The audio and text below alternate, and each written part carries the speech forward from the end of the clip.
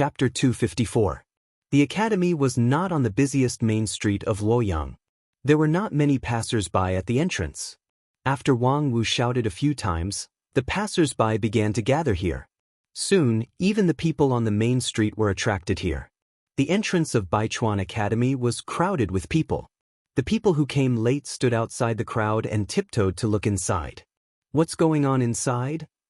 What's going on? Why is there an extra table at the entrance of the academy? Why is Constable Li here? Is Constable Li here to cause trouble for the academy again? After the crowd asked around, they found out that Li Mu was not here to cause trouble for the academy. He was here to redress the grievances of the people and uphold justice. To the people of Luoyang, the government was full of mystery and fear. There was a saying among the people, the entrance of the government office faces the south. Those who are in the right but have no money should not enter. The government office was never a place to uphold justice for the people. Many innocent people who entered the government office felt even more wronged. The procedure to report a case to the government office was cumbersome, and there was a high chance that it would not end well. Over time, the people no longer trusted the government office. They would rather be wronged than report a case to the government office. However, Constable Li, who had upheld justice for the people many times, was sitting behind the table at the entrance of Baichuan Academy. The words, government office, and report a case seemed to have no distance with the people. All of this originated from the serious environment of the government office. It became a familiar scene for the people on the streets. More importantly, they trusted Li Mu. The people were afraid of the government officials. However, Constable Li patrolled the streets all day long. Most people had greeted and talked to him. Just seeing his face made them feel close to him. For a moment, the people who passed by complained about their grievances. Those who were innocent also stood aside to watch the show. A man bravely walked forward and said, "Constable Li, the shopkeeper of the butcher's shop in the west of the city owes me 2 taels of silver. He refuses to admit it. Can the government office help me collect the debt?" Li Mu looked at Deputy Constable's son and said, "Old son, go with him and have a look." Deputy Constable's son was in the state of Jushen. It was more than enough for him to deal with this kind of civil dispute. Deputy Constable's son saluted Li Mu and left with the man. The crowd stood at the side and watched for a while. They realized that Constable Li really wanted to uphold justice for the people of Luoyang. Those who had been wronged stopped watching and boldly walked forward. "Constable Li, my family's land has been invaded. Constable Li, my chickens were stolen yesterday. Constable Li, a student of Baichuan Academy once violated my daughter. The students of the Baichuan Academy are still in my wine shop, refusing to return the wine on credit." Li Mu asked Wang Wu and the others to deal with the case of land embezzlement and chicken theft. He said to the last 2 people, "Come, the 2 of you, tell me your grievances in detail." A middle-aged man said angrily, "This commoner's daughter was once made drunk by a student of the academy and cheated of her virginity. Now, she can't even get married. She stays at home every day, washing her face with tears." The owner of the wine shop said, "I can testify that the students of the 3 academies often mingle with women and go in and out of inns and restaurants. In a few days, Li Mu's table was moved from the entrance of the Baichuan Academy to the street in front of the Qingyun Academy. It was in the tea house opposite the Myriad Scroll Academy. Through the reports of the people and his investigation, Li Mu found that Wei Bin, Xianxia, and the others were definitely not special cases of the Baichuan Academy. These students relied on their status as students of the academy. Although they did not bully the people, they were passionate about seducing women. It had even become a trend. They would even compare themselves with each other. They would compare who had obtained the most chastity from women in a month, and who had slept with a strange woman the fastest. The winner could even gain some benefits from the loser. The academy was the cradle of cultivating officials for the imperial court. The status of the students of the academy naturally rose. The students of the academy were the future pillars of the imperial court. They should be elegant, knowledgeable, and have a bright future. Such men were the best choices for women.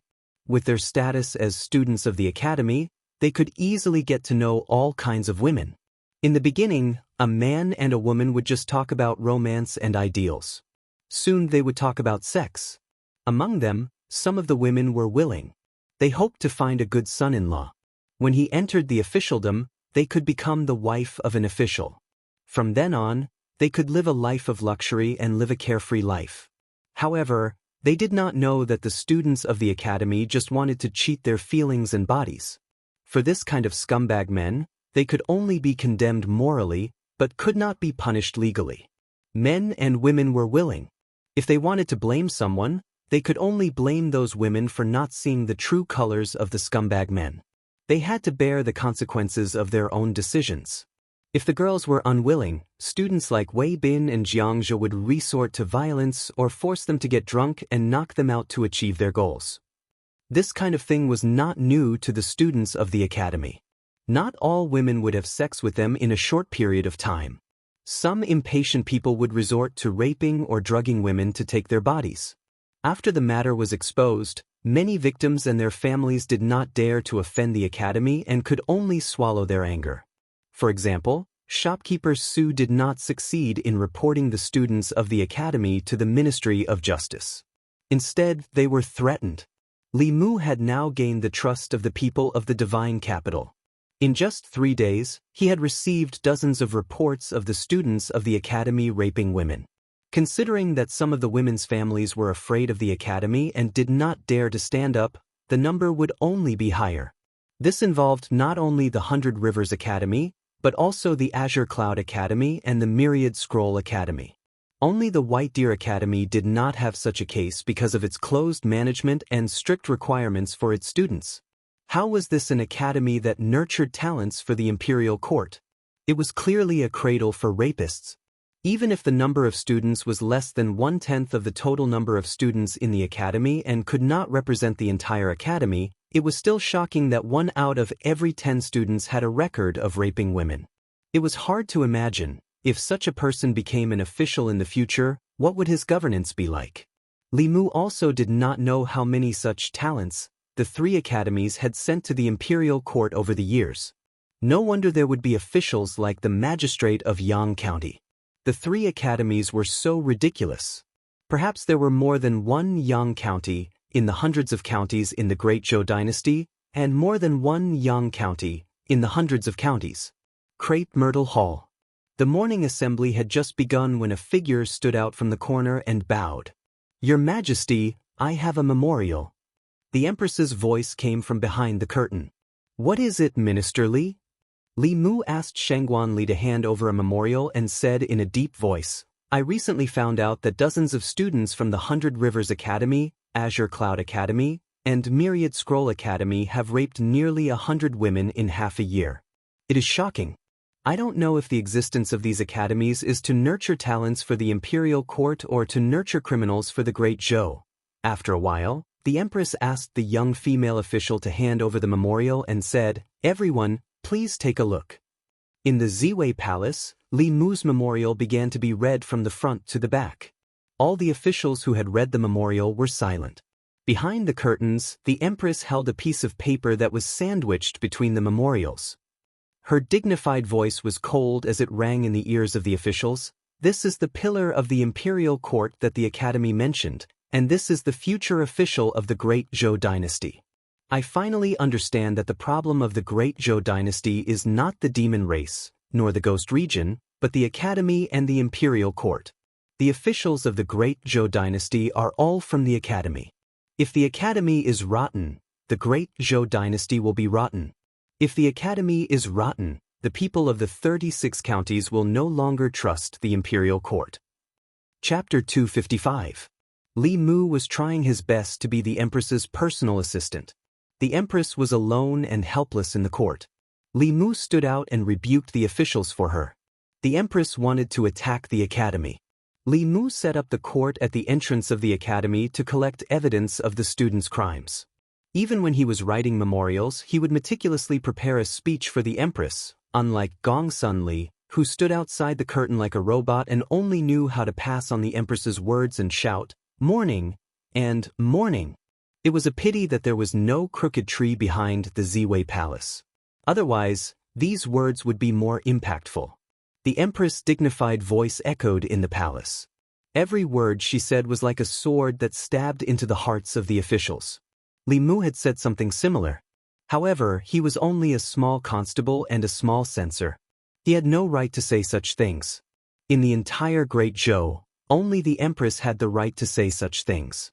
The continuation of the Great Zhou depended on the psyche power of the people of the 36 counties.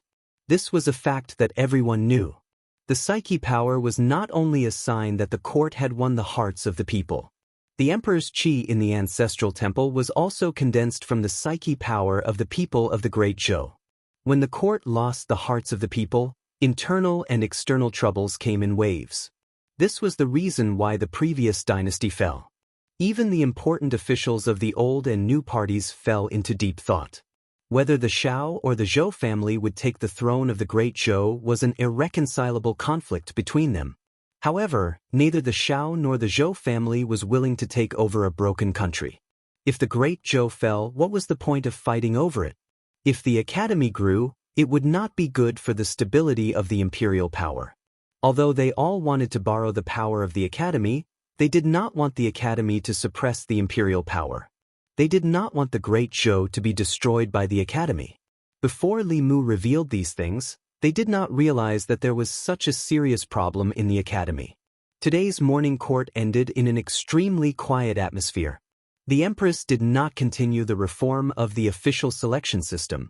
She only urged the Ministry of Justice, the Shendu Yamen, the Censorate, and the Supreme Court to seriously deal with the students who committed crimes in the 3 major academies. Everyone knew that this was just the calm before the storm. After the students of the academy were dealt with, it was the academy's turn. After the morning court session, Li Mu was about to leave the palace, but Mr. Mei stopped him and whispered, "His Majesty summons you." Li Mu followed Mr. Mei to a garden in the back palace. There were hundreds of flowers in the garden. Many of the flowers that were not in season were blooming at the same time. A figure stood in front of them. She was wearing an imperial robe and a crown. However, her back was facing Li Mu. Li Mu could not see her face. Li Mu could only see a back view, but this back view looked very familiar. Based on his experience in observing women, he could infer that Her Majesty the Empress should be quite beautiful just by looking at her back. Many thoughts flashed through his mind in an instant. Li Mu stood in the distance and bowed. "Your subject pays his respects to Your Majesty." The Empress said slowly, "No need for formalities." Her voice was very calm and soothing. Her tone alone could not guess her thoughts. She turned her back to Li Mu and seemed to be admiring the flowers.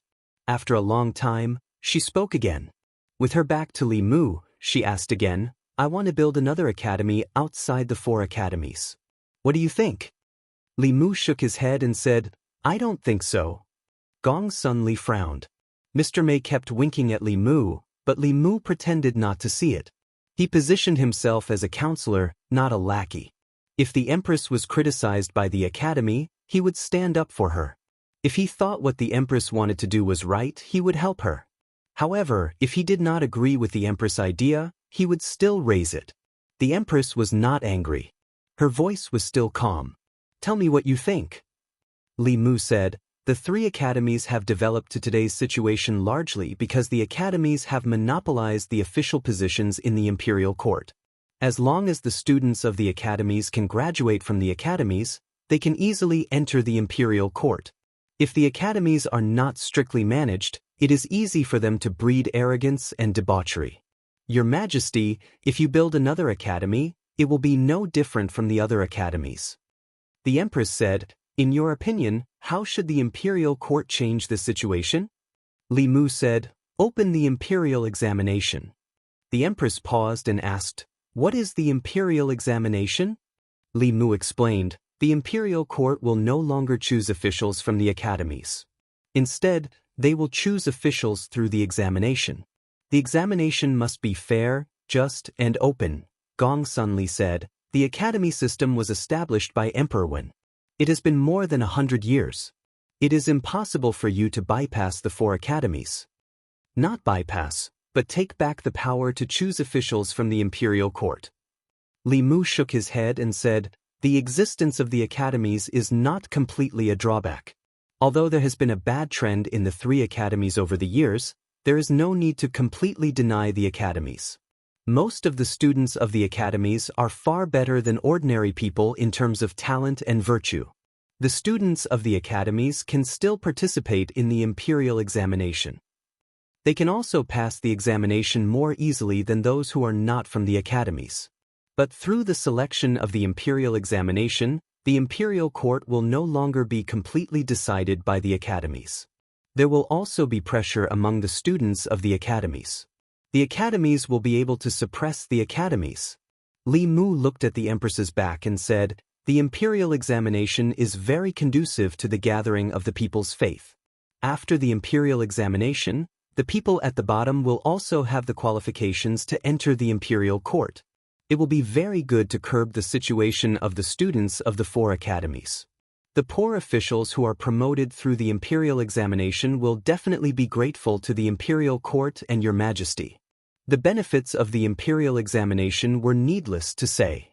It could completely change the current deadlock of the imperial court in the Great Zhou and inject new vitality into the imperial court. As long as people were scientifically selected and this method of becoming an official didn't become rigid, even if the Great Zhou was destroyed in the future, the imperial examination would continue to exist. The Empress was silent for a moment, then suddenly said, "Open your mouth." Li Mu was stunned for a moment, thinking that he had misheard. A white light shot from the Empress's body into Li Mu's mouth. Li Mu could faintly see that it was a pill. The pill melted in his mouth, turning into a thick spiritual energy that surged into his limbs and bones. Large beads of sweat rolled down Li Mu's forehead. This spiritual energy was too large and violent. It reminded him of the situation when he was possessed by the Sage of 1,000 Illusions. Just as Li Mu felt that he couldn't hold on any longer, a gentle energy suddenly surged into his body. The source of this energy was the Empress, whose back was facing him. This energy was very gentle, like a spring breeze. However, under this gentle energy, the violent spiritual energy began to calm down and slowly flowed into Li Mu's dantian. Li Mu felt that the spiritual energy in his dantian was constantly rising, finally reaching a peak.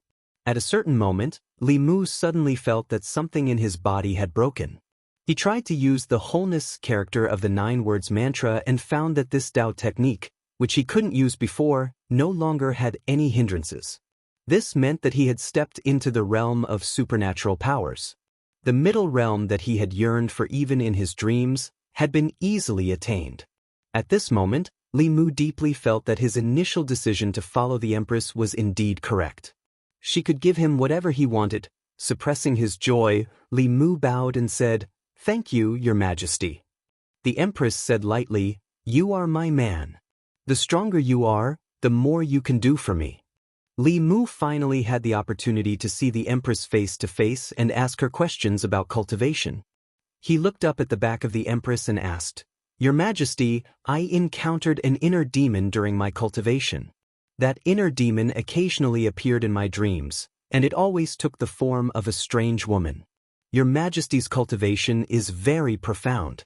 I would like to ask Your Majesty, what should I do to defeat the inner demon?"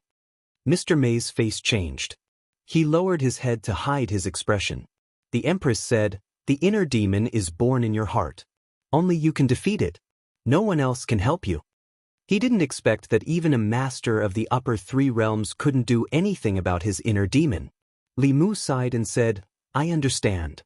The Empress said slowly, "I will carefully consider the matter of the imperial examination. You can go back first."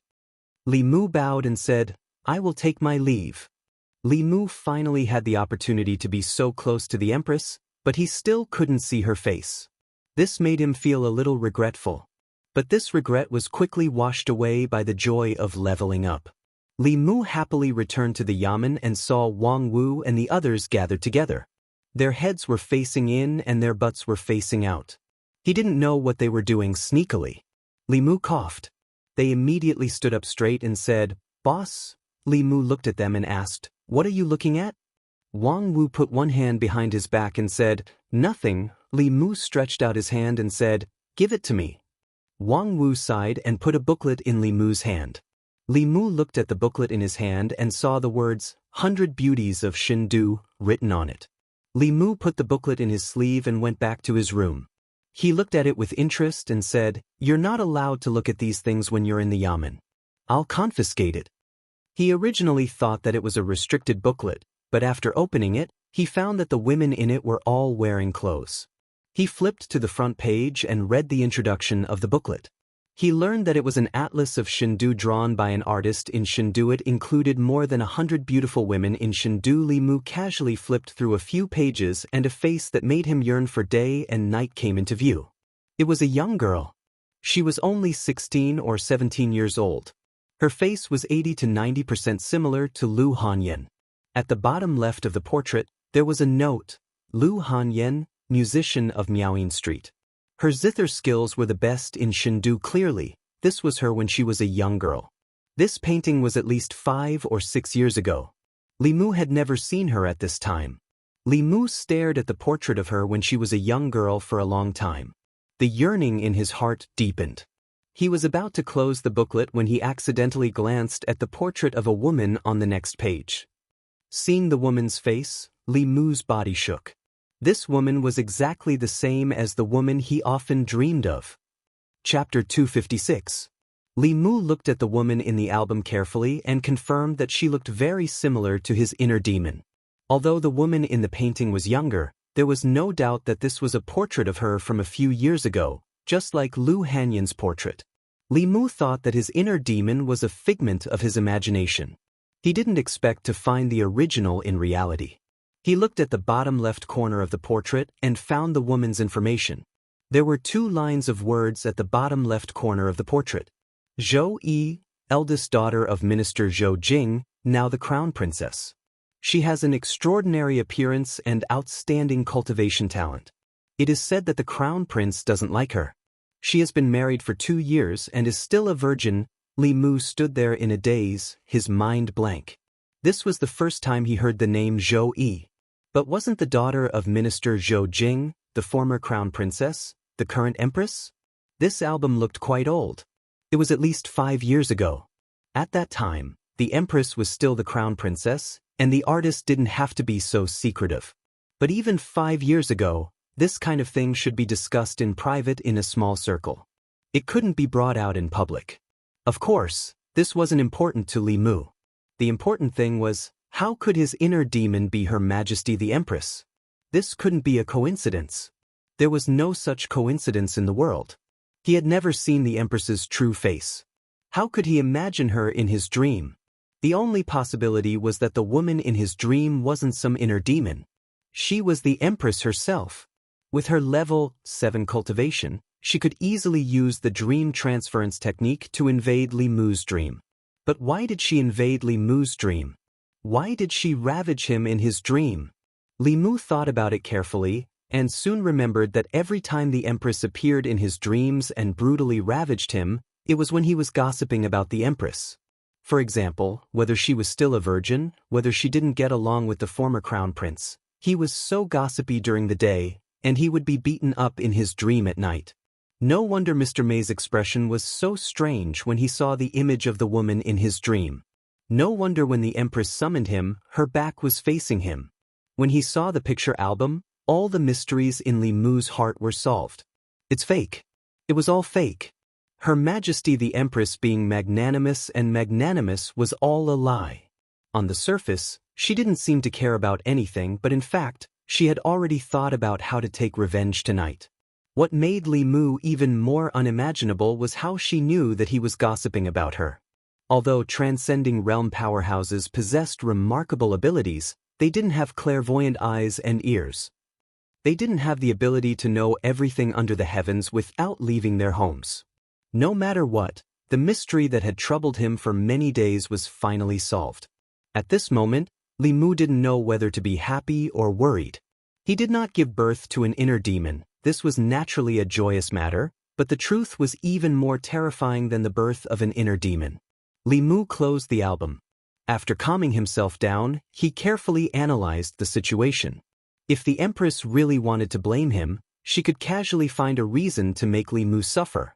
However, she only beat him up in his dream. In reality, she doted on Li Mu in every possible way.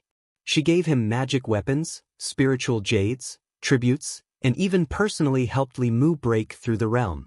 This showed that she didn't intend to pursue the matter. This made Li Mu comfort himself, but at the same time, he felt that it was difficult to adapt. The Empress gave him the feeling that she was powerful and majestic. What she showed in front of the ministers and Li Mu was indeed such an image. No one knew that the Empress had another face that would reveal itself at night. At this time, Wang Wu slipped in from outside and said, "Boss, I know I was wrong. I won't be lazy in the future. Can you return that book to me?" "It took me a lot of effort to find it." Li Mu glanced at him and asked, "What book?" Wang Wu looked at the album on the table. He knew that although it was close at hand, it no longer belonged to him. He shook his head and said sadly, "It's nothing. I'm going down." After taking 2 steps, he turned back and reminded him again, "Boss, you can read this book by yourself. Don't spread it out." This thing was banned back then, and now it contains disrespectful content. You can't let anyone know about it. The great disrespect was naturally referring to the portrait of the Empress. Now she was no longer the daughter of the Zhou family, nor was she the crown princess. According to the law, she should be beheaded for privately drawing a portrait of the emperor. Perhaps the person who drew this portrait would never have imagined that the crown princess would become the future empress. Otherwise, he would not dare to gossip about her in the book. Zhou Yi, the name sounds good. After becoming the empress, no one dared to mention her original name. Although Li Mu was determined to be the empress's bodyguard, this was the first time he heard her name. Li Mu did not dare to look at the empress again. He looked at the portrait and thought about Lu Hanyan for a while. Then he put away the album and sat cross-legged on the bed. Now, with the help of the Empress, he had successfully advanced to the Abhijna level and stepped into the middle 3 realms of cultivation. The middle 3 realms were a watershed for cultivators. Cultivators in the Immortal realm could only use some small spells that borrowed wind and fog. Once they stepped into the Abhijna level, they could come into contact with the truly mysterious world of cultivation. Walking on water and sitting on fire, entering the water to control the wind, swallowing knives and spitting flames, moving in the opposite direction, gathering beasts and regulating birds, and using great strength to restrict. After stepping into the Abhijna level, the number of Abhijna spells a cultivator could use would greatly increase, and they would all have a certain amount of power. This was the origin of the 4th realm of Taoism. At the 5th realm, creation, the number of Abhijna spells one could use would increase, and their power would also be stronger. They could use the 5 elements escape technique, immobilization, and so on. Abhijna spells at this stage already had the power of creation. And at Dongxian, they could carry mountains and restrict rivers, move scenery and take the moon, pinch fingers to calculate, see the secrets of the heavens, and predict the future. As for the upper 3 realms, they were even stronger. Li Mu did not think too much about this. His strength was forcefully raised by the Empress. If he did not stabilize it quickly, there would be a risk of it falling.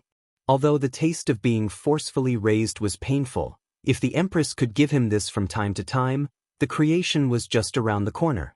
Late at night, Xiaobai beside him had already fallen asleep. Li Mu was still stabilizing his breathing. Suddenly, a wave of sleepiness hit him. In front of Li Mu's eyes, the woman in his dreams appeared again. After seeing the portrait of the Empress, Li Mu naturally no longer thought that this was his inner demon. The dream marriage technique of a transcendent powerhouse could easily invade other people's dreams and weave them wantonly. This technique could also trap a person's consciousness in a dream, forever unable to wake up. Li Mu forced himself to calm down. He could not show the slightest difference. The Empress met him with the dream entry technique because she did not want Li Mu to recognize her identity. Once her identity was exposed, she would fly into a rage out of humiliation. He did not know what she would do. Li Mu chanted the clear heart technique, calmly greeted her, and said, "We meet again." The woman glanced at him and said lightly, "You don't seem to want to see me." Li Mu quickly explained, No, in the days when you did not appear, I was thinking about you every day." "Thinking about me?" The woman looked at Li Mu and asked, "What about me?" Li Mu did not continue this topic and said, "I think you are very similar to someone." The woman asked, "Who?" Li Mu said, "Her Majesty the Empress." Deep in the woman's eyes, a trace of panic flashed for the first time. But her expression was still calm. She asked, "How so?" "I can't say. It just feels so," Li Mu said and then shook his head. He murmured, "No, you and Her Majesty only look alike from the back. Your personality is completely different. You only know how to play with whips. You are vengeful and stingy. Her Majesty is broad-minded and considerate to her subjects. Not only did she give me spiritual jades, but she also helped me improve my cultivation." The woman glanced at Li Mu and said, "She is so good to you because she wants to use you." Li Mu's face darkened. The Bai sword appeared in his hand. He pointed at her and said, "Her Majesty is the person I admire the most. I will not allow you to disrespect her. You dare to criticize Her Majesty. I cannot tolerate this. Show me your weapon." Chapter 257. Even though Li Mu was always on the edge of danger, he still managed to get through the night safely. This was all thanks to his superb acting skills that he had trained. Li Mu didn't know why the Empress always appeared in his dreams, but no matter what, he would just praise her. No matter how narrow-minded the Empress was, she wouldn't be jealous of herself. He finally understood that trouble came from careless talk.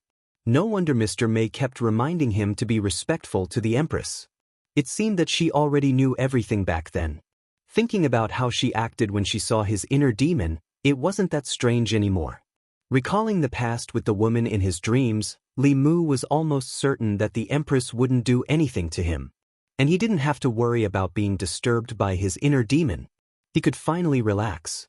Li Mu had been in the Luoyang for more than 2 months and had experienced a lot. He missed Lu Hanyan and Wanwan very much. He planned to go back to the northern region after the matters at the academy were settled. He left with the White Demon King without saying goodbye. He wondered how Su He was doing at the Bay of Clearwater.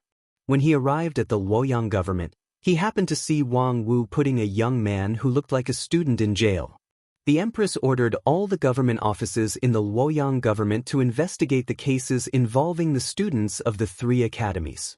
Other than the Luoyang government, the Ministry of Justice, the Supreme Court, and the Censorate also started to investigate these cases. The people of the Luoyang government who were wronged could go to these government offices themselves. Since the Empress had given the order, no government office dared to bend the law. If they were found out, the entire government office would be implicated. In the eyes of the people, the Luoyang government was fairer than any other government office in the Luoyang government. Some of the people who didn't dare to go public with their grievances gradually started to go to the Luoyang government. Zhang Chun finished dealing with a case and sighed, "What's wrong with the students nowadays? When we were studying at the academy, the teachers were very strict with us. Those who didn't behave well would be kicked out of the academy. It's only been 20 years, and the academy has become a place to hide evil." Emperor Wen had a good intention in establishing the academy. Since the establishment of the academy, it had been held in high esteem by the people for more than 100 years. Although officials from different academies had formed cliques 100 years ago, where there were people, there would be disputes. Even without the 4 academies, it was inevitable for officials to form cliques in any era. At that time, the quality of the academy's students was much higher than now. The atmosphere in the academy had changed and worsened since the time of the former emperor. More than 100 years ago, when Emperor Wen was on the throne, he contributed decades of peace to the Great Zhou. The subsequent emperors were not as wise as Emperor Wen, but they were able to enjoy the fruits of Emperor Wen's rule. As long as they followed the rules and were a ruler that protected what was achieved, they would be meritorious. However, during the reign of the previous emperor, in order to prove that he was different from the previous emperors, the previous emperor implemented many government decrees. For example, the establishment of the silver law of guilt substitution and the continuous increase of privileges for the Shao royal family. All of these caused many unstable factors to appear in the Great Zhou court. Within the imperial court, officials represented different interest groups. There were constant disputes between parties, and many people died because of this. Outside the imperial court, the 36 counties were not stable either. The demon path was causing trouble everywhere. The demon nation and the ghost realm were also eyeing the borders covetously. The situation did not improve even when the empress succeeded the throne. The chaos in the divine capital led to chaos in the academy. No one knew when this unhealthy trend started in the 3 academies. The students who were supposed to be the pillars of the imperial court had become the scourge of the divine capital. Zhang Chun said regretfully, Emperor Wen once said that the students of the academy should read the books of the sages and learn supernatural powers. They should save the world and the people and serve the country. Now, they have forgotten the original purpose of Emperor Wen's establishment of the academy. They have forgotten why they study. 100 Rivers Academy. Vice President Chen saw another student being taken away by the yamen and asked, "How many is this?" An instructor shook his head and said, "The 16th. It is said that the divine capital yamen, Ministry of Justice, Censorate, and Supreme Court have taken away more than 20 students from the Myriad Scrolls Academy and more than 10 from the Qingyun Academy." Another instructor sighed and said, "We didn't know about this. It's good that these students have left the academy, lest they do something worse in the future and tarnish the academy's reputation." Vice President Chen said, "It's not about the academy's reputation anymore. According to the officials at the West Desk of the Secretariat, His Majesty has decided to change the selection system of the Great Zhou Court and start the imperial examination." An instructor asked in confusion, "What's the imperial examination?" Vice President Chen said, "His Majesty wants to select different subjects. From now on, all the officials of the imperial court will not be selected from the academy. If one wants to enter the imperial court as an official, he must pass the imperial court's selection. Even the students of the academy are no exception." The reason why the academy was called the academy was because the officials of the Great Zhou dynasty all came from the academy. For more than 100 years, they had provided the academy with an endless stream of vitality and vitality. If this vitality and vitality were to be cut off, the academy would not be far from extinction. If Emperor Wen was the beginning of the academy's era, then the empress was the end of the academy's era. At this moment, a powerful aura suddenly rose from the academy. An old man with a head full of white hair appeared in the crowd. He glanced at the crowd and snorted coldly. "I've only been in seclusion for half a year, and the academy is already in such a mess because of you. Elder Huang has come out of seclusion. Welcome, Elder Huang."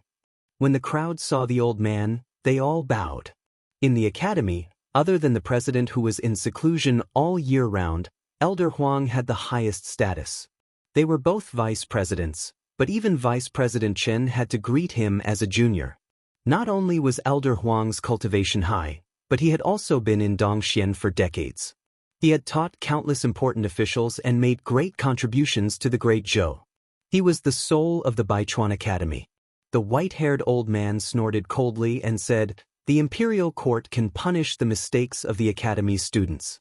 The academy can also correct the evil practices of the academy.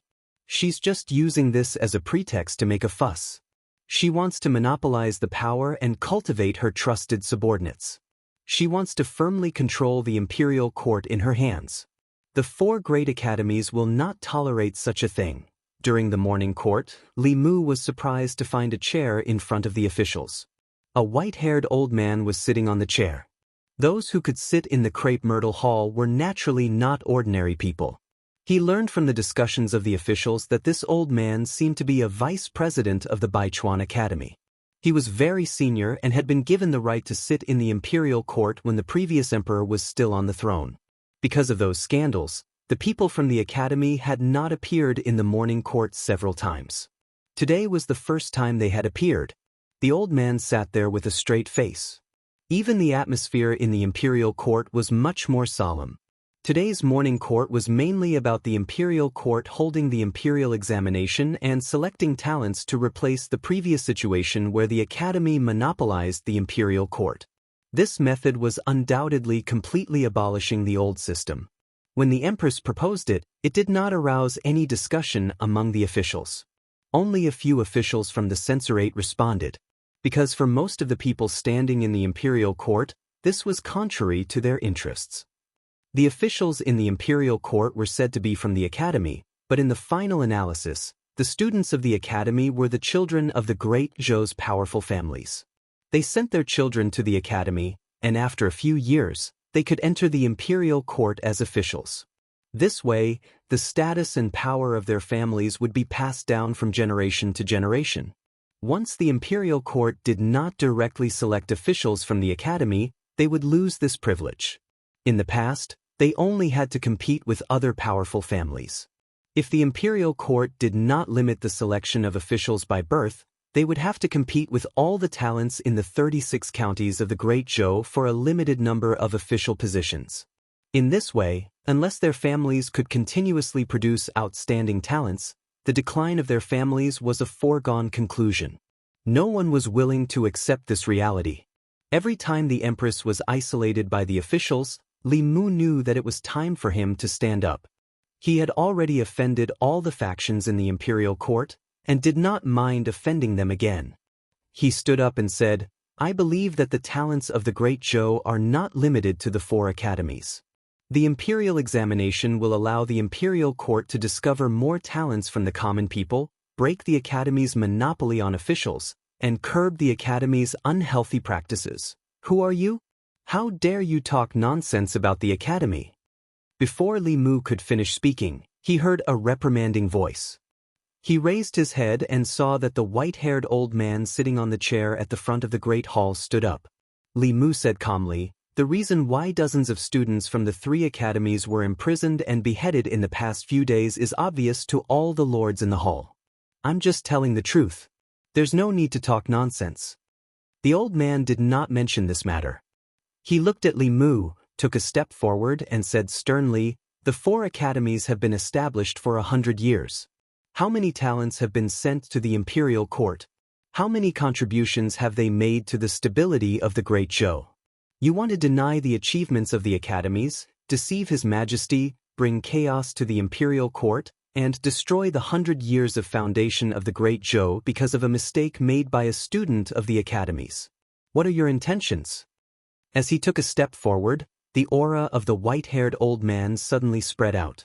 This aura did not originate from his Dongxian realm, but from the telekinesis on his body. An endless stream of telekinesis was emitted from his body. It even activated the power of the heavens and the earth, and pressed down on Li Mu. Under the impact of this aura, Li Mu took several steps back. He only managed to stop himself when he crushed a green brick under his feet. An abnormal flush appeared on his face. In the Great Hall, many people smiled. The officials of the Ministry of Personnel, especially the Assistant Minister of Personnel, were incomparably delighted. They looked at Li Mu with eyes full of schadenfreude. "How dare you?" Behind the curtain, an incomparably powerful aura suddenly exploded. Chapter 258. When the Empress was angry, her cultivation of the 7th realm was fully revealed. Even the creation realm cultivators in the Crepe Myrtle Hall felt as if a mountain was pressing down on them, making it difficult for them to breathe. Only the few people standing at the front of the group of officials could face this pressure without changing their expressions. The white-haired old man's clothes fluttered without wind, but his expression was calm. He said, "I have dedicated my life to the academy and will not allow anyone to slander the holy land in my heart. I lost control of my emotions for a moment. Please forgive me, Your Majesty." Facing the highest authority in the Great Zhou, a 7th realm transcendent existence, he was neither servile nor overbearing. This was because he was the Vice Dean of the 100 Rivers Academy and was at the peak of the 6th realm. He was only one step away from transcendence. As long as he took that step, the 100 Rivers Academy would have a second dean. In the face of the Empress' anger, he still looked calmly at Li Mu and asked, "For more than 100 years, the 100 Rivers Academy, Qingyun Academy, and Myriad Scroll Academy have cultivated countless officials for the imperial court. The scholars of the White Deer Academy guarded the borders and shed their blood on the battlefield. The contributions of the 4 academies to the Great Zhou are immeasurable. Today, you want to overturn the foundations of the academies. Speak, what are your intentions?" In the 6 ministries and 9 temples, countless officials looked at Li Mu with a mocking gaze. The 4 academies had stood tall for 100 years. How could a nameless junior like him topple them? He thought that he could do whatever he wanted in the divine capital because of the Empress' favor. However, not everyone in the divine capital feared the Empress. Elder Huang had students all over the world. In the Crepe Myrtle Hall, countless officials of the 4th realm and above had received his teachings. He had dedicated his life to the academy. For decades, the people of the divine capital respected and trusted him. The willpower gathered in him could even communicate with the heavens and earth, allowing him to take half a step into transcendence. In the entire Great Zhou, he was the existence most likely to reach transcendence. Cultivators of the upper realm were not bound by the secular world. Once he took that step, he could transcend the world and be on the same level as the Empress. Li Mu wiped the blood from the corner of his mouth and looked up at the white-haired old man. He said calmly, "You're asking me what my intentions are?" At this moment, he was not afraid in the face of Dongshuan's cultivators, because he had Her Majesty the Empress behind him. As long as he had a clear conscience, he had no need to fear anyone. He pointed his finger at the sky and said word by word, "Heaven and earth have no heart. It does not distinguish between black and white. This official has a heart for heaven and earth." As soon as he finished speaking, those with high cultivation levels in the main hall immediately felt an unusual energy fluctuation in the air. The minister's expression changed slightly as he muttered, "This is?" Zhou Zhong looked at Li Mu, his eyes gleaming. Zhang Chun, who was standing lazily at the back, couldn't help but straighten his body. Li Mu also noticed something strange at the first moment. This was not the first time he had experienced this feeling. Back then, when he was talking about Do Yi's injustice in the tea house, he had a similar feeling. This was the response of the heavenly Tao. He seemed to have understood something. He pointed at the ground with his other hand and continued, "Evil laws are tyrannical, tormenting thousands of people. This official will serve the people." Above the main hall, the power of heaven and earth vibrated even more intensely. Among the officials, there were still some who didn't know what was going on. Those with high cultivation levels had already realized what was going on, and their faces were filled with shock. Even the Empress, who was pretending to be serious behind the curtain, opened her red lips slightly in surprise. A hint of astonishment appeared on her delicate face as she muttered, "Taoist technique, a new Taoist technique." Li Mu felt the power of heaven and earth condensing around him. He spoke faster and loudly, "Emperor Wu and Emperor Wen have stabilized the territory and governed the country well. After the 2 saints, the divine path has been lost. This official will inherit the lost knowledge of the previous saints." At this moment, in the main hall, even those with low cultivation levels had noticed the abnormality. The power of heaven and earth was fluctuating so violently that it made them feel extremely uneasy. Everyone looked at Li Mu. Obviously, he was the source of all this. Li Mu finally looked at the Empress behind the curtain and said in a deep voice, "As an official of Great Zhou, I am fortunate to have Your Majesty's care. I am extremely grateful. I will do my best until my death. I am willing to bring peace to Great Zhou." As his last sentence fell, the power of heaven and earth in the Crepe Myrtle Palace fluctuated to the extreme. Many people were shocked and looked at Li Mu with dull eyes. Establishing a heart for heaven and earth, establishing a life for the people, inheriting the lost knowledge of the previous saints, establishing peace for the world. What kind of magnificent words were these? Any one of these 4 sentences would be recorded in history and be passed down for generations. But who could do it? Heaven and earth have no heart. It does not distinguish between black and white. Heaven and earth establish a heart for heaven and earth. Who would dare to criticize heaven and earth? Everyone suddenly looked at Li Mu. The incident in Yang County was still frightening when they thought about it. At that time, the county magistrate of Yang County was muddle-headed and tyrannical. He bullied the people and treated human life like grass. Li Mu pointed to the sky and scolded heaven and earth. Heaven and earth were influenced by him and created a peerless evil spirit. Zhou Chu's death was not long ago. Zhou Chu did evil in Shendu. Li Mu scolded heaven again. Heaven sent down divine punishment and smashed Zhou Chu into ashes in front of the people of Shendu. This established a heart for heaven and earth. He did it. Evil laws and tyrannical laws, torturing thousands of people. I establish a life for the people. After Li Mu entered Shendu, within a month, he forced the imperial court to change the silver penalty law. He was praised by countless people in Shendu. Then he asked for justice for the people. He did not hesitate to offend the officials and even the academy. This established a life for the people. He did it. P.S. The original meaning of establishing a life for the people was to choose the right direction for the people's destiny and establish the meaning of life. Here, it is understood as requesting a life. Inheriting the lost knowledge of the previous saints, Emperor Wu and Emperor Wen built a foundation for the Great Zhou for hundreds of years. The way they ruled the Great Zhou was not learned by the later emperors of Great Zhou. He said that he wanted to inherit the will of the two saints and let the Great Zhou regain its glory. Establishing peace for the world. Establishing a peaceful foundation for the Great Zhou for the world. At this moment, who would dare to say such bold words? These 4 shocking words shocked everyone in the hall. They even ignored the increasingly strong fluctuations of the power of heaven and earth in the hall. The white-haired old man looked at Li Mu. In addition to shock, there was also a strong sense of envy in his eyes. This was not an ordinary fluctuation of the power of heaven and earth. In it, there was the aura of Taoist techniques. If he was the one who triggered the fluctuation of the power of heaven and earth, he would be able to step into transcendence in this hall today. At this moment, Li Mu suddenly turned his head and looked at the old man. He said sternly, Emperor Wen established the academy to cultivate talents for the Great Zhou, not to cultivate sinners. The shortcomings of the academy are obvious to all. You used the power of the academy to act presumptuously in the Golden Hall and offended His Majesty. How can this world tolerate you? As soon as he finished speaking, he took a big step forward.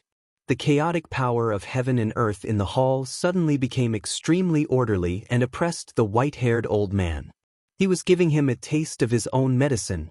The old man's expression changed drastically. Even if he was at the peak of the 6th realm, he was still so weak in front of the powerful power of heaven and earth.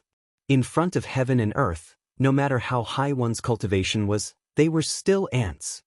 He opened his mouth and spat out a golden page from his mouth. The page was filled with dense qi. It quickly expanded and covered his head, trying to block the power of heaven and earth for him.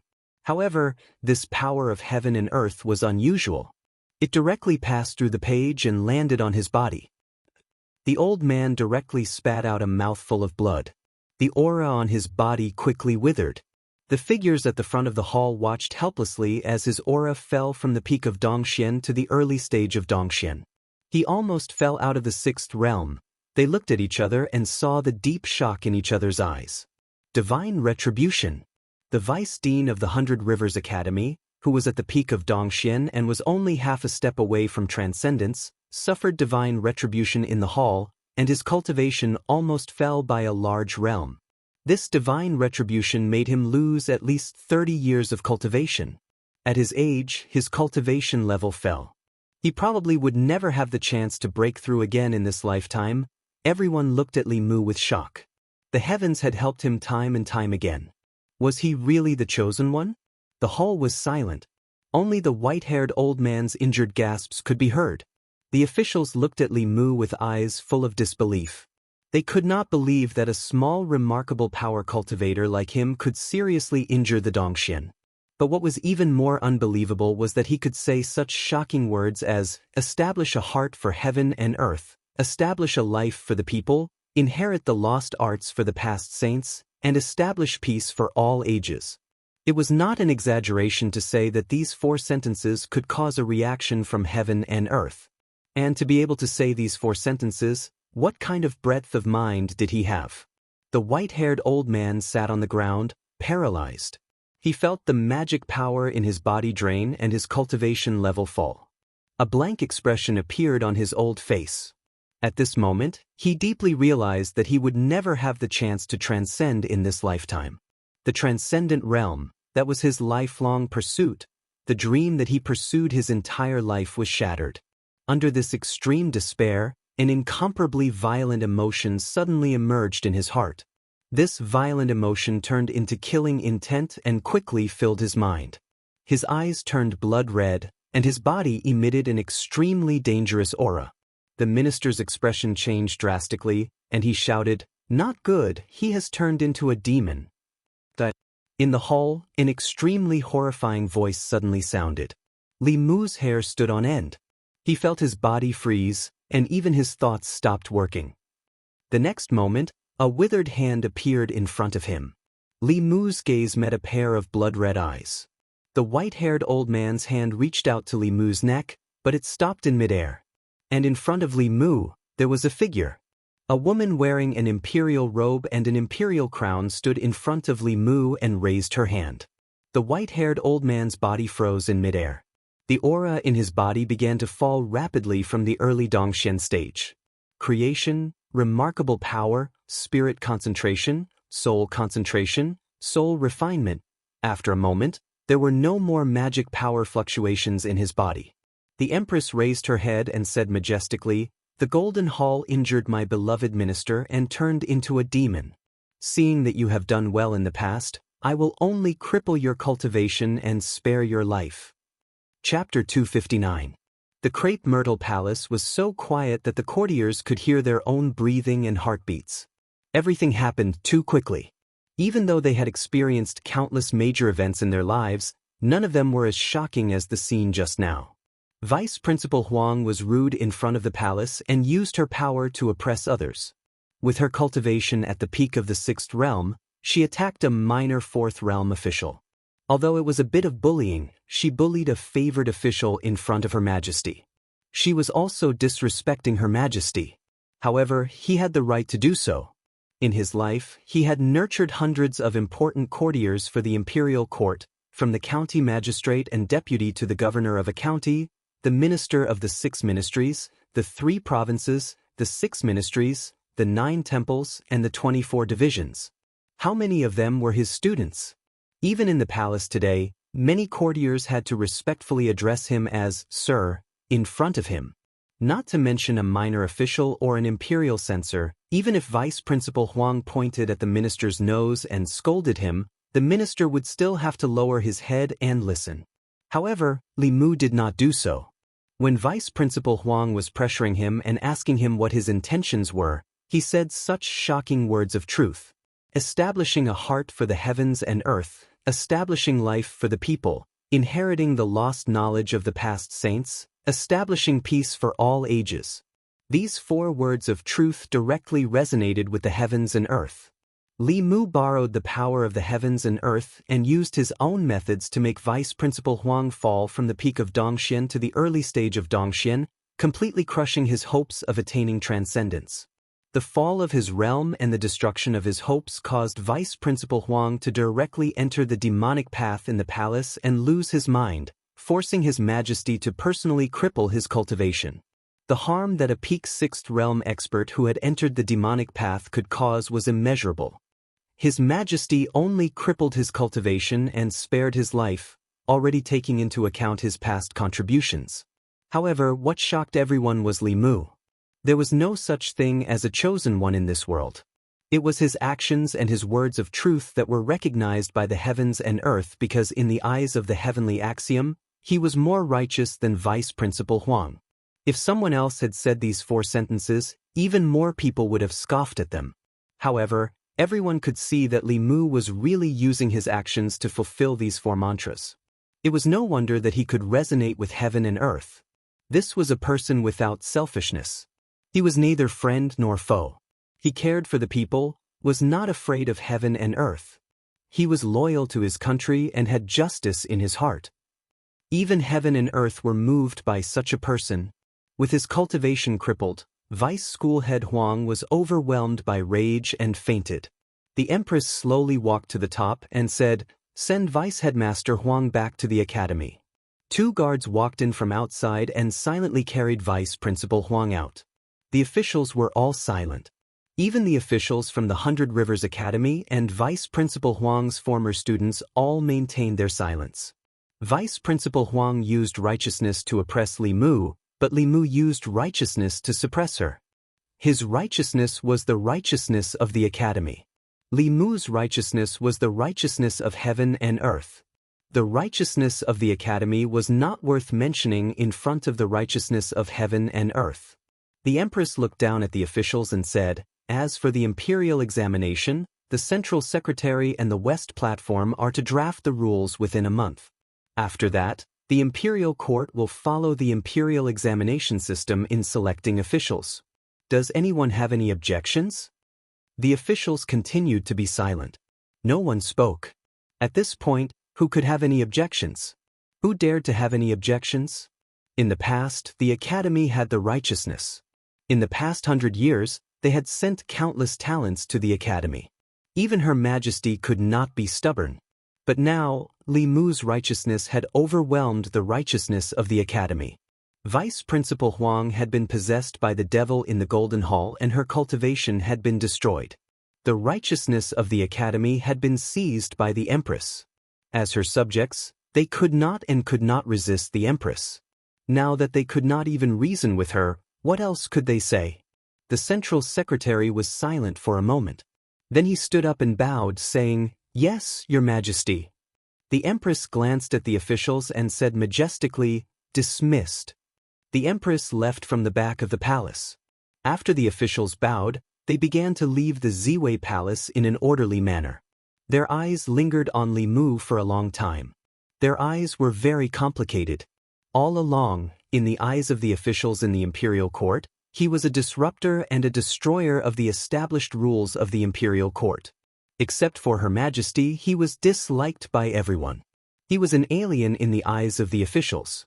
Until today, some people realized that Li Mu was not breaking the rules. He was re-establishing the rules. Perhaps in his eyes, they were the aliens. There was no doubt that the structure of the imperial court would be changed after today. If His Majesty had Li Mu, he would have righteousness. If Li Mu had His Majesty, he would have a backer. Her Majesty had dignity and force. Li Mu convinced people with reason. But his reason was not reason, but the law of the heavens. After the officials left, Li Mu was still standing in the palace and did not leave. He took a step forward, but his body swayed and he almost fell. His face turned pale in an instant. The white-haired old man's cultivation was at the peak of Dongxian. He was half a step away from transcendence. Li Mu had just entered the realm of divine power. He was almost 3 realms away from him. 1% of his power was not something Li Mu could withstand. The armor on his body could withstand the attacks of the cultivators of Dongxian. If not for the armor, he would have been seriously injured under the pressure of Li Mu's aura. The realm that had just risen would have fallen again. The white-haired old man's move was so vicious. Therefore, when he saw that the empress had destroyed his cultivation, Li Mu did not have the slightest sympathy. Instead, he was somewhat gratified. It was not in vain that he had done so much for the empress. There were still some healing pills in the ring. Li Mu was about to take out one when he suddenly heard a familiar voice. "Open your mouth." Li Mu subconsciously opened his mouth. A white light shot into his mouth. A pill melted in his mouth. The pure medicinal power dissolved in an instant and quickly healed his injuries. Soon, Li Mu's injuries were all healed. He felt that his body had returned to its peak state. Li Mu cupped his hands and bowed to the figure in the palace. "Thank you, Your Majesty." The empress stood in front of him and asked, "Why don't you raise your head?" Li Mu lowered his head and said, "I dare not face you directly. A dream was just a dream." Li Mu wasn't ready to face the empress in real life. "Dare not?" The empress snorted. "You criticize me behind my back every day. Is there anything you dare not do?" Li Mu sighed. She said this to make everything clear. Even if Li Mu wanted to escape, it was impossible. He raised his head and looked at the familiar face in front of him. "I am guilty. I should not have criticized Your Majesty behind your back?" the empress asked. "When did you know that it was me?" Li Mu said honestly, "A few days ago, I saw a portrait of Your Majesty when you were young." After saying this, he realized that something was wrong. He immediately said, "Your Majesty is still young. What I mean is, I accidentally saw a portrait of your majesty a few years ago. The empress asked, so the loyalty you expressed to me in the dream was also fake? Li Mu cupped his hands and said, the dream was fake, but the words were true. Heaven and earth can bear witness to my feelings for your majesty. The empress glanced at him and said, I can let bygones be bygones. If you dare criticize me again in the future, I will not let you off easily. She had already looked into it. Thinking of the whip in the dream, Li Mu sighed inwardly. I will remember. If there is nothing else, your majesty, I will take my leave. The empress thought for a moment and said, have lunch before you leave. Li Mu enjoyed his lunch quietly in the palace. Outside the palace, huge waves were surging. The vice president of the 100 Rivers Academy, Elder Huang, who was at the peak of the 6th realm, was possessed by a demon in the Golden Palace. After the court session, the news of his cultivation being abolished by the empress quickly swept through the divine capital. Elder Huang was respected in the academy. He had trained countless officials for the Great Zhou. He had a high reputation among the people. Even if the reputation of the 100 Rivers Academy was damaged, it did not affect his position in the hearts of the people. Apart from being the vice president of the 100 Rivers Academy, he was also a powerhouse who was one step away from transcendence. What happened to make him possess a demon in the Golden Palace and have his cultivation abolished by the Empress? What happened in the court session was interpreted by countless people from the mansions of the officials. In the past few decades, the atmosphere of the academy had been corrupted. It had even become a place of corruption. Li Mu agreed with the Empress to open the imperial examinations and appoint officials from all over the world. However, he was suppressed by Elder Huang. Breaking the academy's monopoly on the officials was beneficial to changing the atmosphere of the academy. It also gave other talents in the 36 counties a chance to stand out. This move was beneficial to the people. It placed the people, the nobles, and the aristocratic families in the divine capital on the same level. From then on, even the common people would have the opportunity to enter the court and become an official. However, this move obviously violated the academy's interests. Even the respected Elder Huang did not hesitate to attack Li Mu in front of the Empress and the officials for the sake of the academy's interests. However, he did not expect that Li Mu's enthusiasm would even move the heavens. Establishing a heart for heaven and earth, establishing life for the people, inheriting the lost knowledge of the past saints, and establishing peace for all ages. When Li Mu said these 4 sentences in the Great Hall, they shocked countless people. The Academy's nurture talents for the court was pale and powerless compared to these 4 sentences.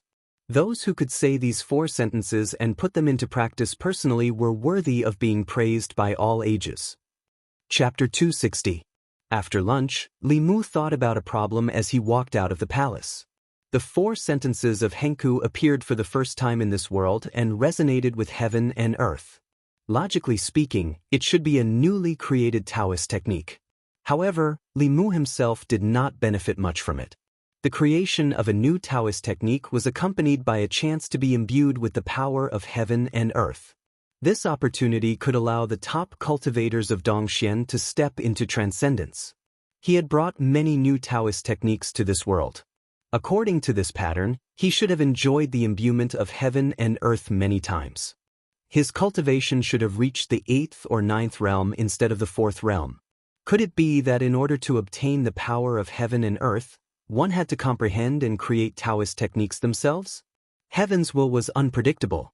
Until now, the cultivation world had not figured out what the heaven's way was. It seemed unrealistic to plagiarize a few sentences and become a super powerhouse in the world. Li Mu sighed regretfully. He decided not to bite off more than he could chew. It was better to be down to earth and cultivate with peace of mind first. Although there were no inner demons now, it did not mean that there would not be in the future. Cultivators feared inner demons as much as heaven's wrath. Inner demons not only affected one's cultivation and personality, but also consumed one's lifespan. It was said that the former emperor had an inner demon because of something. In the end, his cultivation regressed and his lifespan ran out. Even though the late emperor was unable to ascend to the transcendence realm, he was still a see-through realm cultivator. Not only the late emperor, but even someone as strong as the white-haired old man would lose his mind after his cultivation regressed. He would lose his mind in an instant and lose his mind. Even see-through realm cultivators could not defeat their inner demons, so Li Mu had to be more careful. If it were not for Her Majesty, Li Mu would have had to use the golden armor talisman. The vice principal's cultivation was destroyed by Her Majesty. He did not know if the Baichuan Academy would revolt. Their principal had also transcended. If the 4 academies joined forces, Her Majesty might not be able to bear the pressure. Baichuan Academy. Vice Principal Huang had not woken up after being sent back to the academy. Vice Principal Chen looked at him with sorrow. He sighed and said, "Why did you do this?" One of the instructors said angrily, "Even if Her Majesty wants to attack the academy, she shouldn't be so cruel to Elder Huang. Isn't she afraid of disappointing the students of the academy and the people of the world?" Vice President Chen shook his head and said, "Elder Huang's realm has fallen, and there is no hope for him to transcend in this life. He has already turned into a demon. If there are no powerhouses in the upper 3 realms to stop him, a cultivator from Dongxian who has turned into a demon can slaughter a city and destroy a country." One of the instructors sighed and said, "His Majesty has already decreed that from now on, the imperial court has to select officials through the imperial examination. What should the academy do? How the imperial court selects the best. If the students from the academy are not as good as others, it means that they are not talented enough. Even if they lose, there is nothing to complain about." A burst of laughter sounded in everyone's ears. A thin middle-aged man walked in from outside. When they saw the middle-aged man, everyone bowed. Even Vice Principal Chen bowed slightly to him. Then, he looked at the white-haired old man lying on the bed and said, "Principal, Elder Huang, the middle-aged man said, "I know all about it." He waved his sleeve, and a white light enveloped the white-haired old man's body. The old man frowned, but he still did not open his eyes. The middle-aged man shook his head and sighed, saying, "He doesn't want to wake up again." Vice President Chen sighed, but he was not surprised. How powerful were the cultivators of Dongxian? One person could fight against 10,000 soldiers. They could observe the sky and know the number of stars. With a raise of their hand, they could move mountains and fill the sea. In the eyes of mortals, they were like gods. It was probably unacceptable for anyone to turn from a powerful god to an ordinary person. It was reasonable that Elder Huang did not want to wake up and face this cruel reality. The middle-aged man said, "I once advised him. Although the academy can help him condense his psyche power to cultivate, it is also a cage for him. He is trapped in this cage, enslaved by obsession, and finally destroyed by obsession."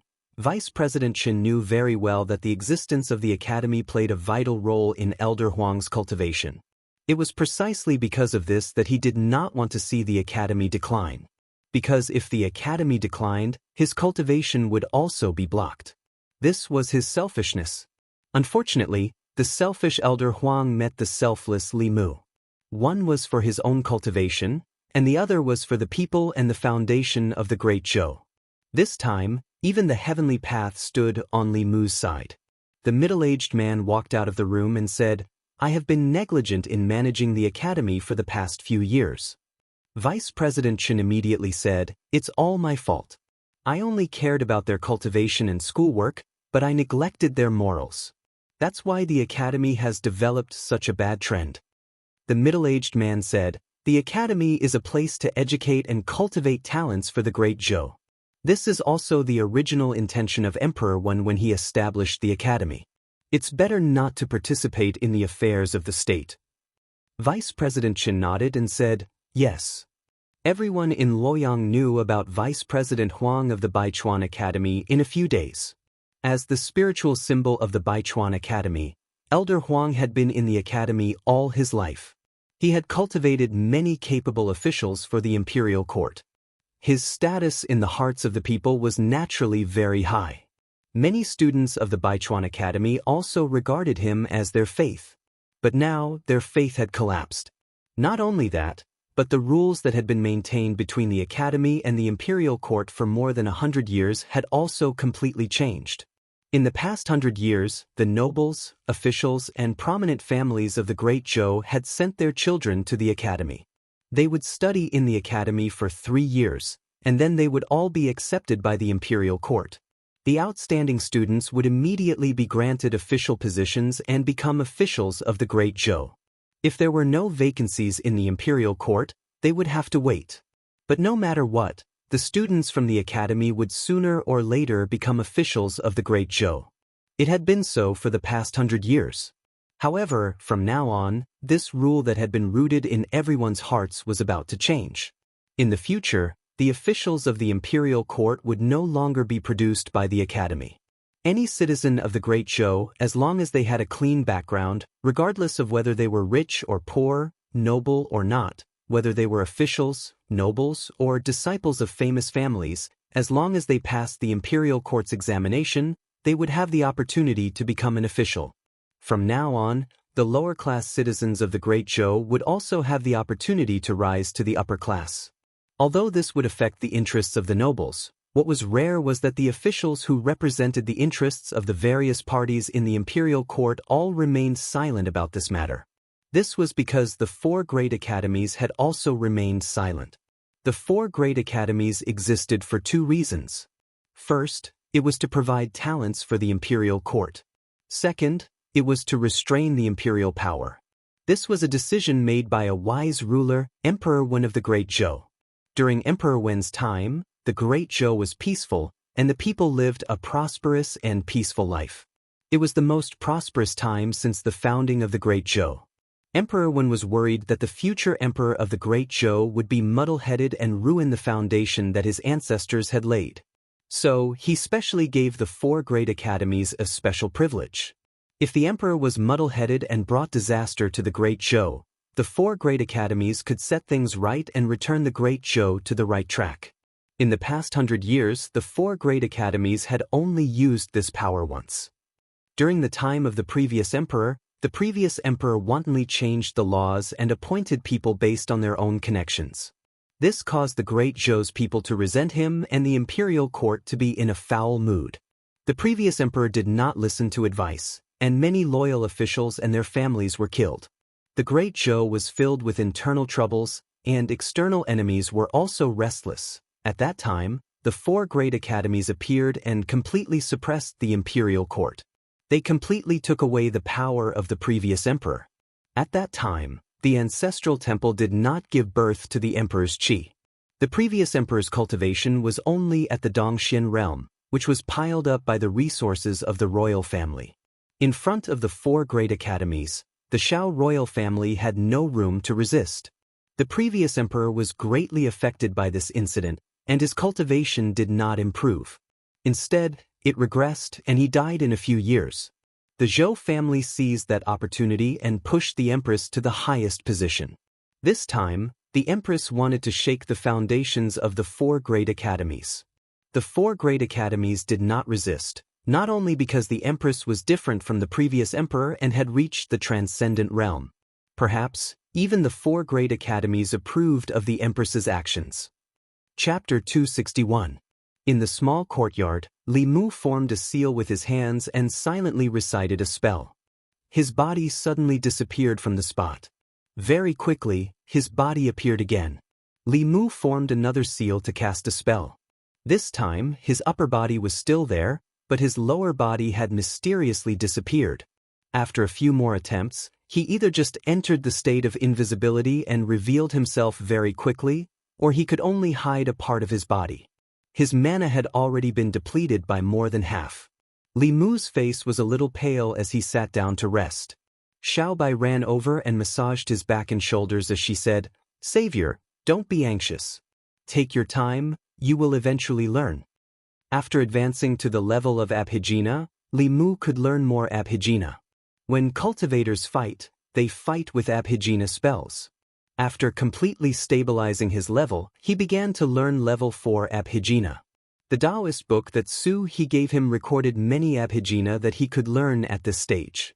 For example, walking on water and sitting on fire, swallowing knives and spitting flames, concealment and so on.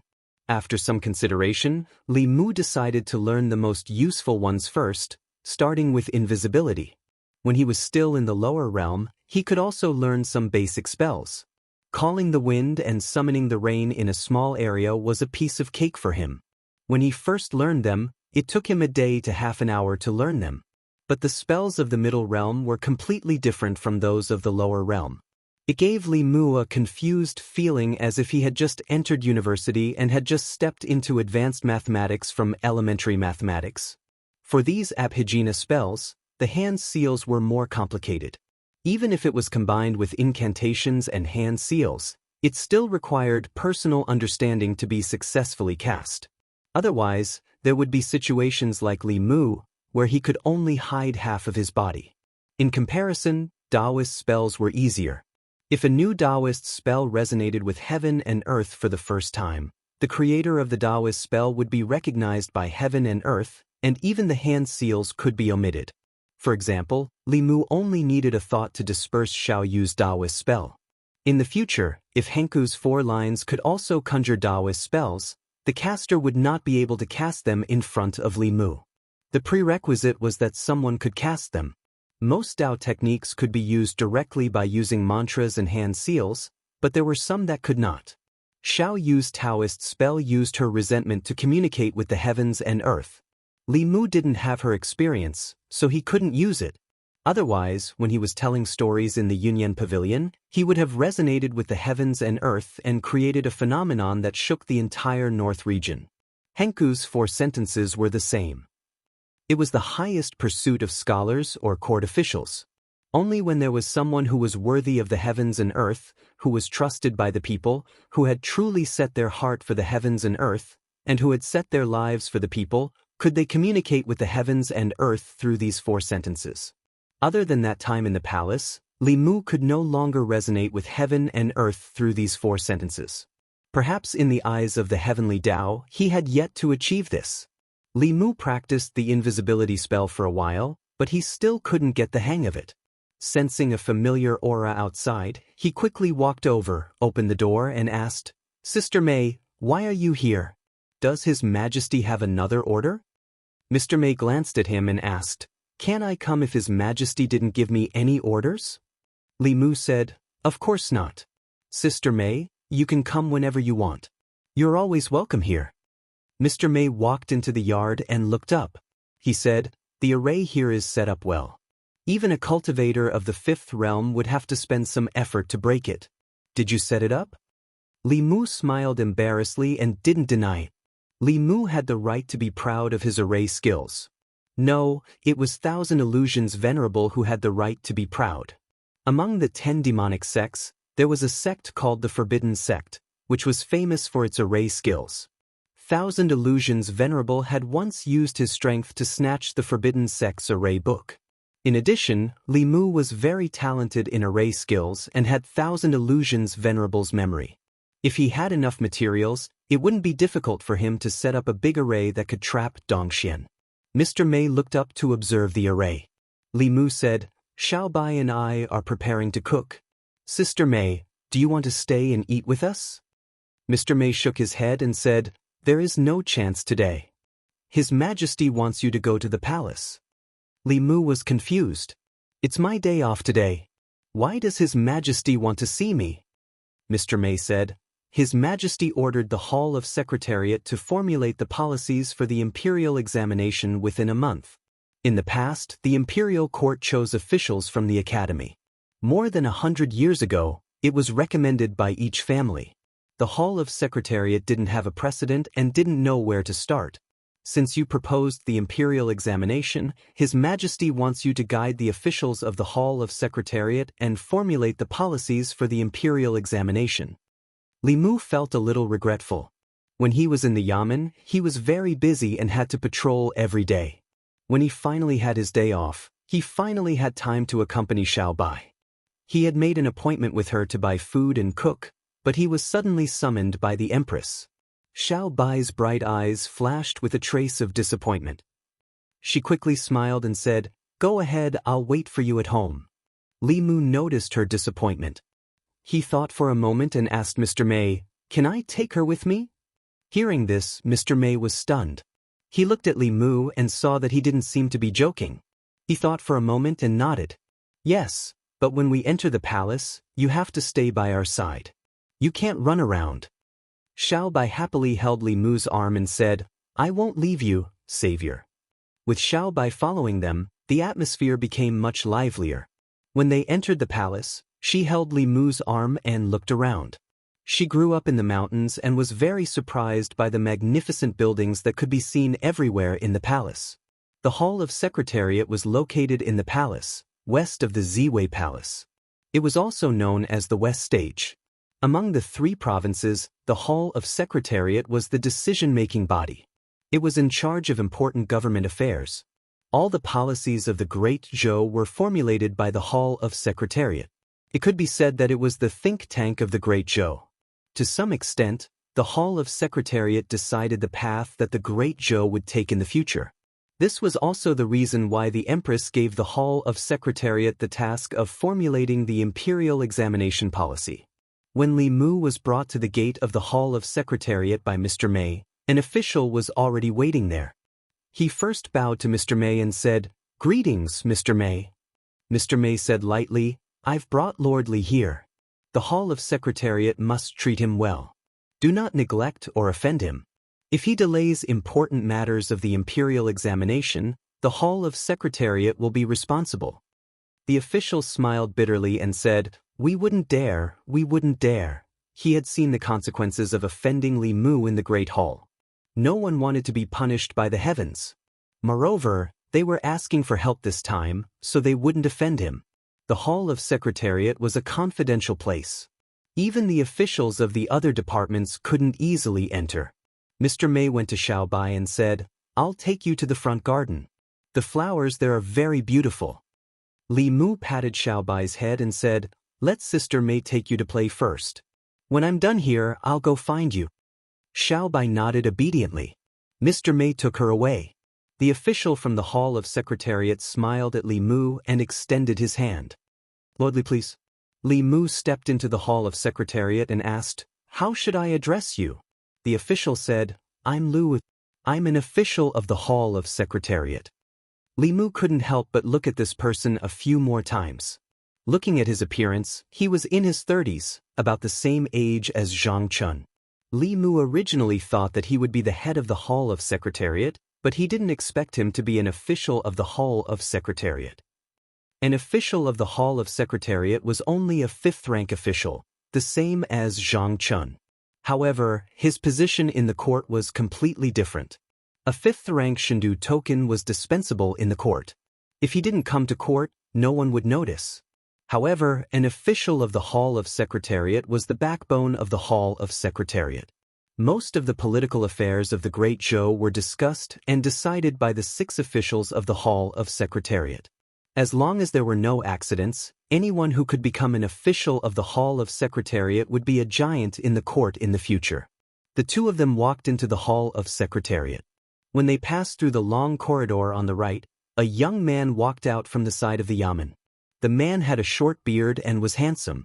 He looked to be in his 30s. The wrinkles at the corners of his eyes showed that he wasn't as young as he looked. However, the vicissitudes of life brought by these wrinkles didn't reduce his charm. On the contrary, combined with his angular face, it added to his temperament. As a man, and a handsome one at that, Li Mu had to admit at first glance that this middle-aged man had a great temperament. Although they were both middle-aged, Zhang Chun was much more greasy. There wasn't a trace of grease on his body. When he walked on the street, he could probably make some young girls and young women go crazy. This temperament of a mature man was something that Li Mu didn't have at the moment. Lu Yi stopped and saluted the man. He said, Assistant Minister Cui. The man looked at Li Mu beside him and asked, Who is he? As a confidential yamen, the Hall of Secretariat was in charge of confidential affairs and important government affairs. Therefore, there were 4 special prohibitions: no leaking, no auditing, no breaking, no forgetting, and no outsiders were allowed to enter. Lu Yi explained, This is Li Mu, Lord Li. We invited him to work together on the strategy for the imperial examinations. Li Mu. The man looked at Li Mu and a strange look appeared in his eyes. He didn't say anything else and turned to walk into the yamen. The two of them continued to walk forward. Lu Yi explained, "This is Assistant Minister Cui. He just returned to Shendu yesterday, so he doesn't know Lord Li." "Assistant Minister Cui?" Li Mu stopped and asked, "Which Assistant Minister Cui?" Lu Yi said, "There is only one Assistant Minister Cui in the Hall of Secretariat. He is the left Assistant Minister Cui Ming, Princess Yunyang's son-in-law." Li Mu was silent for a moment before he smiled and said, "Assistant Minister Cui, I've heard a lot about you." Chapter 262. Lu Yi was surprised. Official Li knows about Assistant Minister Cui? Before Li Mu came to the capital, Assistant Minister Cui had left and only returned yesterday. There was no reason for him to know about Assistant Minister Cui. Li Mu smiled. "Of course I know. I come from the North County." Assistant Minister Cui was a county magistrate there for a period of time. Even now, there are still legends about him in the North County. No wonder. Lu Yi seemed to have thought of something. Assistant Minister Cui is handsome and heroic. Everywhere he goes, countless girls go crazy for him. I didn't expect that after being in the capital for so long, there are still people in the North County who remember him. Li Mu had only heard of Cui Ming before. Now that he saw him, he knew how he could use women to rise up the ranks. This person's appearance and temperament were excellent. If he debuted in the future, he would easily attract a group of female fans who would call him hubby behind his back. Since ancient times, people's pursuit of appearance had never changed. No matter if it was a young girl or a young woman, it was hard to resist this temperament. Madame Chu, the daughter of the Jiujiang County Magistrate, and Princess Yunyang had all fallen into his hands. Li Mu wanted to use Lu Yi to find out more about Cui Ming. He revealed a gossipy expression and said, "I heard that Assistant Minister Cui had several marriages." Lu Yi nodded. "I also heard that Assistant Minister Cui was originally the son-in-law of the Jiujiang County Magistrate. Later, Assistant Minister Cui found out that the Jiujiang County Magistrate colluded with the demon sect. Assistant Minister Cui exposed his father-in-law to the imperial court. The Jiujiang County Magistrate's family was executed by the late emperor. Only Assistant Minister Cui was transferred to the capital because of his merit in exposing them." He shook his head. The Jiujiang County Magistrate's daughter was his first wife. Assistant Minister Cui was ruthless? Li Mu asked. "How did Princess Yunyang and Assistant Minister Cui get together?" Lu Yi thought for a moment and said, "At that time, Assistant Minister Cui was the head of the Secretariat and worked in the Imperial Secretariat. The Imperial Secretariat was in the palace, and Princess Yunyang often went to the palace.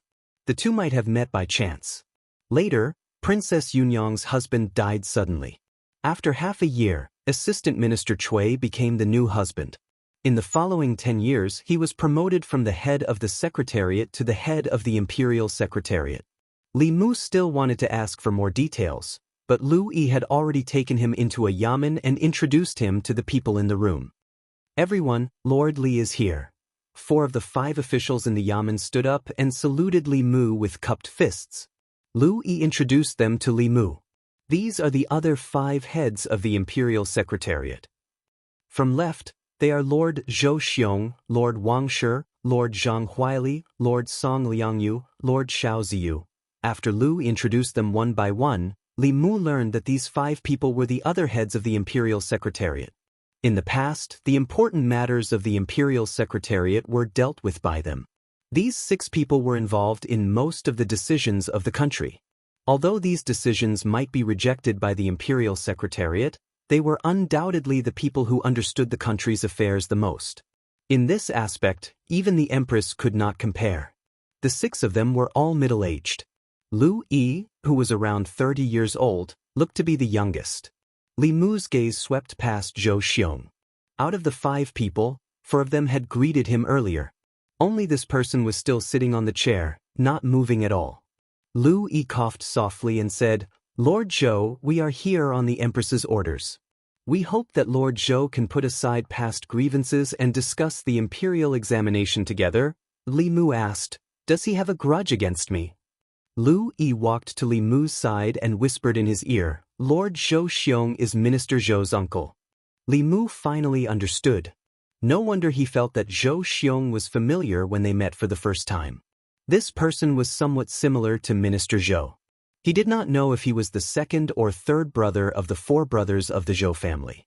Lu Yi handed a sorted file to Li Mu and said, "This is the preliminary draft after our discussion. Lord Li, please take a look. If you feel that there is something wrong with this draft, we will discuss it later." Li Mu took the draft.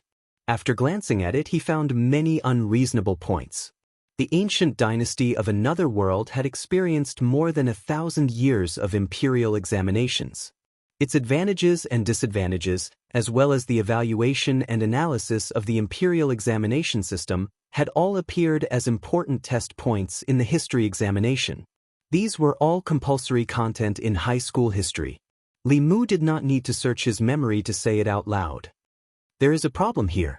It seems that you still do not understand the meaning of the imperial examination. The imperial examination refers to the selection of officials for different subjects. Every subject tests a different ability. How can they be the same? The Ministry of Revenue focuses on mathematics. The Ministry of Justice focuses on criminal law. The Ministry of Rights focuses on the rights of Zhou. Change. The officials of the divine capital do not need to have a high cultivation. Are you worried that the demons and ghosts will attack the divine capital? The officials of the bordering counties and prefectures must have a cultivation above creation realm.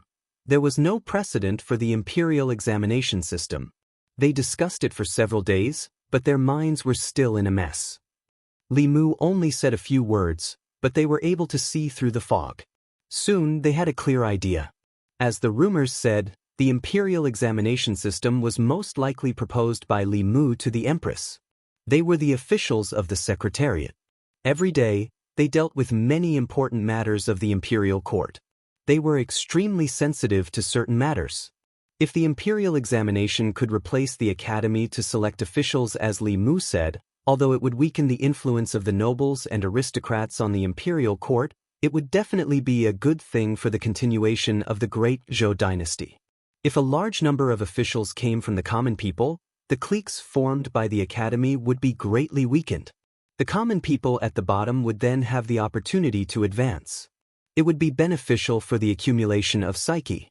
There was no doubt that this method of selecting talents for the imperial court would find many talents outside the academy. It was undoubtedly a better system than the one currently in place. At this moment, they realized that Li Mu's words of bringing peace to the world were not just for show. Although they could not finish talking about the imperial examination in a short time, if Li Mu was willing to point them in the right direction and build a framework, they would be able to complete the rest on their own. However, Li Mu did not do so. He planned to go back early. First of all, he wanted to come to the secretariat a few more times. More importantly, he had promised Xiaobai to go shopping with her. Li Mu stood up and said, "That's all for today. I have important matters to attend to. Let's talk about it another day." Lu Yi stood up and said, "Thank you, Lord Li." Li Mu waved his hand and said, "It's all for the imperial court." Lu Yi said, "I'll see Lord Li out." The two walked out of the yamen. The secretariat official named Wang Shi said, "This Lord Li is not as detestable as they say." Zhang Huili said, "He's a straight man." Song Liangyu said, "He's also a perfected person." Xiao Ziyu said, "A straight man and a perfected person are easily detested by most people. That's because he's not the same as most people." He looked at Zhou Xiong and said, "To meet such a straight man, your nephew's death was not unjust." Zhou Xiong snorted and left in a huff. Li Mu walked out of the secretariat. Not long after, Mr. Mei came from afar with Xiaobai. He said in surprise, "It's over so soon?" Li Mu said, "The imperial examination system is complicated. We'll have to do it a few more times." Mr. Mei said, "It's still early. You can stay a little longer." "It's not early." Li Mu shook his head and said, "Any later and the food in the market won't be fresh." Li Mu took Xiaobai's hand and said, "Let's go." Xiaobai held Li Mu's hand and said, "Benefactor, there are many beautiful flowers in the garden." Li Mu smiled and said, "If you like, we can go back and plant flowers in the garden at home. a figure walked out of the secretariat and said, "It's been a few months. Mr. Mei, you're still as handsome as ever." Mr. Mei looked back at Cui Ming and said lightly, "Mr. Cui, you're back." Cui Ming smiled gently and said, "I just came back to Luoyang yesterday. I'm about to meet His Majesty to report on my work. Mr. Mei, please pass the message." Mr. Mei shook his head and said, "His Majesty is very busy. It's not important to report on your work. Mr. Cui, it won't be too late to report on your work tomorrow morning." As soon as she finished speaking, footsteps came from behind her. Li Mu came back with Xiaobai and said, "Sister Mei, I have something to discuss with His Majesty." Mr. Mei nodded and said, "Follow me." Seeing the three of them leave, Cui Ming went back to the secretariat and found a manager. He asked, "What happened in the court when I wasn't in Luoyang?" The manager said, "Many things happened in Luoyang in the past 2 months. Since Li Mu came to Luoyang, a group of officials were beaten up and the silver method was abolished. Then, Zhou Chu of the Zhou family was struck to death by lightning. A few students of the academy were beheaded. Elder Huang of the Baichuan Academy was possessed by His Majesty in the Golden Palace and his cultivation was abolished. Cui Ming had just come back to Luoyang last night, so he didn't know about these things. The last time he heard of Li Mu's name, it was the evil spirit that was born in North County. A constable named Li Mu pointed at the sky and cursed, causing a vision of heaven and earth. Later, the Dou-Yi's injustice, that was promoted by the court to all counties, was also related to Li Mu. Cui Ming didn't expect so many things to happen in Luoyang while he was away. He couldn't believe it and said uncertainly, "Did Li Mu do all this?" The manager of the secretariat nodded and said, "He's now His Majesty's favorite official." Favorite official? Cui Ming heard this and his face darkened. Chapter 263. On the way to Xiangyang Palace with Mr. Mei to meet the Empress, Li Mu asked Mr. Mei, "Does Sister Mei have a grudge with Assistant Minister Cui?" Mr. Mei looked back at him and asked, "Why do you say that?" Li Mu said, "From the way you talk to him, you don't seem to like him very much." Mr. Mei reminded him, "Cui Ming and Princess Yunyang are not good people. They are important figures in the old party. You should stay away from them." Hearing this, Li Mu's impression of Mr. Mei improved. Sure enough, as the commander of the Mei Guards and one of the Empress's most trusted subordinates, her taste was not comparable to that of those vulgar women. In front of Xiangyang Palace, Mr. Mei turned back and said, "Her Majesty should be in the back hall. Li Mu and I will wait in the hall. Xiaobai, stay here. Don't run around." Xiaobai let go of Li Mu's hand and nodded obediently. Suddenly, a voice came from the hall. "Come in." With the Empress's permission, Mr. Mei said, "Then let's go in." The three of them walked to the main hall, and the Empress walked out from the back of the hall. Little White used a curious gaze to size up this legendary woman in front of her. Lord Mei was beside her, and he reminded her softly, "Don't look directly at Her Majesty." Xiaobai immediately lowered her head. The Empress did not mind Xiaobai's unintentional offense. She asked Li Mu directly, "How's the discussion with the officials of the Secretariat about the imperial examination?" Li Mu said, "There should be a result in a few days." The Empress said, "We must make a perfect policy within a month. I have ordered the 36 counties to recommend local talents as soon as possible. 3 months later, they will participate in the imperial examination with the students of the academy." 3 months was a bit rushed from the formulation of the policy to the implementation. But if they were well prepared, it was not impossible. On the contrary, it could show His Majesty's decisiveness and determination to change the old system. The core of the imperial examination was just a few tests to select talents. Removing some cumbersome etiquette and simplifying the process, 3 months was more than enough. Li Mu cupped his fists and said, "Yes, Your Majesty." The Empress then asked, "What business do you have with me?" Li Mu asked, "I would like to ask Your Majesty, is there any shortcut to the art of invisibility?" The difficulty of mastering the 3 middle realms was beyond Li Mu's imagination. Some cultivators who didn't belong to a sect could only slowly comprehend it on their own. The Empress was also an important cultivation resource for Li Mu. Not only was she a powerhouse in the upper realm, but she was also very talented. She should be able to answer all of Li Mu's questions about cultivation. The Empress glanced at Li Mu and asked, "You came to see me just to ask this?" Li Mu nodded. After a moment of silence, the Empress slowly said, "The key to the art of invisibility lies in forgetting oneself. If you can comprehend the state of forgetting oneself, you will soon be able to learn this magical power." Forgetting oneself? When Li Mu was learning this technique, he had tried to use the mind-clearing formula to calm himself down. At this time, his mind was calm, his thoughts were clear, and he was not disturbed by external things. He used it to write talismans and break through barriers, which was successful in every endeavor. But when learning invisibility, the clear heart secret art had no effect. After the guidance of the Empress, Li Mu realized that he was going in the wrong direction from the beginning.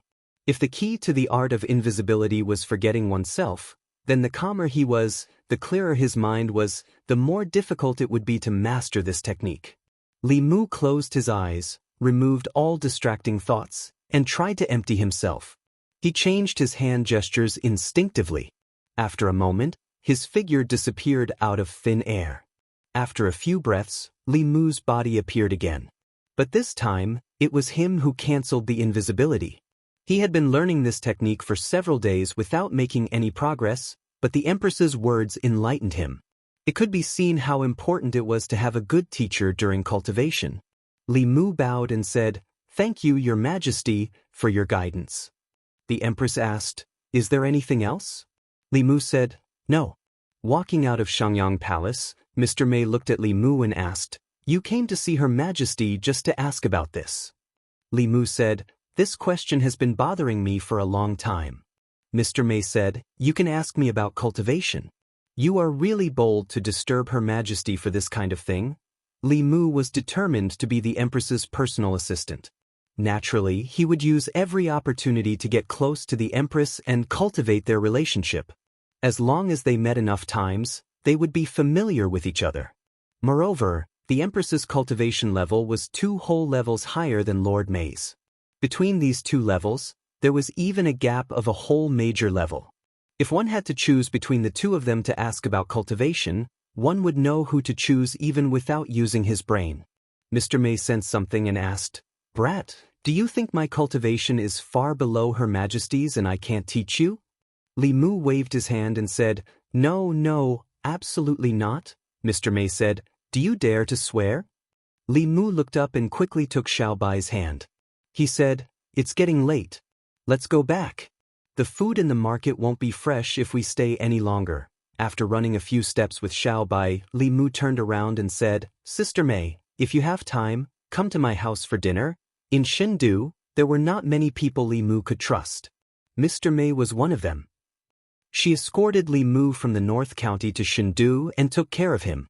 Li Mu had nothing to repay her, so he could only treat her to a simple meal to express his sincerity.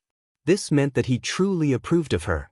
Although Li Mu had promised Lu Hanyan that he wouldn't fool around after coming to Chengdu, Lu Hanyan wasn't on the list of flowers that she was wary of. It was still early when they left the palace. Li Mu and Xiaobai went to the East Market first and bought some flower seeds. Li Mu had 2 gardens at home, but he hadn't taken care of them. Since Xiaobai liked them, he might as well plant flowers in them and wait for Lu Hanyan and Wanwan to come back. It could also add some decorations to the house. "Li Mu, you're shopping too?" A familiar voice came from behind. Li Mu turned around and saw Zhang Chun at the entrance of a flower shop not far behind him. There were 2 people beside him. They were both women. One was a woman in her 30s, and the other was a thin woman. Li Mu was familiar with both of them. He could meet familiar faces while shopping with Xiaobai. Li Mu held Xiaobai's hand and walked forward. He smiled and said, "Lord Zhang, Madame Zhang, Missy, what a coincidence." The woman smiled and said, "So it's Constable Li. Is this Madame Li? She's so beautiful." Zhang Chun's heart skipped a beat. He glared at the woman and said, "She's not Madame Li.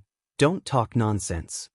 Seeing Li Mu, the owner of the flower shop walked out and took a bag of flower seeds from the side.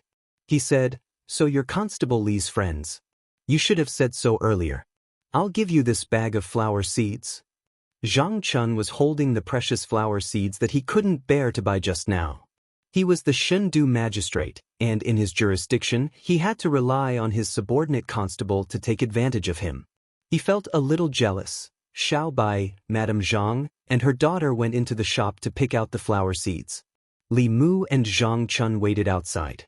Li Mu thought of Cui Ming and asked Zhang Chun, "Old Zhang, if someone, in order to climb up the social ladder, killed his wife and threw her body in the wilderness.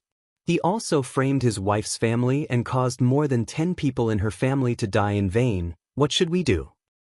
Such an animal is worse than meat. Of course we should," Zhang Chun said angrily. Before he finished, he suddenly woke up and looked at Li Mu. He asked cautiously, "Who are you talking about?" Li Mu said, "Cui Ming." "Who's Cui Ming?"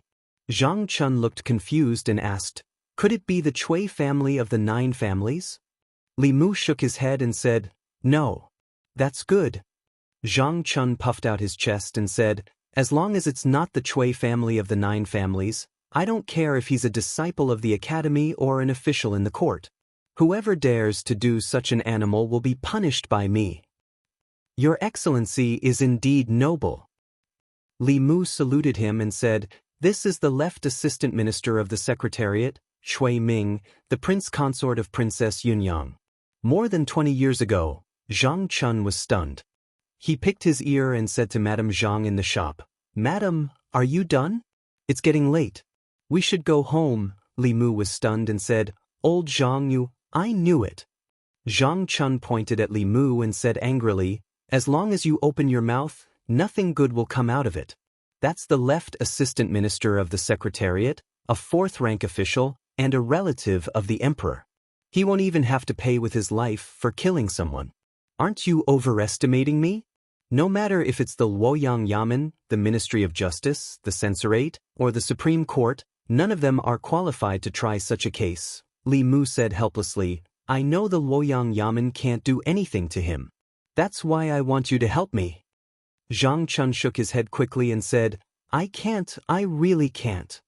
This time, Li Mu did not try to persuade Zhang Chun again. Cui Ming's case was different from all the previous cases.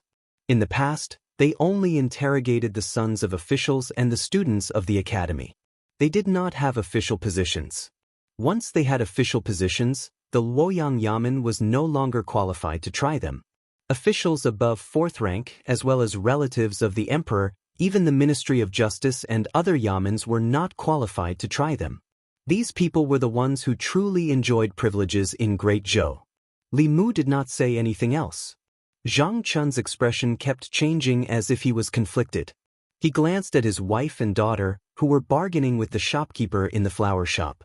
In the end, he sighed and his expression returned to normal. At this moment, there was a commotion on the street. "It's Lord Cui, the emperor's son-in-law is here. Let me see, let me see. If I can marry a man like the emperor's son-in-law, no, as long as I can have a night with him, I'll die without regrets. Look at yourself. How dare you say something like that? Don't insult our emperor's son-in-law." Li Mu turned his head and looked at the source of the commotion. He saw a figure he had seen in the secretariat. Cui Ming did not take a carriage or a sedan. He walked on the street with countless people crowding around him. The younger women on the street behaved well. However, the women in their 20s and 30s looked at him with fanaticism. It reminded Li Mu of the fanatical fans in his previous life. Li Mu could sometimes cause such a commotion when he walked on the street. However, most of the people crowding around him were men. That was when he was escorting criminals to the Luoyang Yamen or the Ministry of Justice. Zhang Chun's expression was one of disdain. He said bitterly, "A bunch of foolish women who judge a book by its cover." "I didn't expect the women of Luoyang to be so indecent," Li Mu said. "That's Cui Ming." Zhang Chun spat and said, "I knew it. I could tell at a glance that he's a beast." Madame Zhang walked out of the flower shop. Her face was still red. She mumbled, "Who was that person who just walked past?" Zhang Chun said, "Madam, you saw it too, right? That person?" Madame Zhang's face was still red. She said, "I wonder which woman got lucky enough to marry him." Zhang Chun was stunned when he saw his wife's red face. Madame Zhang looked in the direction of Cui Ming until his figure disappeared. She looked at Zhang Chun and sighed. You should trim your beard. You're already so old, yet you're still so unkempt. The three women continued to shop in the next shop. Zhang Chun's beard trembled. He said angrily, Why? That Cui Ming has a beard too. Li Mu patted his shoulder and said, But he looks better with a beard than you. Zhang Chun's face darkened. He said sternly, That's too much. With their relationship, it was indeed too much to say that. Li Mu immediately said, I'm sorry. I shouldn't have said that. I wasn't talking about you. Zhang Chun's face was solemn. Scum like him who killed his wife and framed his wife's family. He's worse than a beast. It won't be enough even if he dies 100, 1,000, or even 10,000 times. As the magistrate of Luoyang, how can I let scum like him roam free in Luoyang? I swear I'm not human if I don't bring him to justice. Chapter 264. Zhang Chun's chest heaved. It was obvious that he was furious. After knowing him for so long, Li Mu had never seen him so angry. Thinking about it from another perspective, if his wife started to dislike him after being infatuated with another man, Li Mu's mentality would also collapse. Of course, such a situation was impossible. Li Mu did not have Cui Ming's mature charm. In terms of appearance, he was still better. Youth was an asset. His face was full of collagen. Most of the women who liked Cui Ming were older women. Most of them preferred young puppies. However, Zhang Chun was different. He was also a middle-aged man, but he was not as good-looking as Cui Ming. His temperament was also worlds apart. Due to his cautious behavior, he was often a little wretched. The only thing missing was the word, greasy, written on his face. Whether it was his appearance or temperament, he was crushed by Cui Ming in all aspects. Li Mu sighed and said, Lord Zhang, let it go. He's a relative of the emperor and a fourth-rank official. If you're just jealous, there's no need to offend him. This time, Li Mu's tone was sincere. He could do whatever he wanted in Fairy's capital because the empress stood firmly behind him. Unlike him, Zhang Chun had a family to feed. If he could avoid getting involved in this matter, he would try his best to avoid it. Zhang Chun patted his chest and said righteously, I'm not jealous. I hate evil. Her Majesty trusts me, and that's why she promoted me to the magistrate of Fairy's capital. As the parent of the people of Fairy's capital, I'm absolutely irreconcilable with evil. Li Mu looked at him in a new light when he saw how righteous he was. Zhang Chun looked at Madame Zhang's back and said in a low voice, If I don't chop off this animal's head in front of these foolish women in Fairy's capital, my surname isn't Zhang. Li Mu looked at Zhang Chun's ferocious face and understood something. Jealousy made people crazy. Just because Mrs. Zhang took a few more glances at Cui Ming, Zhang Chun, who was timid just now, changed his mind. Beheading the man of their dreams in front of the women of the divine capital. These women would probably have nightmares for several months. The middle-aged man's jealousy was terrifying. It was not an easy task to bring down Cui Ming. He was in a high position and was a member of the royal family. He was a core member of the old party. The Shao clan would not let him fall so easily. This involved the royal family of the Shao clan, the old party, Princess Yunyang, and even the West Palace. This was the most difficult task that Li Mu had to do since he came to Luoyang. But he had to. Firstly, it was for the sake of justice. Establishing a heart for the heavens and earth, establishing life for the people, inheriting the supreme arts of the past saints, establishing peace for all ages. Li Mu was not just saying these words for fun. He had to do his best to realize these 4 sentences and turn them into a Tao technique that belonged only to him. Perhaps, this was the opportunity for him to enter the upper realm in the future. Secondly, it was for Su He. He and Su He were sworn friends.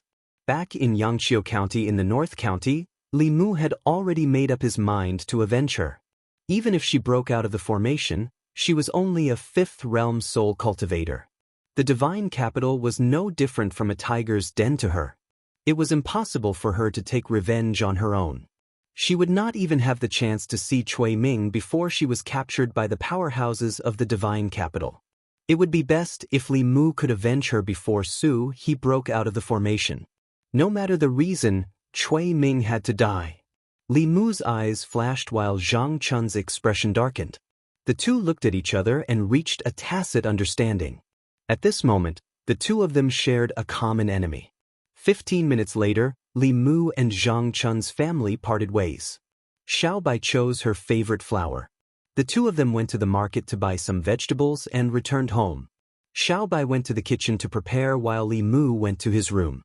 He opened his palm and a white light flashed. Bai appeared in his hand. When Li Mu was concentrating, this was the first sword that Li Qing had given him. In battle, it could no longer provide any help to Li Mu. Only Mrs. Chu's sword spirit was of some use to him. Before advancing to the Abhijna level, Li Mu needed Mrs. Chu's spiritual power to perform Dao techniques that he could not perform. Li Mu had advanced to the Abhijna level with the help of the Empress.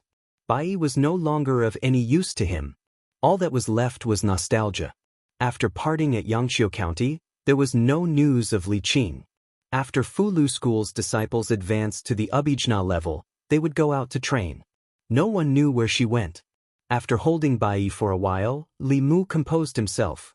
With a thought, Mrs. Chu's figure floated out of the sword. She bowed and said, "Young master, what are your orders?" After coming to the Immortal's capital, Li Mu did not let Mrs. Chu out. For the past 2 months, she had been sleeping in the sword to recover her soul. Li Mu said, "I saw Cui Ming today." Upon hearing Cui Ming's name, Mrs. Chu's originally gentle face suddenly became ferocious. Ghostly qi surrounded her body and she said in a sad voice, "Where is that bastard? I want to kill him." Li Mu shook his head and said, "He is now the emperor's son-in-law. He holds an important position in the court and has a high position. His cultivation has also reached the 5th level. You can't kill him. You will only die if you go." Upon hearing this, Mrs. Chu's emotions gradually calmed down. She shook her head and said self-deprecatingly, "I couldn't kill him when he was alive, and I still can't kill him when I'm dead." Li Mu said, "Cui Ming is a heartless person. I must kill him. When the time comes, I may need your help. After Cui Ming is dead, I will return your freedom. When the time comes, you can go wherever you want." Mrs. Chu suddenly raised her head and asked, "Young master, you really want to kill Cui Ming?" Li Mu nodded. Mrs. Chu knelt on the ground and said firmly, "As long as I can kill Cui Ming, even if my soul is scattered, I am willing. My only wish is to die after him." After more than 20 years, Li Mu could still feel the hatred in Mrs. Chu's heart. It was a pity that she didn't meet Li Mu before she died. Otherwise, she would have attracted the attention of heaven and earth and become a peerless evil spirit. After telling Mrs. Chu about this, Li Mu asked her to enter Bai. Then, he put Bai away and walked out of the room. He planned to go to the kitchen to help Xiao Bai.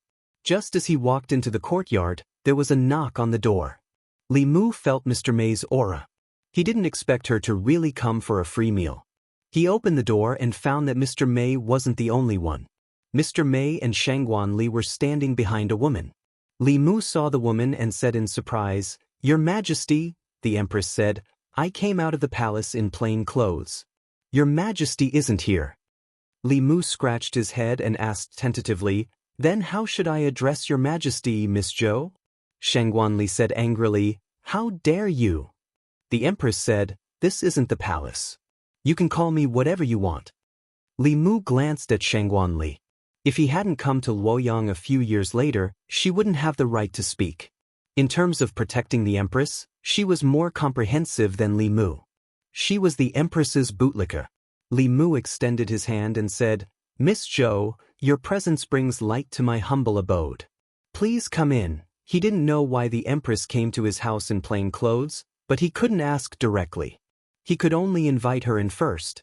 Just as the Empress sat down, there was another knock on the door. Li Mu had a puzzled look on his face. Usually, other than him and Little White as well as Lord May, who occasionally conveyed the Empress's decree, no one else would come to the house. What had happened today? Li Mu opened the door and saw Zhang Chun standing outside. Zhang Chun stood outside the Li residence with a gloomy face. He had made an appointment with Li Mu to discuss Cui Ming in the Luoyang Yamen in the afternoon. However, after returning home, his wife had mentioned Cui Ming many times. The speaker didn't mean it, but the listener took it seriously. The more Zhang Chun thought about it, the angrier he got. He felt a faint green light above his head. He didn't even have lunch at home. Instead, he went out to discuss with Li Mu. He stepped into the Li residence and said, "Have you finished cooking? Give me a bowl and chopsticks." He looked up and saw 3 figures standing in the yard. His voice stopped abruptly. 2 of them were Mr. Mei and the Empress' personal maid, Shangguan Li. The other person had her back to him. Zhang Chun couldn't help but tremble when he saw her back. He was too familiar with this back. That day in the hall, she was the one who destroyed Elder Huang, who was at the peak of Dongxian. With a finger, Zhang Chun pulled back his foot that was about to step out. He turned around and said, "I suddenly remembered that there is an emergency at home. I'll see you in the yamen." After saying that, he strode away without looking back.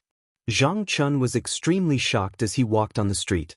The Empress was actually in the Li residence. This further confirmed his bold guess. The Empress was the master of the Great Zhou. Who cared if he was a relative of the imperial family or an assistant minister of the Secretariat? As long as Li Mu said something to the Empress in the future, Cui Ming's head would be enough to be chopped off. He put on a righteous expression and said, "You killed your wife and framed me. You're worse than a beast. If I don't execute you according to the law, I won't be a Luoyang magistrate." After saying that, he realized that Li Mu wasn't beside him. He was the only one here. The righteous expression on his face disappeared. He sneered and said, "Damn Cui Ming. How dare you seduce my wife? Let's see if you die this time." Chapter 265. Zhang Chun seemed to have something to do. She left without entering the door. Li Mu closed the door again and returned to the courtyard. He had originally planned to start cooking with Xiao Bai. However, the Empress had suddenly arrived, and her intentions were unknown. He couldn't possibly be busy with his own matters and leave the Empress and the others here. Li Mu walked behind the Empress and stood quietly, trying to guess her intentions.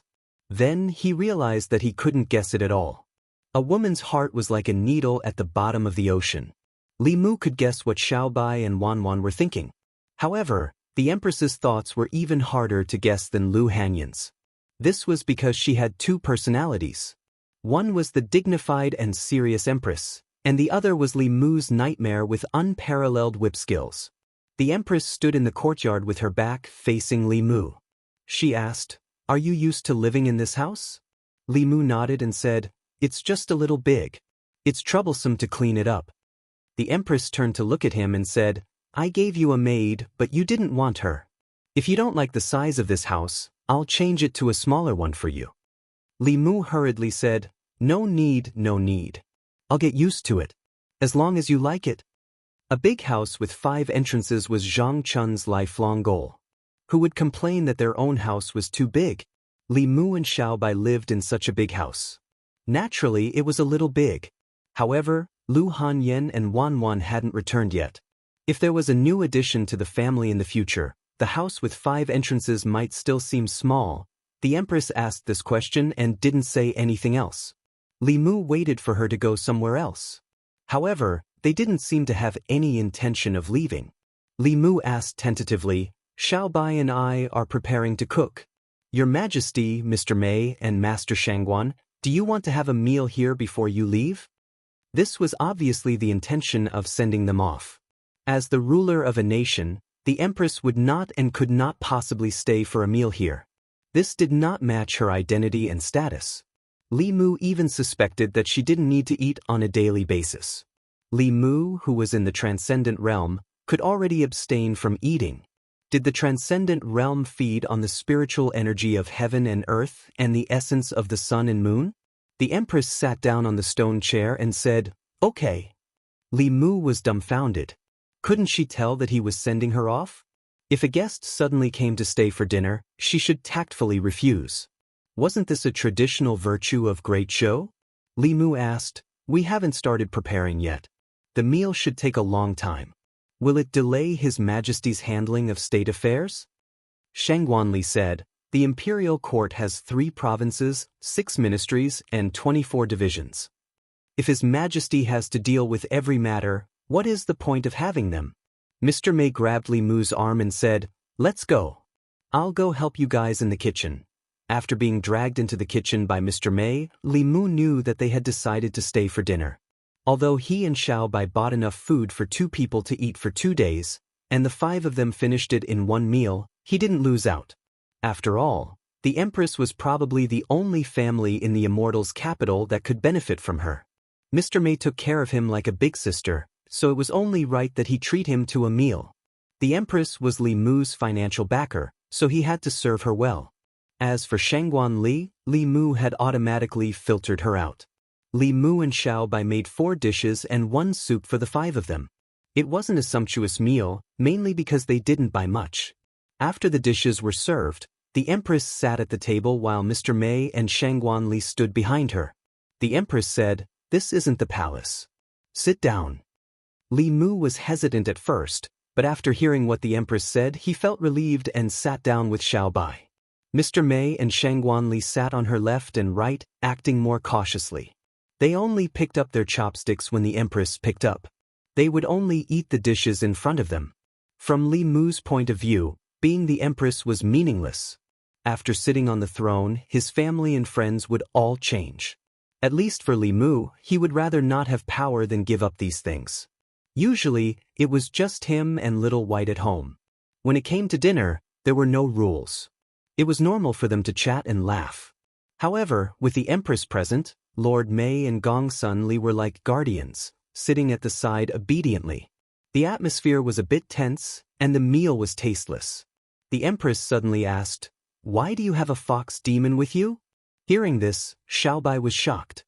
She immediately put down her chopsticks and moved closer to Li Mu. Li Mu explained, "Before she transformed, I saved her once. After that, I met her again. In order to repay my kindness, she has been by my side ever since." The Empress asked, "Repay my kindness? She's from the Heavenly Fox clan?" Li Mu nodded. The biggest difference between the Heavenly Fox clan and the ordinary Fox clan was that they would repay kindness and revenge and would not be tainted by karma. Hundreds and thousands of years ago, their ancestors had become heavenly foxes and had passed down their bloodline until now. In fact, there was not much bloodline power left. The Empress stretched out her hand, and a sparkling and translucent crystal bottle appeared in her palm. The crystal bottle was half filled with a bright red liquid. Li Mu didn't know what the liquid was, but Xiaobai seemed to sense something. She grabbed Li Mu's hand tightly and looked a little scared. The Empress said, "There are a few drops of black fox essence blood here. They are useless to me, but they should be useful to her. Give them to her." Li Mu's eyes lit up. The Fox clan's strength was determined by the number of tails. 1 to 3 tails could only be called demon foxes. 4 to 6 tails could be called spirit foxes.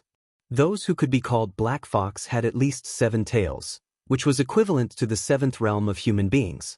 If Xiaobai could absorb these drops of black fox essence blood, there was a great chance that she could grow another tail and evolve from a demon fox to a spirit fox. Li Mu accepted the crystal bottle for Xiaobai and said, "Thank you, Your Majesty." The Empress said, "I ate the food she cooked. Just take it as an exchange." This exchange couldn't be more worth it. The black fox essence blood was enough to make all the fox demons fight over it. For more than 100 years, no black fox was born in the Great Zhou. Perhaps only the nation of demons had such an existence. As expected of the Empress. She even had such a precious thing and was generous. If she was willing, Li Mu didn't mind quitting his position and becoming her personal chef. After dinner, Li Mu sent the 3 of them out and said with a smile, "Take care. You're welcome to come again." Back in the courtyard, Li Mu instructed Xiaobai, "Go back to your room first and adjust your magic power to its peak state. I'll guard you tonight. After refining these drops of black fox essence blood, you should be able to evolve." Xiaobai had been in human form for some time and had an endless supply of spiritual jades. Originally, she still had a long way to go before she could evolve to 4 tails. However, these few drops of black fox essence blood were enough for her to evolve from a demon fox to a spirit fox overnight. Xiaobai still needed a few more hours to adjust herself to her peak state. Taking advantage of this time, Li Mu returned to the government office first. As soon as he stepped into the office, Zhang Chun walked out from the back of the office. He walked up to him and asked softly, "Has Her Majesty left?" Li Mu replied, "She left after dinner." Zhang Chun sighed. "You're really good in the kitchen. You're virtuous and virtuous. You're a motherly model of the world." Li Mu looked puzzled. "What are you talking about?" Zhang Chun shook his head. Nothing. Let's talk about Cui Ming. Why don't you ask Her Majesty to issue an edict to behead that beast Cui Ming? It'll save us a lot of trouble." Li Mu glanced at him. "Who do you think I am? Do you think Her Majesty will issue an edict just because I asked her to?" Since Great Zhou had developed until now, the power of the emperor was actually very limited. The empress couldn't do whatever she wanted. When officials of the 4th rank or above in Great Zhou or members of the imperial family committed crimes, only the imperial ancestral temple could judge them. The empress couldn't interfere. Moreover, this matter involved Princess Yunyang, who represented the imperial family of the Shao clan. Since the empress ascended the throne, she hadn't gotten close to the Zhou clan or the imperial family of the Shao clan. If she interfered in this matter, it would be easy to mislead the outside world. They would think that she had made up her mind to suppress the old party of the Shao clan. This would make the court even more chaotic. Li Mu's duty was to solve the empress's problems, not to add to her troubles. He couldn't pin all his hopes on Cui Ming's matter on the empress. It was best to go through the proper channels. Zhang Chun spread his hands and said, "Then there's no other way." Since ancient times, members of the imperial family, relatives of the imperial family, and officials of the 4th rank and above who committed crimes had to be handed over to the imperial ancestral temple. The imperial ancestral temple is the old party. How can they judge him? Li Mu asked, "What did you plan to do before?" Zhang Chun said, "Since only the imperial ancestral temple has the right to punish Cui Ming, then I'll enter the imperial ancestral temple. Her Majesty intends to reform the court. If she can break the old party's control over the imperial ancestral temple, then she will have the right to punish Cui Ming." Unfortunately, when I went back to the capital to investigate, I found out that since ancient times, the officials of the imperial ancestral temple have been members of the imperial family of the Shao clan. It's difficult for outsiders to infiltrate. He looked at Li Mu and said leisurely, "Unless you have someone in the secretariat who can take the appointment and dismissal authority of the imperial ancestral temple's officials back to the court." Li Mu heard this and smiled. "Isn't this a coincidence?" Chapter 266. Li Mu had no one in the secretariat, but as the advisor of the secretariat, he had a lot of say in the reform of the Great Zhou's official selection system. If the empress was involved in Cui Ming's case, things would become even more complicated. If he could infiltrate the imperial clan temple, everything would become legitimate. The formulation of this imperial examination policy was the best opportunity. He would go to the secretariat tomorrow. Today, he would help Xiaobai to guard her and let her complete the transformation from a demon fox to a spirit fox. Li residence. The young girl sat cross-legged on the bed. Li Mu sat cross-legged behind her. His 2 hands were pressed against her back, continuously transferring the mana in his body into her body. The cork of the crystal bottle placed in front of the bed suddenly opened. The bright red blood flew out of the bottle and entered Xiaobai's body. These few drops of black fox blood essence contained a large amount of spiritual power. After fusing with Xiaobai's blood, it made the blood in her body boil and a large amount of white gas emitted from her body. Li Mu used all his mana to help her refine the few drops of black fox blood essence. The young girl's delicate little face was frowning. She bit her lips lightly as if she was enduring great torture. In her body, the black fox blood essence was constantly resisting. However, it soon seemed to have sensed something and gradually became gentle. It began to completely merge with her blood. Li Mu also noticed the piece of the black fox blood. These few drops of blood should have sensed the aura of its race. The few drops of blood essence no longer resisted, and the refining process became much easier. Xiaobai could do it alone. Li Mu had just retracted his hand when he suddenly felt a few fluffy things in his arms. He looked down and found 4 white tails. When a fox demon evolved, it would grow an extra tail. If it could not maintain a complete human form, its tail would appear. Li Mu sat cross-legged behind Xiao Bai. Her tail reached into Li Mu's arms. She used to have 3 tails. Now that she had 4 tails, it meant that she had successfully advanced.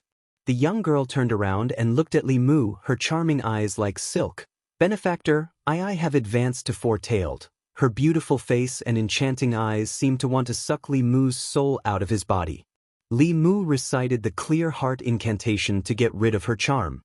He reached out and knocked on her forehead, saying, "Don't charm me." The young girl covered her head and said with grievance, "I didn't." Her pitiful expression made Li Mu's heart flutter again. Li Mu jumped off the bed, arched his back and fled. He said, "I'm going to cultivate in seclusion. Tonight, you sleep in your own room." Li Mu fled back to his room and lay on his bed. His heart was still thumping.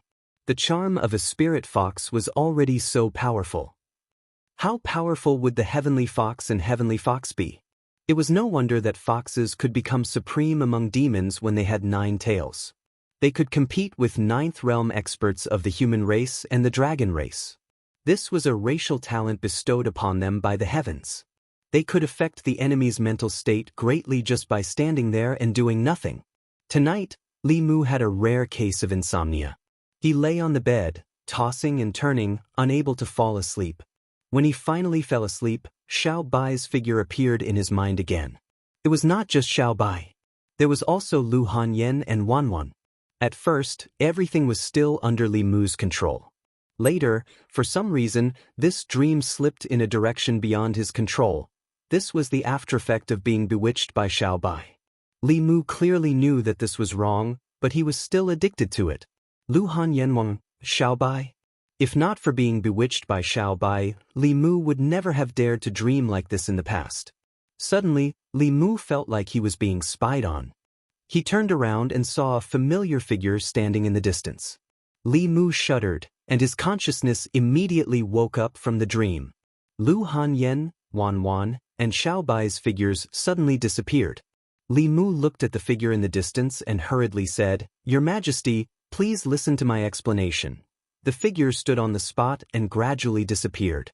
In the room, Li Mu sat up abruptly on the bed. He recalled the dream just now, as well as the Empress who appeared at the end and witnessed everything. His sleepiness was completely gone. There were no words to describe his current feelings.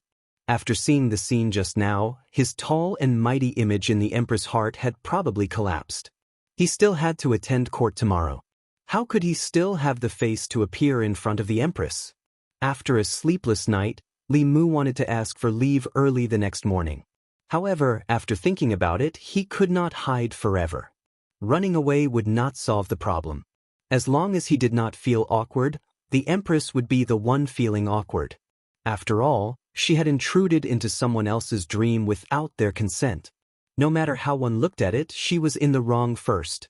There were not many things worth discussing in today's morning court. There were only a few officials who put forward their own suggestions regarding the imperial examinations. The change in the imperial court's selection system had already been finalized. The 4 great academies had no objections, and the officials could only accept it.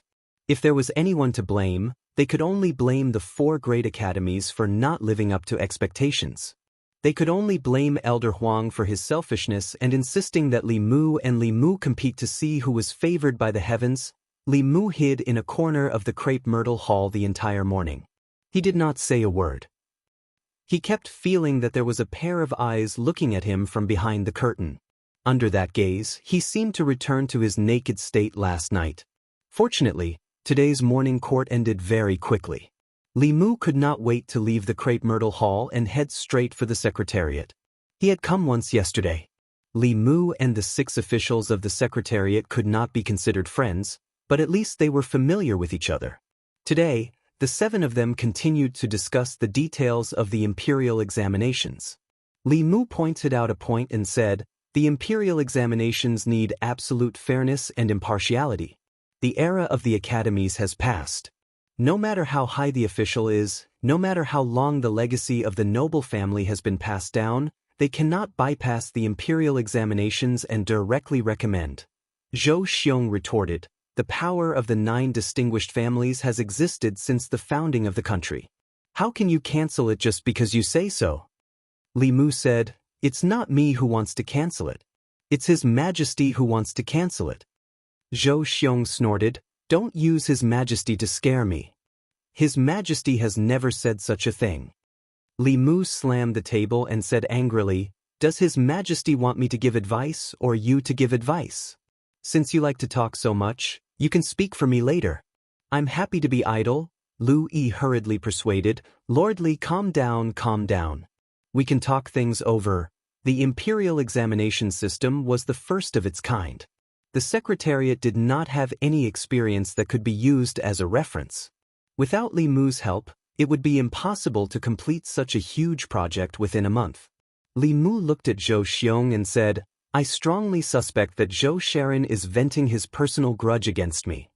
They all knew about the matter between Li Mu and Zhou Chu. Zhou Xiong was Zhou Chu's second uncle. Because of Zhou Chu's matter, it was not strange for him to oppose Li Mu.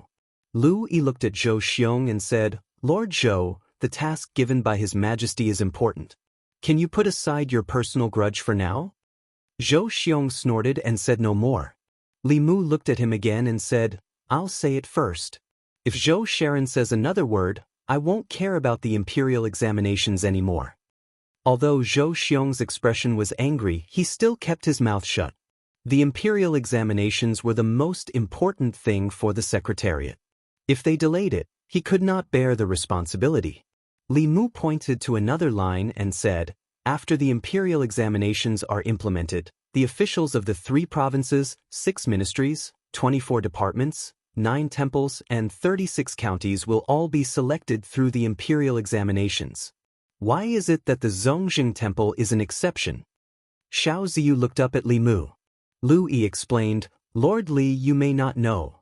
Since ancient times, the officials of the Zongjing Temple have always been members of the royal family. In the past, it was not given to the students of the 4 academies. Li Mu shook his head and said, As the most important system of the imperial court in the future, under the imperial examinations, no matter if it is the 3 provinces, 6 ministries, or 9 temples, they must all be treated equally. The Zongjing Temple is no exception. Xiao Ziyu said decisively, I object. This is an ancestral system. The ancestral system cannot be abolished. Lu Yi and the others did not speak. Although the Shao clan was not entirely part of the royal family of the Great Zhou had a deep relationship with the Shao clan of the 9 families. They had common interests, so naturally, they would not give up control of the Zongjing Temple.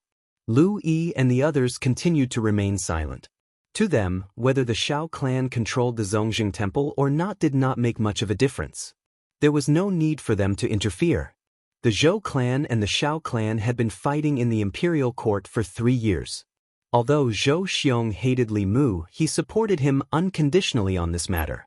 However, Li Mu had already said that if he did not speak, he would not interfere. His lips moved a few times, but in the end, he did not speak. Seeing that no one spoke, Li Mu looked at Zhou Xiong and said, Zhou Sharon, say something. You said so much just now. Why have you become mute? Zhou Xiong's chest rose and fell. He swallowed his anger and said, I agree with what Lord Li said. The various ministries of the imperial court should be treated equally. Why is the Zongjing Temple an exception? Xiao Ziyu said, The officials of the Zongjing Temple have always been members of the royal family. This was a rule set by the great ancestor. Li Mu smiled and said, If the officials of the Zongjing Temple are all members of the royal family, then the ones in charge of the Zongjing Temple should be the Zhou clan. Lord Zhou, don't you think so? Li Mu hit the nail on the head. Xiao Ziyu could not refute him.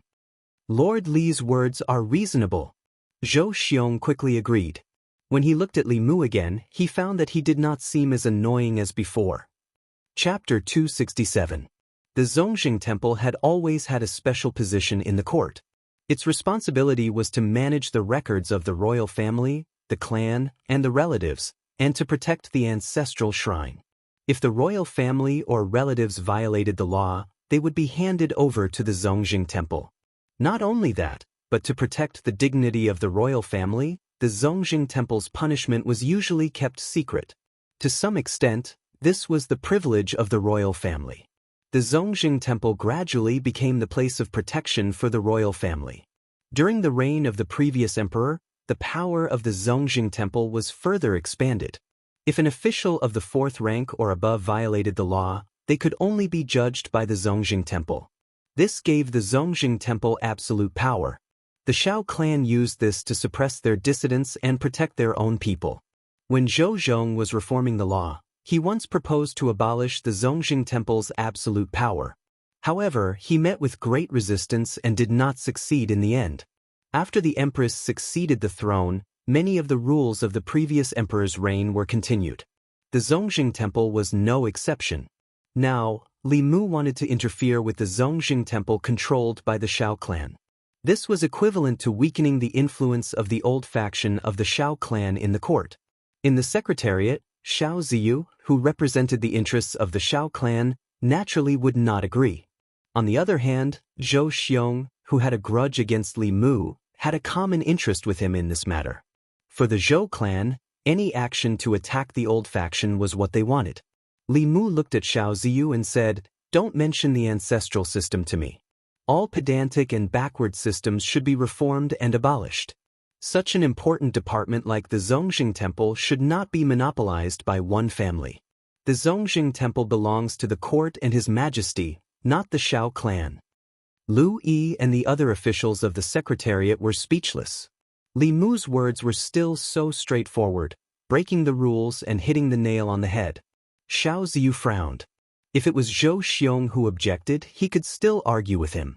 However, the interests of the imperial clan temple had nothing to do with Li Mu. His words were completely from the standpoint of an outsider.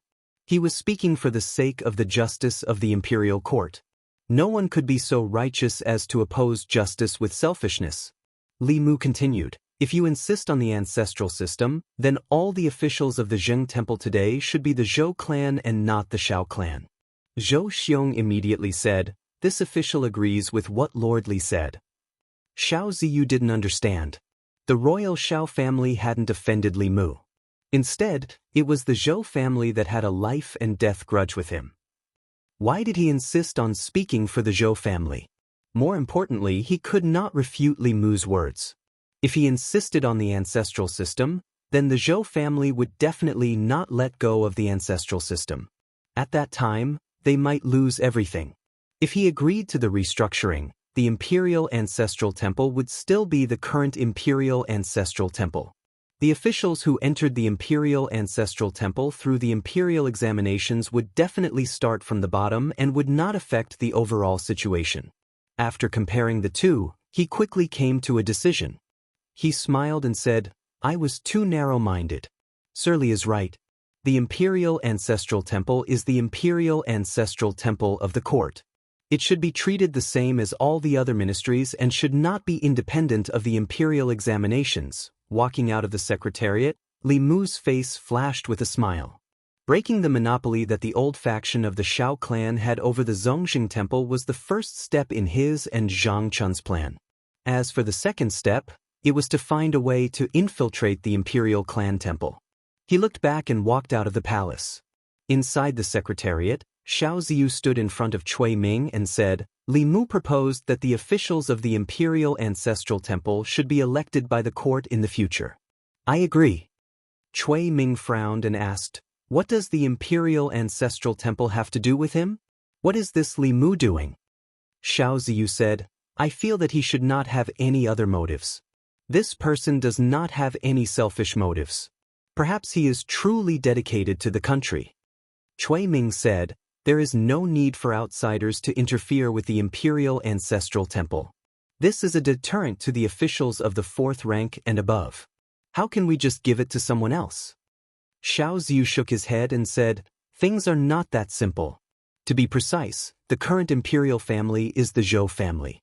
According to the rules, all the officials of the Imperial Ancestral Temple should be held by the Zhou family. I agree with Li Mu that the Imperial Ancestral Temple should temporarily belong to the Xiao clan. If I disagree, the Zhou family can immediately replace it. Cui Ming thought for a moment and realized that the old party did not have a choice. In other words, they could only choose to be swallowed up in a short period of time or slowly nibbled away. Let's do as he said. No matter what, we can't let the Zhou family interfere with the imperial ancestral temple. Cui Ming thought for a moment and said, keep an eye on Li Mu. If he does anything else, inform me. Back in the divine capital, Zhang Chun walked out of the yamen and asked, how is it? Li Mu nodded and said, everything is going according to plan. Zhang Chun sighed and said, I didn't expect His Majesty to let you participate in this level of national affairs. The decision-making officials of the Secretariat, the assistant ministers, and the officials of the Secretariat, which one of them does not have a deep background, Li Mu said, this is only the first step. Next, we need to infiltrate the Imperial Ancestral Temple. This person, Zhang Chun said, let me do it. Li Mu was greatly surprised. Could a middle-aged man's jealousy really change a person's personality? Zhang Chun was always timid. When he encountered trouble, he would run away if he could and hide if he could. This time, he actually took the initiative to step forward, which really surprised Li Mu. Zhang Chun said, I still have no idea how to enter the Imperial Ancestral Temple. Li Mu said, let me think of a way. As long as the Imperial Ancestral Temple was no longer monopolized by the Xiao family, it would not be difficult to arrange for him to enter the Imperial Ancestral Temple through various methods. However, Zhang Chun's changed personality made it difficult for him to adapt. Could it be that he also felt that he had offended too many people in the divine capital and decided to give up? Or had he found a new backer? Zhang Chun walked straight back to the yamen and poured 2 cups of wine. He said, to celebrate the smooth progress of the plan, let's have a drink. He picked up the wine cup and drank it in one gulp. Li Mu also picked up the wine cup. After taking a sip, he felt that the taste was a little strange and asked, what wine is this? Medicinal wine. Zhang Chun smacked his lips and said, this is my collection. This wine is brewed with deer antler more than 300 years old, ginseng, and other medicinal herbs. There's also a tiger penis that transformed into a tiger demon. If you like it, I can give it to you. Li Mu suddenly spat out the mouthful of wine that had just taken a sip. Zhang Chun said with heartache, don't waste it. Not only can this wine strengthen the body, it's also good for passing down the ancestral line and having children. Li Mu returned home and cursed Zhang Chun in his heart. This medicinal wine had a strong medicinal effect. It did not affect the mind but the body directly. After drinking it, the body would react within 15 minutes. Reciting the Clear Heart Sutra would be useless. Zhang Chun had a wife and a family. He could make up for it however he wanted. He only had a fox at home that he could see but could not touch. How was he going to pass the long night? Besides, he was a theurgy cultivator. He had already refined the 7 spirits and could control the sparrow shade freely. He did not need such a thing. As for having children, that was even more nonsense. Lu Hanyan was not around. How was he going to have a child with a ghost? Li Mu cursed Zhang Chun's lame joke in his heart. When he walked to the door, Xiaobai was already there to welcome him.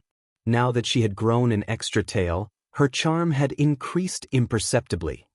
Her figure and face had matured a lot compared to when she was 3 tails. Li Mu could not help but gulp. He felt that this action was a little strange and said awkwardly, what did you cook today? It smells so good. Xiaobai was stunned. Benefactor, you came back early today. I haven't started cooking yet. Li Mu strode into the yard and said, then I'll go cook. You go to the room to cultivate. I'll call you when it's done. Xiaobai trotted over and said, then I'll help you, benefactor. As Xiaobai's cultivation improved, Li Mu realized that his control over her was starting to be insufficient, especially when she climbed into Li Mu's bed at night. That night, Li Mu fell into a dream again. He woke up early in the morning and went to the divine capital government. Stepping into the courtyard of the divine capital government, Li Mu was surprised to see a figure he had not seen for a long time. He strode to Li Si and asked in surprise, why are you here? Chapter 268. Li Si smiled and said, Miao Miao is focused on cultivating on Mount Baiyun. My father-in-law asked me to come to the divine capital to see the world and participate in the imperial examination in 3 months. I don't have many friends in the divine capital, so I came to find you and Lord Zhang. The Empress had already informed all the counties to select some talents to participate in the first imperial examination in the divine capital. The people who participated in the imperial examination would be selected by the local government for the first time. When the imperial examination system was perfected, even the local talents would have to go through a fair selection. With Li Si's background, it was not difficult for him to get a spot in the North County. It seemed that County Governor Chen's expectations for Li Si was not just a constable. Li Mu's cultivation had reached the 4th realm. It was easy to see that in just 2 months, Li Si had stepped into the spirit realm. In the past 2 months, County Governor Chen must have spent a lot of resources on him. Zhang Chun looked at the 2 of his former subordinates and felt emotional. A year ago, the 2 of them were constables in Xianxia County and had not stepped into cultivation. A year later, Li Si was already in the spirit realm, and Li Mu had stepped into the middle realm. One of them was with the county governor of the North County, and the other was favored by the Empress. He could not help but sigh. It was good to be young. 3 months later, the imperial examination would begin. Li Si temporarily stayed in the inn. After leaving the court at noon, Li Mu and Zhang Chun welcomed him at the inn. When the 3 of them walked out of the divine capital and walked to the Fragrance Inn, the streets were noisy again. The prince's son-in-law is still so handsome. There's no other man in the divine capital who has his temperament.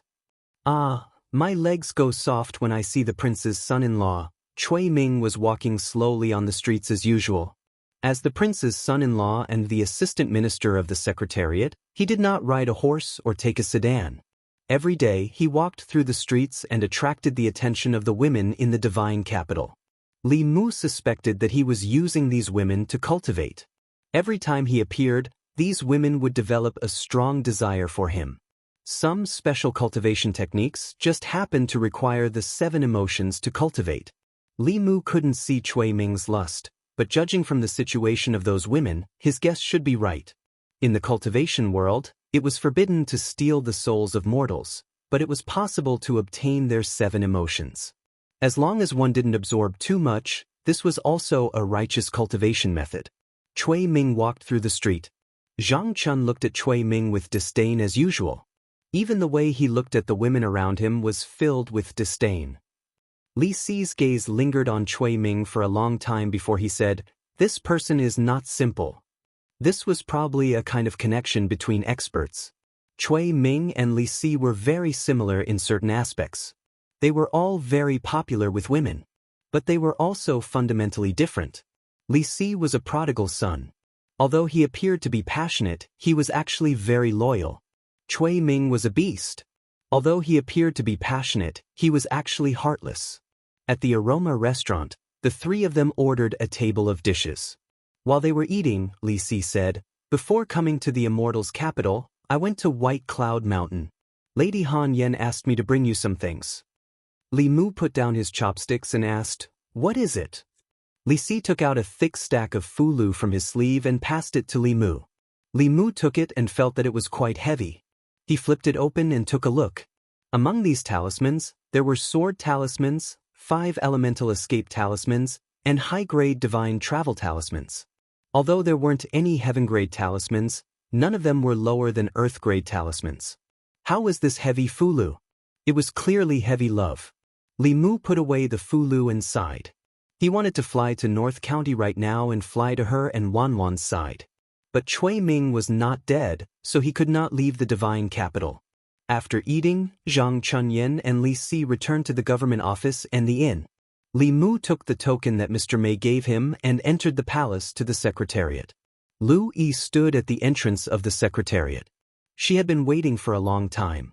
When she saw Li Mu, she finally let out a sigh of relief and said, "If Lord Li did not come, I would have gone out to invite you." There were only 3 months left until the imperial examination. But until now, the secretariat had not even discussed a perfect imperial examination system. After the system was perfected, it would be submitted to the secretariat for review and then to the secretariat for implementation. This would delay a lot of time. If it delayed any longer, the imperial examination would be delayed. In the end, they would be the ones to take the blame. Over the past 2 days, after endless discussion, Li Mu had gone from being an advisor to being the leader. Every idea he put forward regarding the imperial examinations was reasonable and flawless. It could be said that whether or not the Hall of Governmental Affairs could complete the task the emperor had given them depended entirely on Li Mu. Li Mu smiled and said, "I met a friend I had not seen for a long time this morning. We had a good chat and came a little late. Please forgive me, Lord Lu." Lu Yi waved her hand and said, "It's okay. Let's go in quickly. The lords have been waiting for a long time."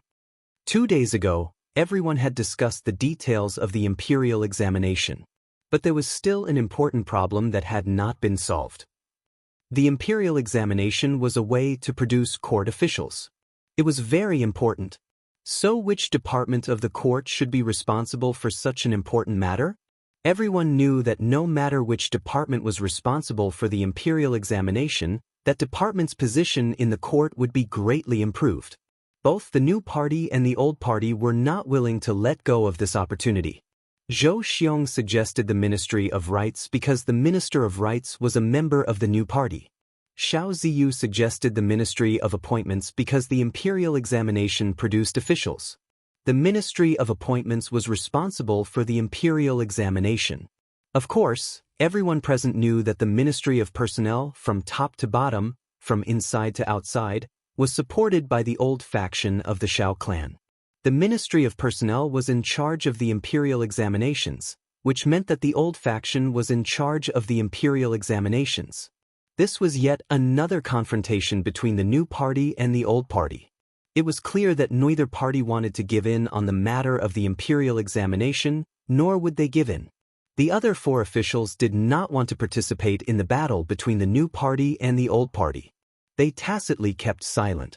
At this time, Li Mu cleared his throat and said, "Since the 2 of you have different opinions, then let me say something fair." Everyone looked at Li Mu. Li Mu looked at them and said slowly, "The imperial examination is a very important matter. It concerns the future of the court. If any department is responsible for it alone, it could lead to arbitrary monopolization. It is not good for the stability of the court. Since one of you suggested the Ministry of Rights and the other suggested the Ministry of Appointments, why don't we let the Ministry of Appointments and the Ministry of Rights handle it together? The 2 departments will supervise each other and maintain the fairness of the imperial examination. What do you think?" Let Zhou Xiong and Xiao Ziyu continue to be in a deadlock, and the discussion would never be able to progress. Li Mu's suggestion was a good solution. Lu Yi thought for a while and said, "Lord Li is very thoughtful." Wang Shi nodded and said, "I agree with Lord Li. Let's let the Ministry of Rights and the Ministry of Appointments handle it together." Zhang Huili and Song Liangyu also agreed. Out of the 6 officials, 4 expressed their opinions. Zhou Xiong and Xiao Ziyu looked at each other and did not argue. It was a tacit agreement. If they continued arguing like this, there would never be a result. As long as the authority of the imperial examination was not monopolized by the other party, they would have achieved their goal. At this moment, Li Mu spoke again. He looked around at everyone and said, "Although the imperial examination is jointly managed by the Ministry of Rights and the Ministry of Appointments, there is no guarantee that the officials of the 2 departments will not collude with each other and shake the foundation of the Great Zhou's selection of officials. Why don't we let the Imperial Clan Temple supervise and completely prevent the officials of the 2 departments from colluding with each other? What do you all think?" They thought for a while and felt that Li Mu's words made sense.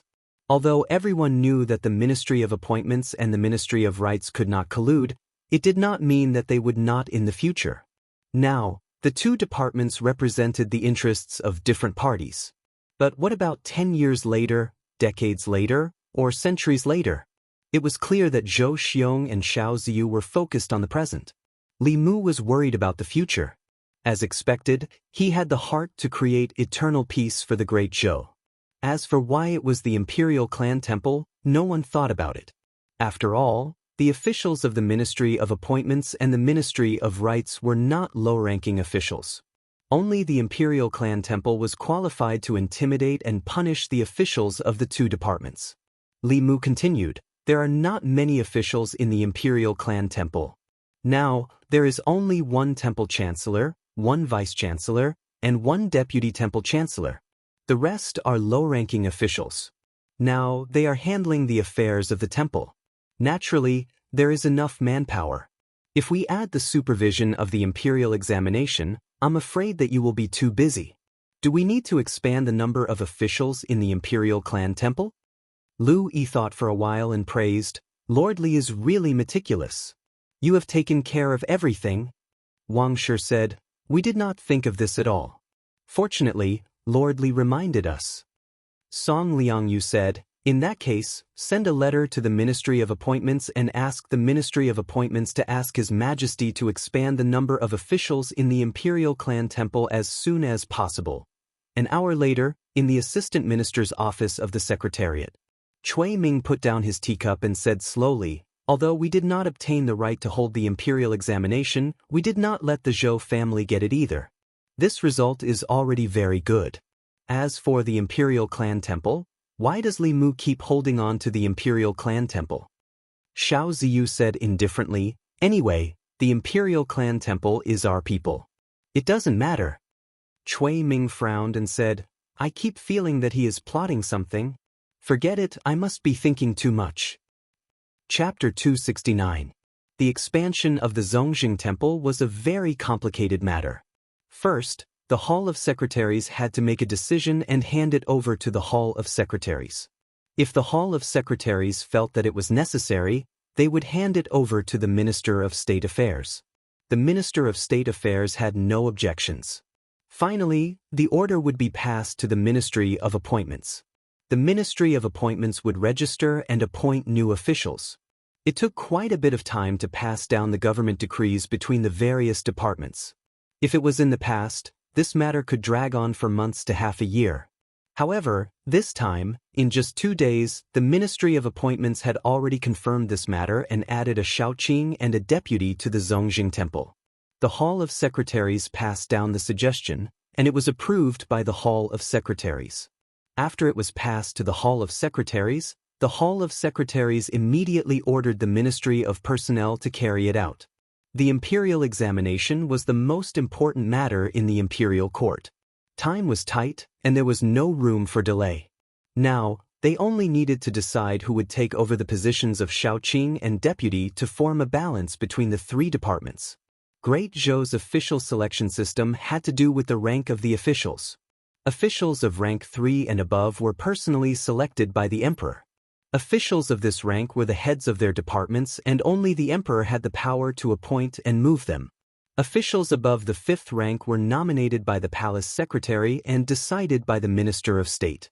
Finally, they were submitted to the emperor for approval, and the Ministry of Appointments would listen to the rules and confer officials. Officials below the 5th rank were conferred by the Ministry of Appointments after reporting to the Minister of State for approval based on the officials' assessment results. Shaoqing was a secondary rank 4 official, while the Zongjing deputy was a primary rank 5 official. They needed to be nominated by the Hall of Secretaries and then passed to the Minister of State Affairs for final decision. Regarding the choice of Shaoqing, Zhou Xiong and Xiao Ziyu, who represented the new and old parties, started arguing again. Xiao Ziyu chose an official from the old party, but Zhou Xiong naturally did not agree. The Zongjing Temple was originally in the hands of the old party. If it was still someone from the old party after the expansion, then wouldn't all his previous efforts be wasted? Seeing that the two were in a stalemate, Lu Yi finally could not help but say, since the two of you cannot agree, I will choose another person. Lu Biao, the imperial censor, is impartial and has the trust of the people. He can take the position of Shaoqing. Everyone looked at Lu. Lu Yi was obviously taking the opportunity to promote the Lu family's descendants. The officials of the imperial censorate were responsible for impeaching the officials and did not have much real power. However, it was different after entering the imperial censorate. Especially now that the imperial censorate had the responsibility of supervising the imperial examinations, the position of vice minister was one of the hottest positions in the imperial court. The few of them also wanted to compete, but none of them had the qualifications to take up the position of clan head, so they could only give up. The reason why Xiao Ziyu proposed the old party members was to prevent Zhou Xiong from arranging the new party members into the Zongjing Temple. Although Lady Lu was not part of the new party, she had always been neutral. Letting Lu Biao be the Zongjing Shaoqing was better than having someone else.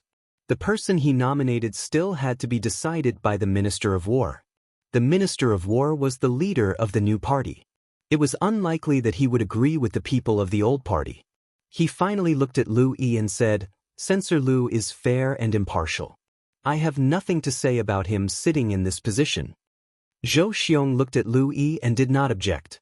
Although he wanted to arrange his own people to enter the Zongjing Temple, Xiao Ziyu would not agree. If he insisted, he would offend Lu Yi. He could only say, "I also agree." He and Xiao Ziyu looked at each other and saw some information from each other's eyes. The dispute between them could not continue in this way. Otherwise, if the two of them were in a deadlock every time, the one who would benefit in the end would be the outsiders. Xiao Ziyu's lips moved slightly and said a few words to Zhou Xiong. Zhou Xiong looked at him and also moved his lips. The two of them looked at each other and seemed to have reached some kind of agreement. There was only one imperial censorate position left. Xiao Ziyu nominated another person from the old party. It was rare that Zhou Xiong did not object. Anyway, the people in the Zongjing Temple were all from the old party.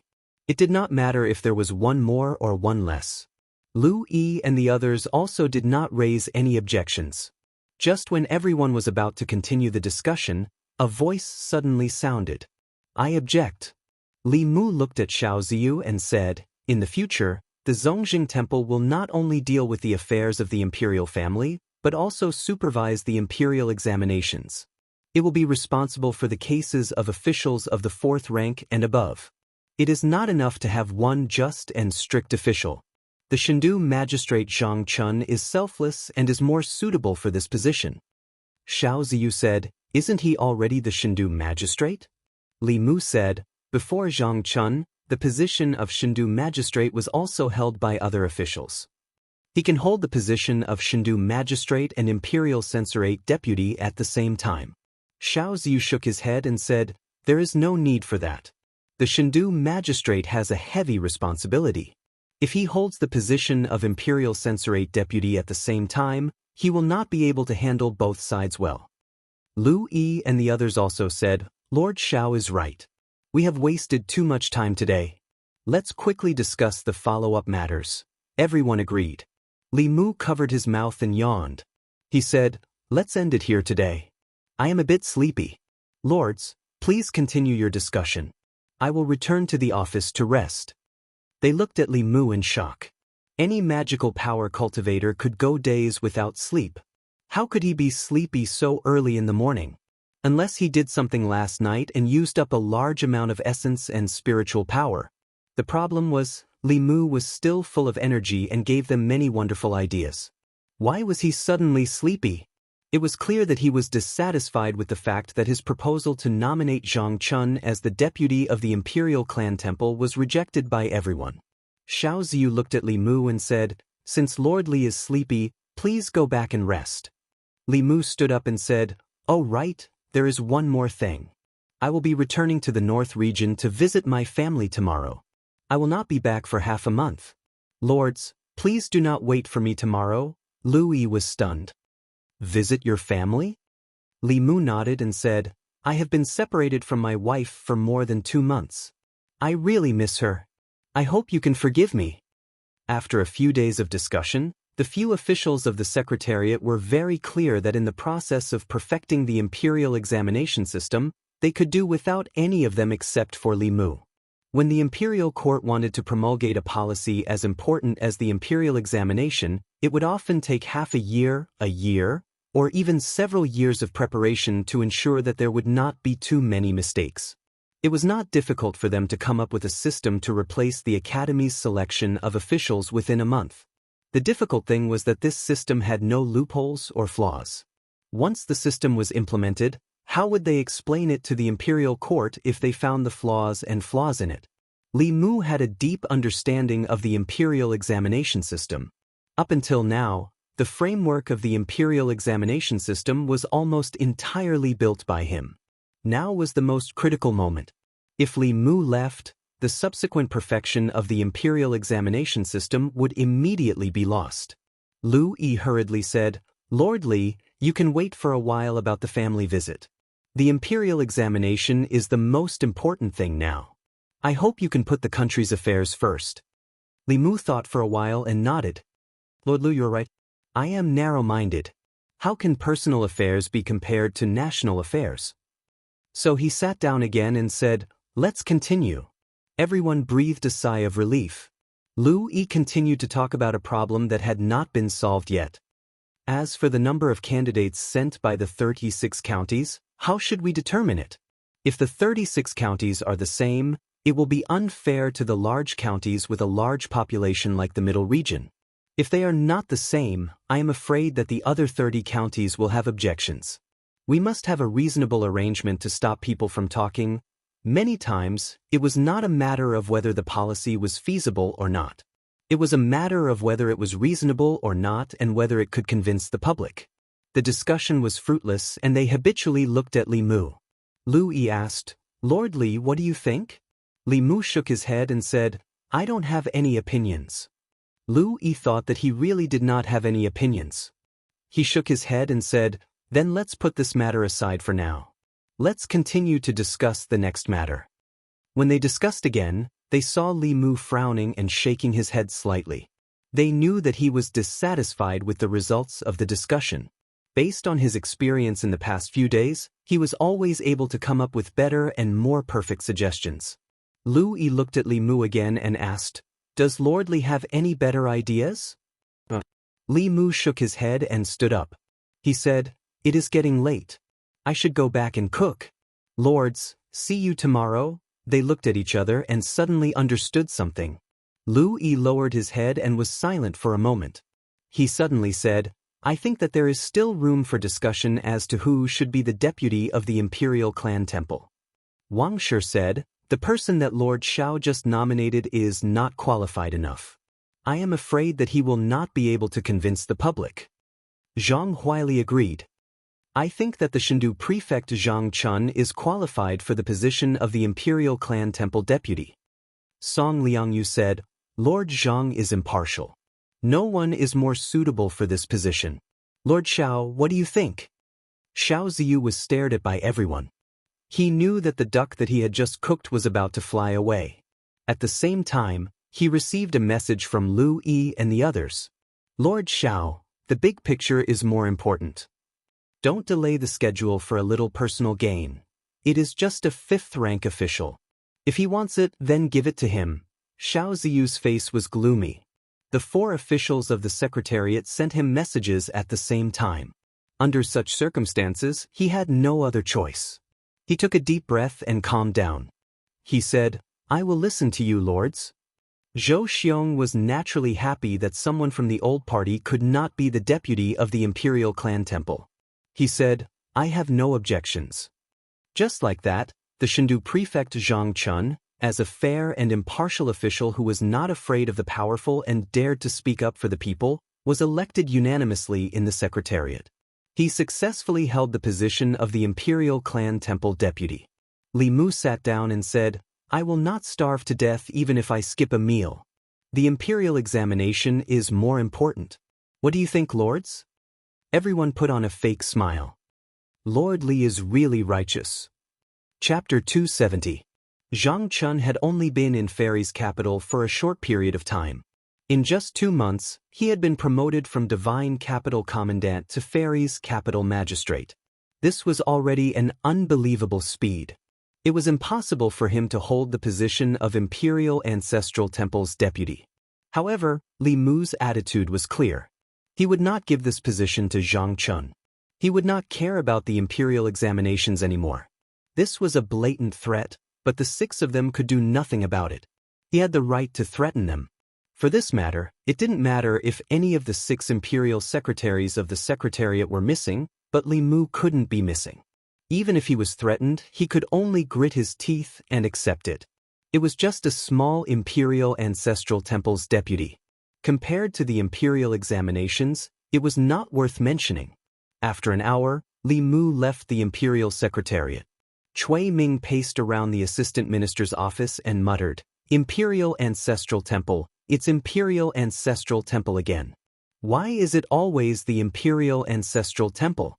What is this person trying to do?" After leaving the Imperial Secretariat, Li Mu did not return to the office or go home. Instead, he went to the great music bar. "Brother-in-law, you haven't been here in a long time. I just learned a new song. I'll play it for you later. Where's your little follower? Why isn't she here today?" In the backyard of the great music bar, Chimey, Little 76, and the other girls surrounded Li Mu and chattered. Li Mu said, "I've been busy with work recently. I'll visit you guys when I have time." He called Chimey to the side and asked, "Do you have a theater in Fairy's capital?" Chimey was puzzled.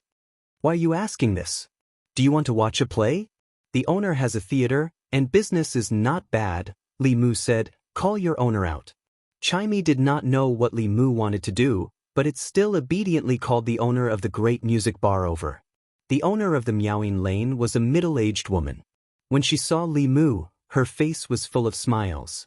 She jogged over and said, "Oh Lord Li, what wind blew today that brought you here?"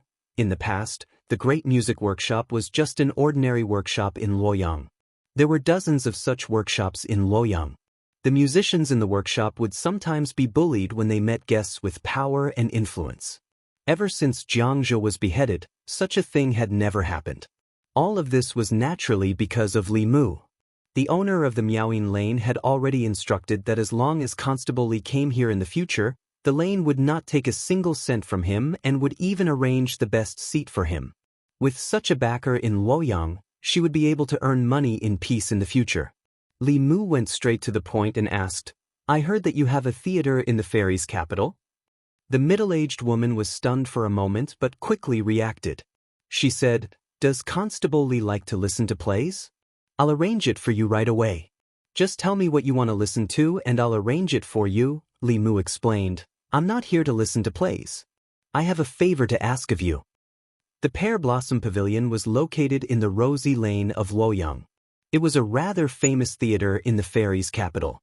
The cultured people of Luoyang liked to hang out in theaters and music halls. Although actors and actresses were of low status and were often looked down upon by others, theater was an elegant art in the eyes of the influential people in Luoyang. Many influential people had musicians and actresses in their homes so that they could listen to them sing and dance at any time, especially the women. Some of the noble ladies in Luoyang were good at this. It was said that in the Western Palace, one of the concubines of the late emperor was a famous actress in Luoyang. Later, the late emperor took a fancy to her and she became a phoenix. When the late emperor was still alive, he liked theater very much. He would often gather his officials to watch the performances in the palace together. The theater culture in Luoyang rose at that time and had not declined to this day. He abandoned his wife and child and even wanted to kill his wife and child. Such a beast is not worthy of being a human. There are such stories in theater. How can there be such a heartless person in reality? Reality is often scarier than theater. However, the scene of the heartless person being struck by lightning at the end was too satisfying. A few guests walked out of the Pear Blossom Pavilion and were still discussing a new play that had just been released a few days ago. The play was called Xianxia. It was about a heartless man who abandoned his wife and child in order to get close to a princess and enjoy the glory and wealth. He even killed people to keep them quiet. In the end, he was judged by an upright official and was struck to death by the heavens. The plot of the play was complicated and bizarre. The story was interconnected and had many twists and turns. The ending was satisfying. Once it was released, it quickly spread in Luoyang. Many theaters had already smelled the business opportunity and bought the script from the Pear Blossom Pavilion at a high price, preparing to imitate it. The storytellers in the tea houses and brothels were one step ahead of them. They turned the play into a story and acted it out vividly to attract customers. On the streets of Luoyang, there were also passers-by who hummed the lines from Xianxia as they walked. It had been a long time since such a good play had appeared in Luoyang. Once it was released, it had a very high popularity among the common people. Imperial Secretariat. A manager sat in the yamen. As he organized the plan for the imperial examination, he hummed, "Sue the current emperor's son-in-law. Deceiving the emperor, disrespecting the emperor, killing his wife and child, losing his conscience." This was the new play that he had heard with his wife in a theater in Luoyang yesterday during his break. The lines in the play were very classic. He remembered it after listening to it once. As he hummed, he suddenly felt a chill down his spine. He could not help but shiver. He turned his head and saw Left Assistant Minister Cui Ming standing behind him. His face was as dark as water. The manager was shocked.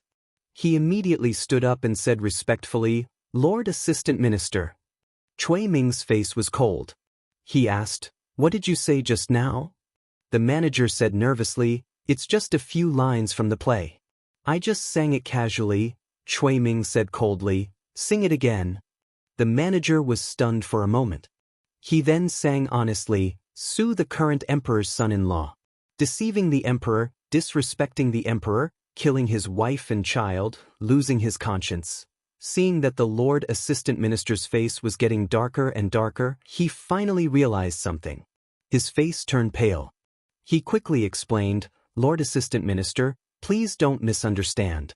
The emperor's son-in-law who killed his wife and child was the emperor's son-in-law in the play. It's definitely not referring to you." Cui Ming's face turned even uglier. He asked, "Which theater in Luoyang is this play from?" The manager said, "It's called Xianxia. Almost all the theaters are singing it. It's said that it even spread to the palace yesterday. A few concubines in the Western Palace specially called a troupe to perform in the palace." As soon as he finished speaking, a palace maid knocked on the door and walked in. She said, "Emperor's son-in-law, the concubines have called a troupe to watch a play in the Western Palace. Her Highness the Princess has also entered the palace. She asked me to invite you." Cui Ming asked, "What play?" The palace maid said, "It's called Xianxia. It's been sung outside the palace." Cui Ming's face darkened. He said, "Go back and tell the princess that I have something important to do here. I can't leave. I won't be going. You killed your wife and child, losing your conscience. You forced Han Qi to her death in the temple. You put the indictment in my hall. You're so determined. Which one are you?" Li Mu hummed the opera and came to the Luoyang Yamen. He asked the owner of Miaoying Lane to help promote Xianxia. Classic was a classic. Once it was released, it became popular in Luoyang. He had to thank the late emperor. If he didn't like opera and supported the arts industry in Luoyang, there wouldn't be such a popular culture today. The case of the chopping of beauties was just a prelude to what he was about to do. The real highlight was yet to come. The Ministry of Personnel didn't act quickly. It took Zhang Chun half a month to receive the appointment from the Ministry of Personnel. From today onwards, besides being the Luoyang magistrate, he had another identity. He was the deputy of the Imperial Clan Temple. In the Luoyang Yamen, Li Mu looked at Zhang Chun and asked seriously, "Old Zhang, are you sure? This time, you'll offend Princess Yun Yang, the royal family, the old party, and many, many people." Zhang Chun's eyes were firm. He said, "Say no more. Cui Ming and I are absolutely irreconcilable." Li Mu nodded and said, "Then let's go." Zhang Chun said, "I have another question." Li Mu asked, "What is it?" Zhang Chun looked at him and asked, "Why haven't I heard of Her Majesty summoning you recently?" Speaking of this, Li Mu was a little embarrassed.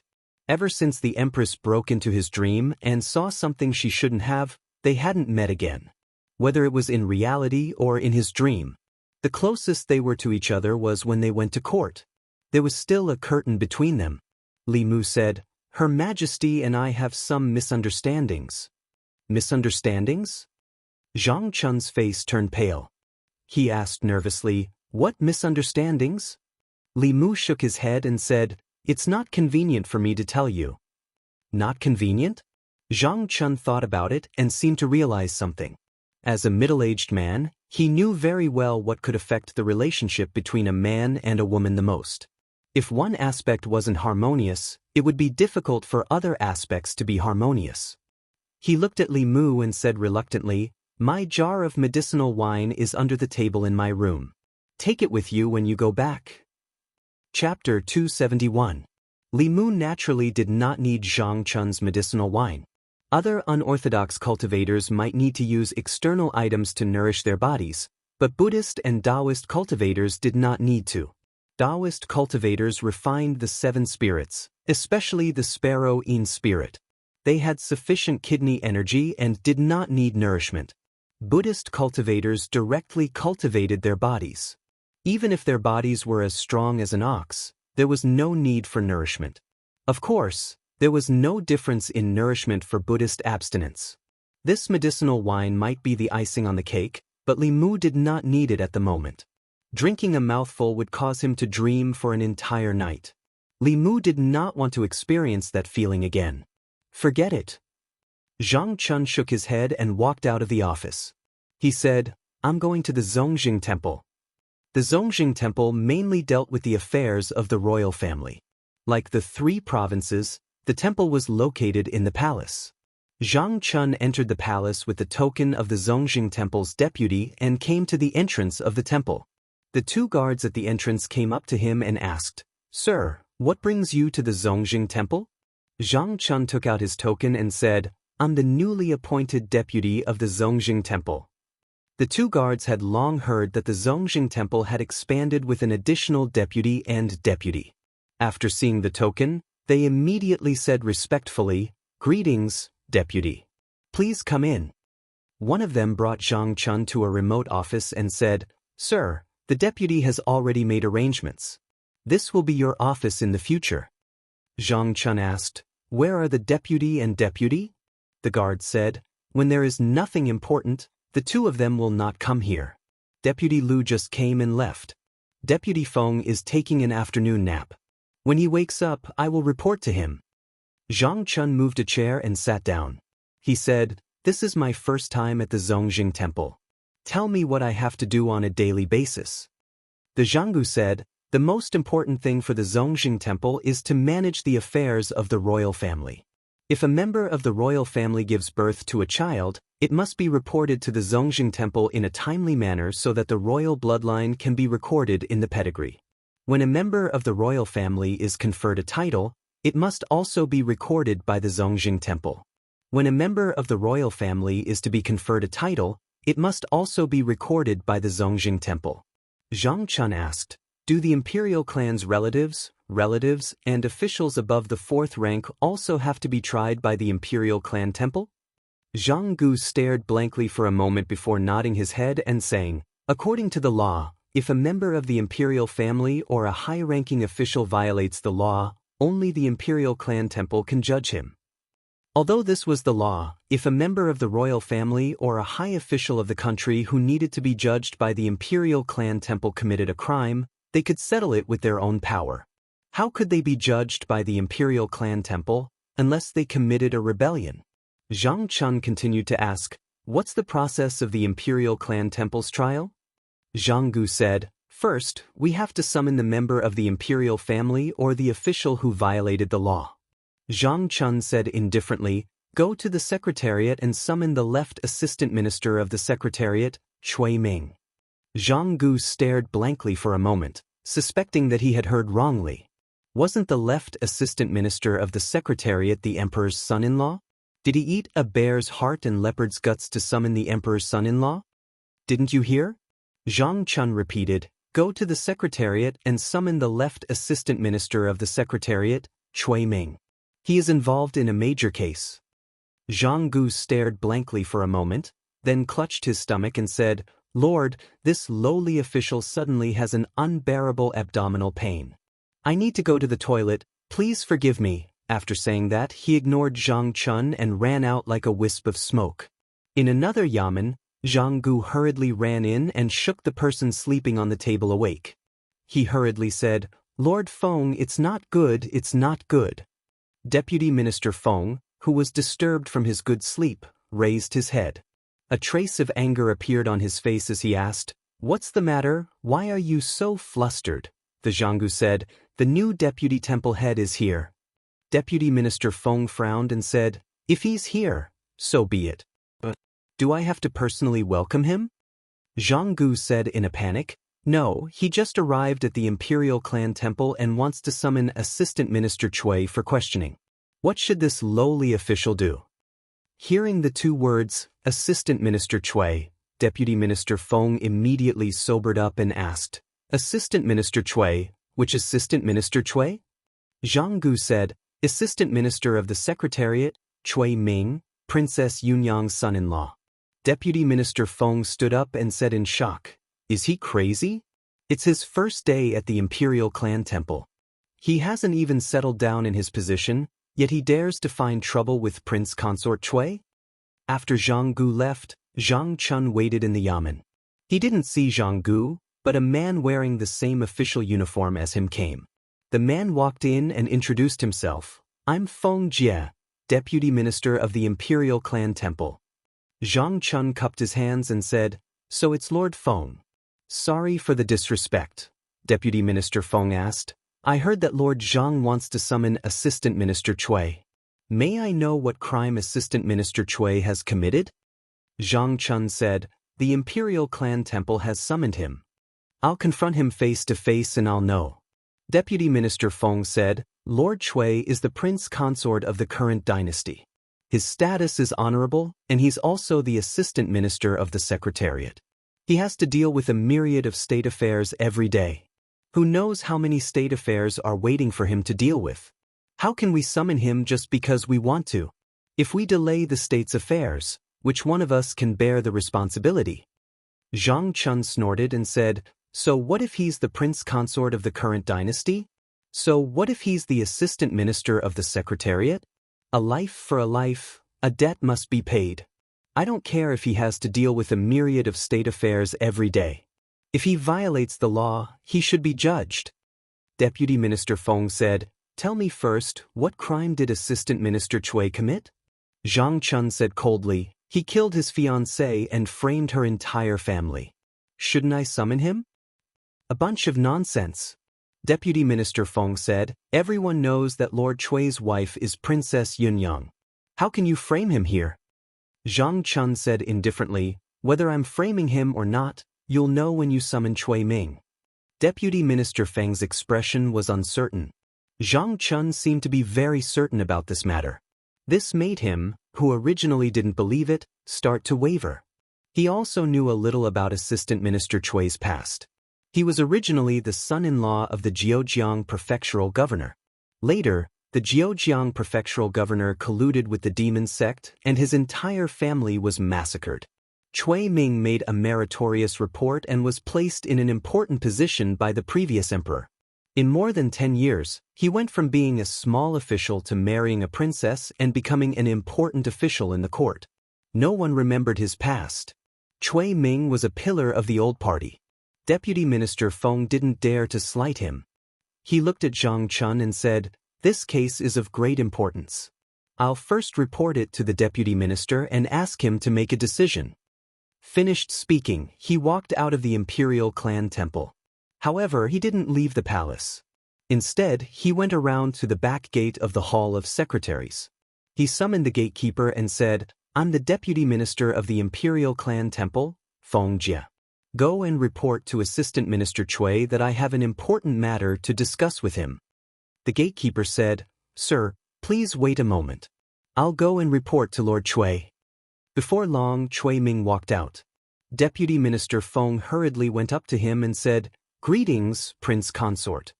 Cui Ming glanced at him indifferently and asked, What business do you have with me? Deputy Minister Feng asked, Does Prince Consort know that a new deputy minister has come to the Imperial Clan Temple? Cui Ming glanced at him and asked, Is this related to the important matter you're looking for me for? It's related, it's greatly related. Deputy Minister Feng said, On the first day he came to the Imperial Clan Temple, he wanted to summon Prince Consort.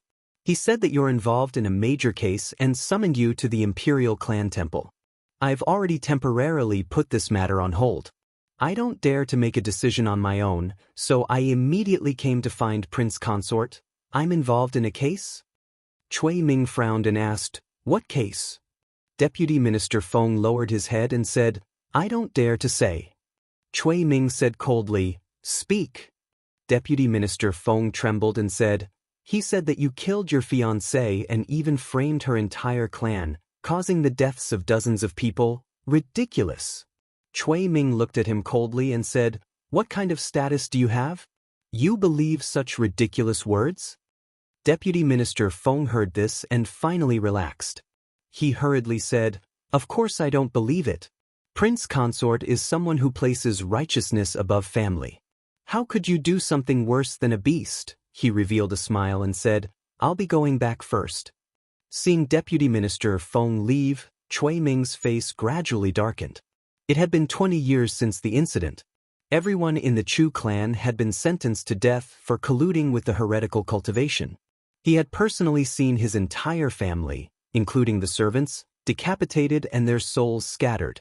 Other than him, no one else knew about this matter. How did the new Imperial Clan Temple minister find out? Moreover, the words Imperial Clan Temple sounded familiar to him. The more he thought about it, the more familiar it seemed. However, he had never been to the Imperial Clan Temple and had never had any interactions with the officials of the Imperial Clan Temple. He returned to the Secretariat with deep thoughts. Coincidentally, a few people walked out of a yamen. "Take care, Lord Li. Lord Li, you've worked hard. It's finally over." These days, it's all thanks to Lord Li. Several officials from the Secretariat escorted Li Mu out. With Li Mu's help, after half a month of discussion, the complete Imperial examination system was finally settled. When Li Mu walked out of the Secretariat, he turned his head and looked at Cui Ming standing in the courtyard. He smiled faintly. This smile seemed to strike Cui Ming's mind like a bolt of lightning. The Imperial Clan Temple. He finally remembered where his sense of familiarity with the Imperial Clan Temple came from. It came from Li Mu. In the past half a month, Li Mu had used the Imperial examination discussion to first break the situation where the old faction of the Shao clan completely controlled the Imperial Clan Temple. Then, he proposed that the Imperial Clan Temple supervise the Imperial examination and took the opportunity to expand the number of officials in the Imperial Clan Temple. Then he threatened the 6 officials from the Secretariat to give Zhang Chun the position of Deputy Minister of the Imperial Clan Temple. This series of abnormal and strange actions had once puzzled Cui Ming for a long time. Li Mu shouldn't have gone through so much trouble, and it wasn't very likely that it was just to send his subordinate to the Imperial Clan Temple. On the first day that Zhang Chun came to the Imperial Clan Temple, he summoned him. The reason for the summons was about the old matter from 20 years ago. This wasn't a coincidence. Before this, everything that Li Mu did was to pave the way for today's matter. He was Li Mu's ultimate goal. All of this was linked, layer by layer. In the past half a month, Li Mu had approached his goal step by step. Cui Ming even suspected that Li Mu didn't hesitate to become enemies with the 4 great academies, reform the Great Zhou's official selection system, and propose the Imperial examination.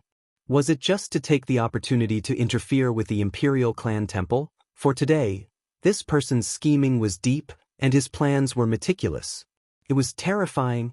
Thinking back to Li Mu's meaningful smile just now, Cui Ming only felt his entire body turn cold. A chill rushed from his tailbone to the top of his head. Li Mu, what a deep scheme. Chapter 272. Cui Ming hurried out of the Secretariat. He walked straight out of the palace and headed to the South Court. The South Court and the North Court were located on both sides of the palace. The North Court was mostly occupied by officials, while the South Court was occupied by nobles.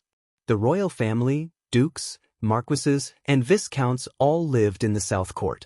The prince consort's residence and the princess residence were also in the South Court. Cui Ming did not go home, nor did he go to the princess residence. Instead, he went to another high gate. This was an extremely luxurious residence. 2 stone lions were lying in front of the gate. They were huge and lifelike. When Cui Ming approached, the 2 stone lions turned their heads at the same time. Their eyes shone brightly. Cui Ming snorted. The 2 stone lions trembled and turned their heads away, not daring to meet his gaze. At this moment, the gate of the residence opened. A man who looked like a servant walked out. Before he arrived, his voice was heard. "Who dares to be so presumptuous in front of Prince Shou's residence?" Cui Ming looked at him coldly.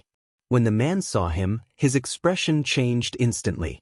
"Prince Consort, is there anything I can help you with?" Not many people in Fairy's capital did not know the Prince Consort of Princess Yunyang.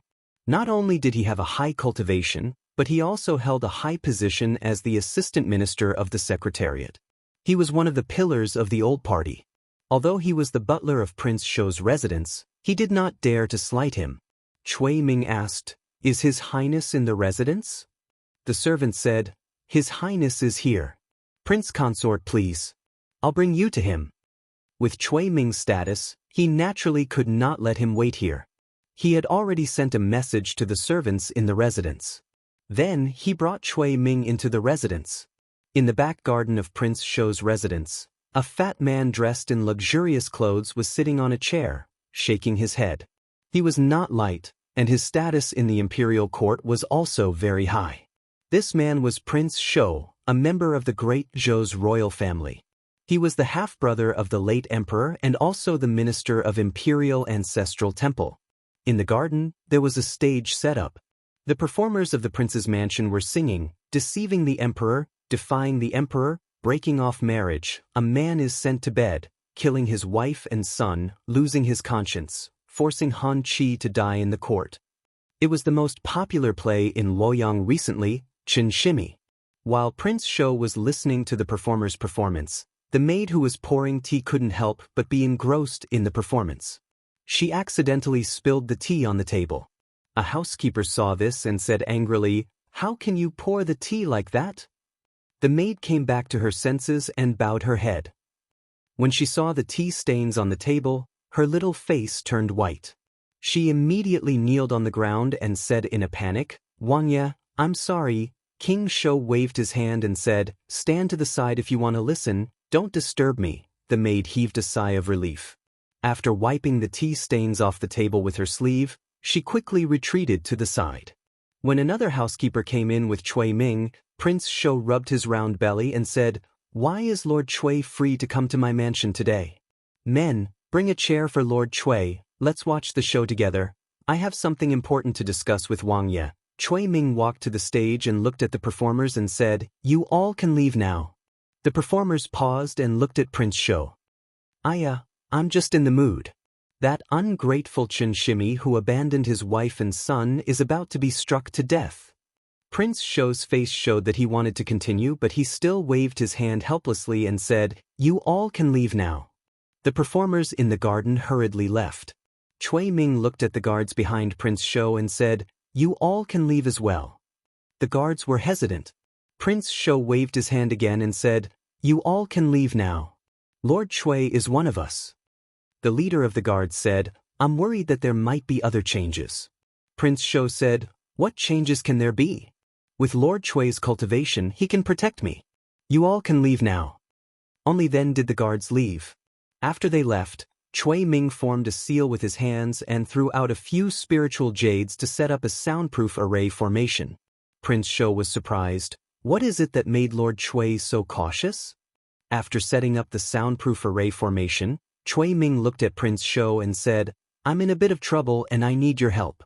Prince Shou looked around and said, "Since Lord Cui is so cautious, I'm afraid the trouble you're in isn't small, right?" Cui Ming said, "Whether the trouble is big or small, it depends on the attitude of the Imperial Clan Temple. Do you know that there's a new deputy in the Imperial Clan Temple?" Prince Shou was surprised. There's such a thing? Cui Ming knew that with Prince Shou's status, it was impossible for him to go to the Imperial Clan Temple often. He explained, "The Imperial Court has restructured the Imperial Clan Temple. Since then, there are 2 vice ministers and 2 deputy ministers in the Imperial Clan Temple. The new deputy minister has brought me some trouble." Prince Shou asked, "What trouble can a mere deputy minister bring to Lord Cui?" Cui Ming said, 20 years ago, when I was the county magistrate of Xianxia County, I once punished a family that colluded with the heretical cultivation. In the end, the deputy minister of the Imperial Clan Temple came back and accused me of killing my wife and exterminating the family." Wait. Prince Shou was puzzled. "You punished a family that colluded with the heretical cultivation? Why did you accuse them of killing their wife and exterminating the family?" Chui Ming's expression froze, then he said, "In that family, there was a woman who was once my fiancée. However, they colluded with the heretical cultivation, which was not allowed by the law of the country. Thus, I decided to kill them for the sake of justice. However, I didn't expect to be framed. Why does this story sound so familiar?" Prince Shou scratched his head as if he remembered something, then he said, "I remember now. When the Zhejiang prefectural governor colluded with the demon sect, it was also Lord Chui who decided to kill his wife for the sake of justice. That's strange. Why does Lord Chui's father-in-law's family always do such things? If I didn't know that Lord Chui is a just and impartial person who doesn't even show mercy to his wife, I would have thought that the story of Xianxia was based on you." Chui Ming's expression was unnatural. "How is that possible?" Prince Shou smiled. "I'm just saying. However, Xianxia's story is quite interesting. Lord Chui, you can watch it with me later." "There's no need for that. I still have matters to attend to in the yamen." Chui Ming looked at Prince Shou and said, "This matter is related to my reputation. I'll leave it to you, Your Highness." Prince Shou nodded and said, "It's my duty. Lord Chui is one of us. I can't let anything happen to you. I'll go to the ancestral temple now." Chui Ming cupped his hands and said, "Thank you, Your Highness."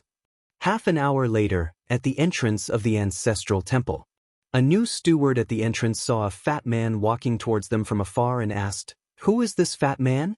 How dare he walk around the palace so casually? Are you blind? That's the head of the temple." Another steward kicked his butt and ran over.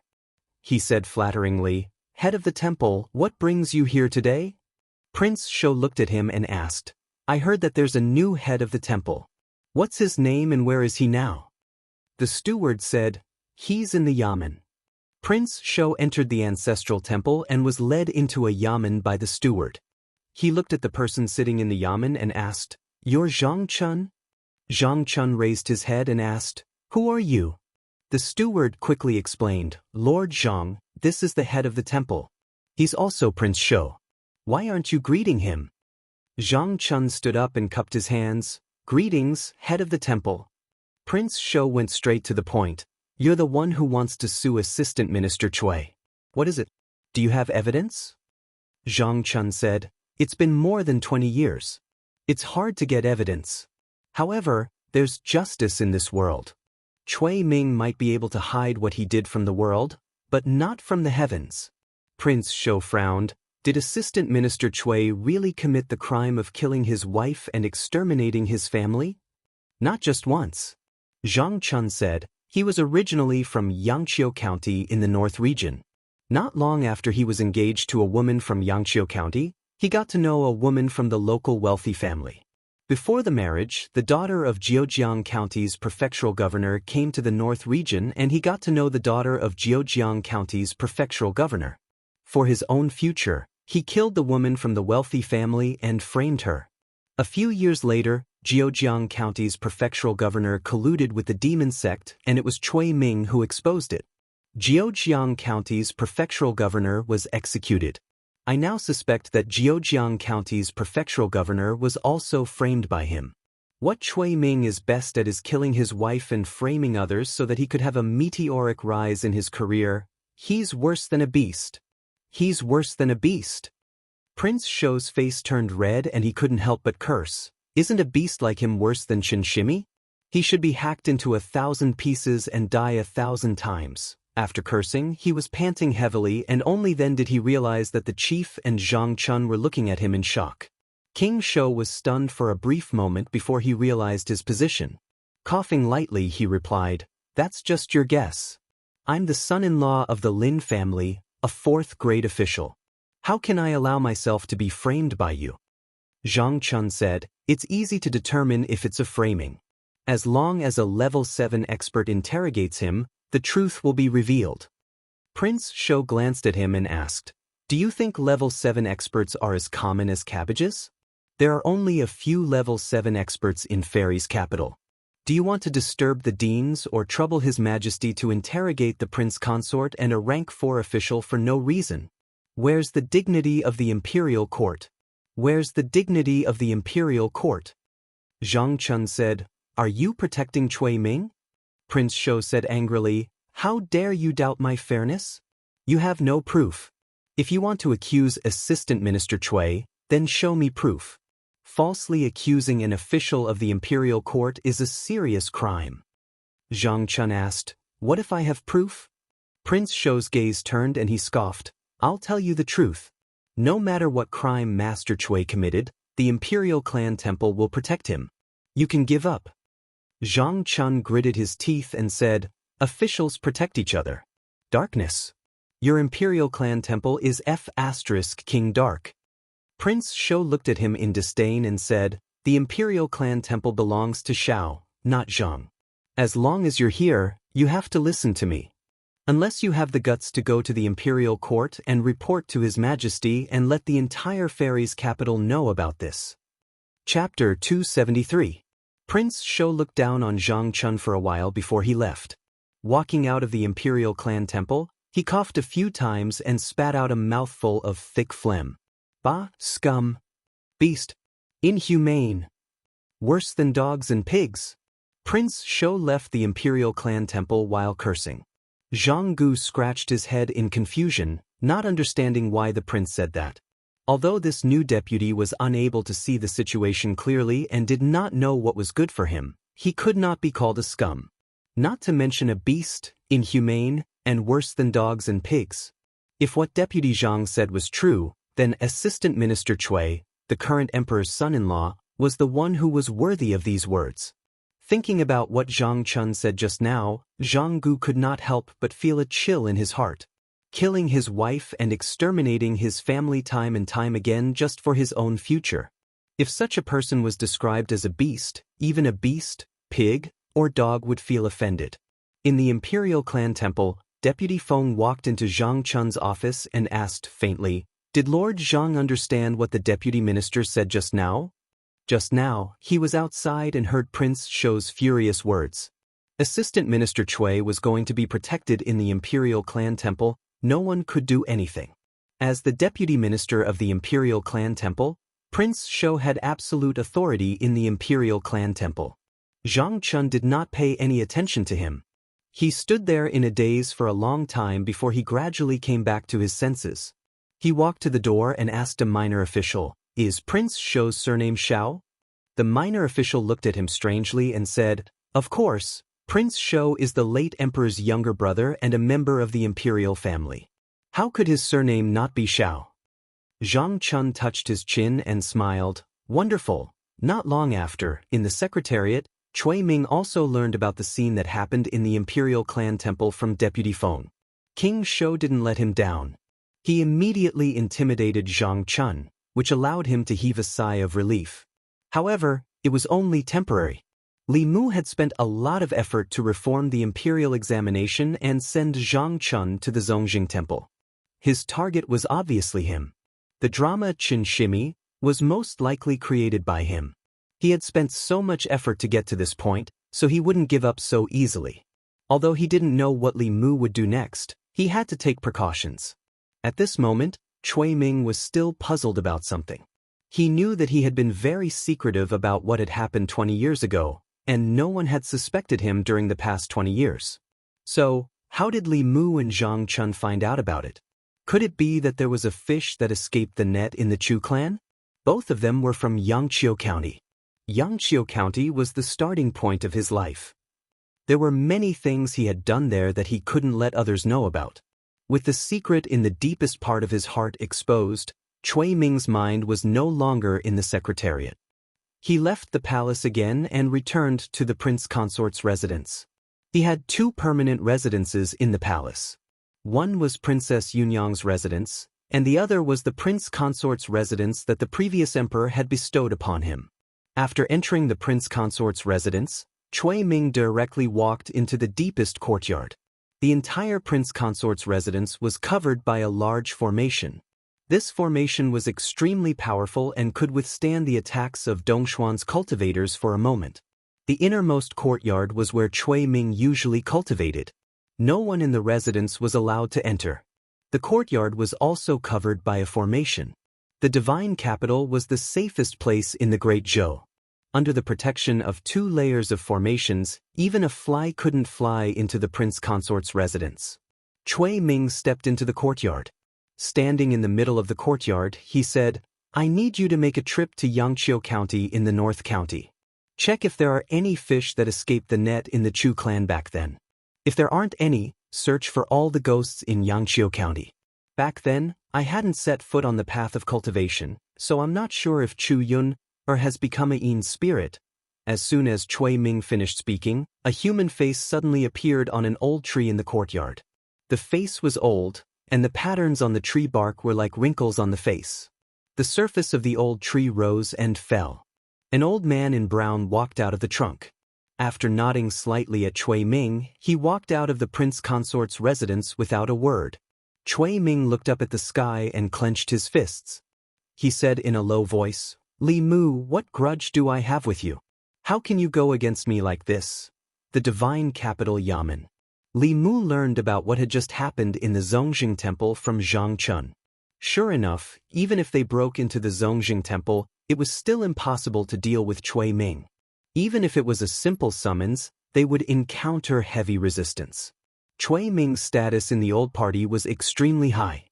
He was the prince consort and the assistant minister of the secretariat. He controlled the state's affairs. Other than Zhang Chun and the new vice minister Liu Biao, the rest of the people in the Zongjing Temple were from the old party. Especially the minister of the Zongjing Temple, who was the king of the Great Zhou. He had absolute control over the Zongjing Temple. At present, they still had to make a big deal out of this.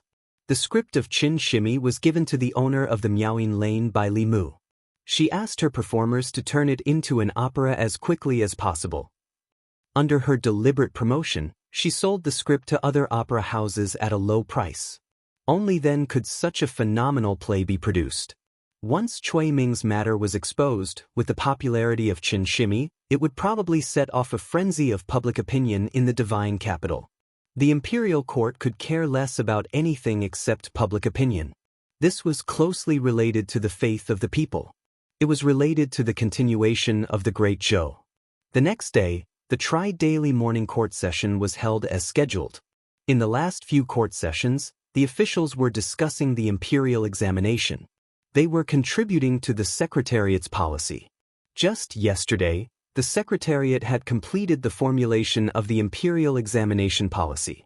The next thing to do was for the various departments to implement it as soon as possible. The talents recommended by the 36 prefectures had already left for the divine capital. They had to complete all matters related to the imperial examination within 2 months. The morning court session today ended after more than 4 hours of discussion. Just when everyone thought they could leave, a voice came from the back of the 100 officials. "Your Majesty, I have a memorial." Someone recognized that person. It was the commissioner of the divine capital, Zhang Chun. They didn't know who the previous commissioners of the divine capital were, but the current commissioner of the divine capital had caused a ruckus in the imperial court several times.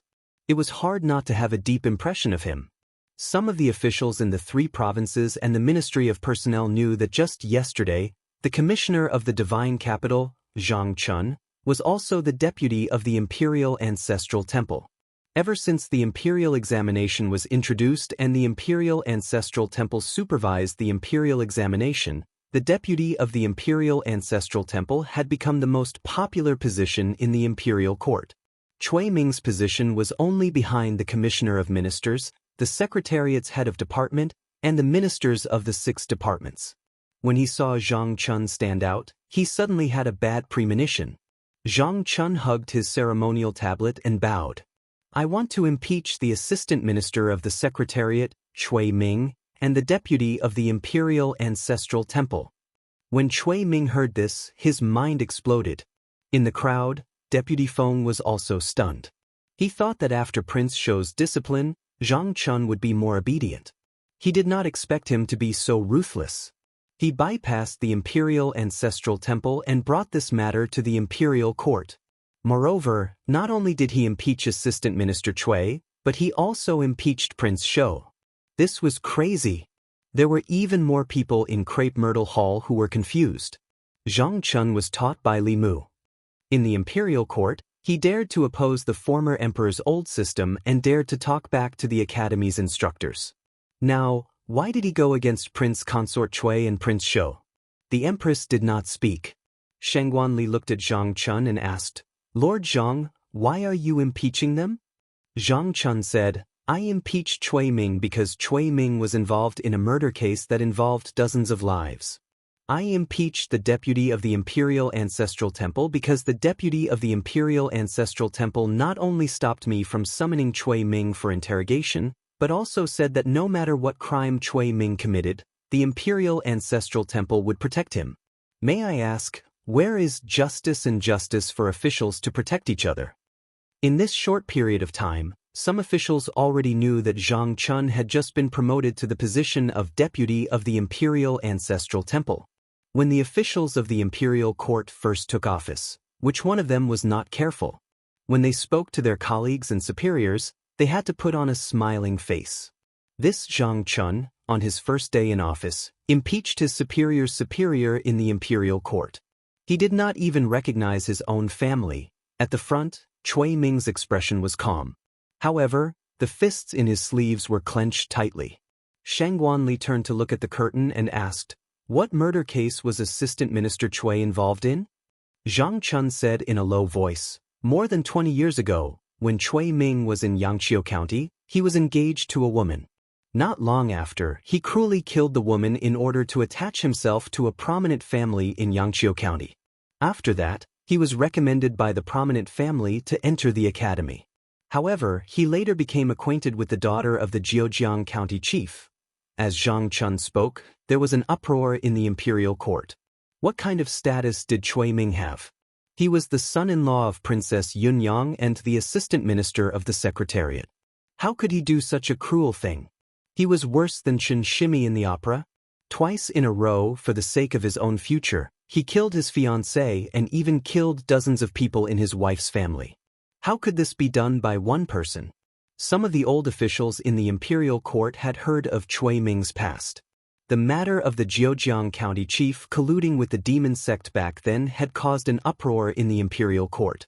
Even now, there were still people who remembered that Cui Ming had placed righteousness before family and was placed in an important position by the late emperor. Wait, this matter sounded a little familiar. Exposing his wife's family in exchange for his promotion. Wasn't this the same thing that Zhang Chun said happened to the prominent family in Xianxia County? One fiancé, one wife, two wives' families, hundreds of people, were all killed because they colluded with the heretical cultivation of the demon sect. Assistant Minister Cui could be said to have met the wrong person. However, he himself was not affected. Instead, his official position was getting higher and his status was getting more and more prominent. Now, he was the assistant minister of the secretariat and the son-in-law of a country. It was too much of a coincidence to say that this was a coincidence. The imperial court was in chaos. A breath swept across the imperial court through the curtain, and the imperial court instantly quieted down. Shang Guanli looked at Cui Ming and asked, Assistant Minister Cui, what do you have to say? Cui Ming raised his head and said righteously, The Chu family colluded with the heretical cultivation and deserves to die. Even if this official was given another chance, this official would still choose to get rid of the traitors for the country. Assistant Minister Zhang only heard a few words of slander from a despicable person and slandered this official in the imperial court. What are your intentions? Chapter 274. None of the officials in the court believed that Zhang Chun had any ulterior motives for impeaching Cui Ming. Although Zhang Chun and Li Mu both disowned each other and disliked each other, they had one thing in common, and that was that they had no selfish motives. The old party and the new party fought each other because the competition in the imperial court was related to their actual interests. No matter how fierce Li Mu and Zhang Chun were, there was no real benefit for them. He couldn't possibly frame Assistant Minister Cui just because he was jealous that he was more handsome than him. Zhang Chun snorted coldly, Whether I'm framing you or not, we'll know once we check Cui Ming's soul. At the front of the court, someone stepped forward and said coldly, Impudent! Lord Cui is the emperor's son-in-law, a fourth-rank official. How can he be humiliated just because of your one-sided words? The art of soul manipulation was a common method used by the government to investigate cases. For a suspect in a case, as long as they used the art of soul manipulation on him, they could easily break through his psychological defenses and make him spill all the secrets in his heart. Of course, the prerequisite was that the target was a mortal who had yet to condense his soul. After a cultivator condensed his soul force would be strong and it would be difficult to manipulate his soul. After 3 souls fused and condensed into a nascent spirit, it would be even more difficult to manipulate the soul. The person who manipulated the soul had to be several realms higher in cultivation than the person being manipulated.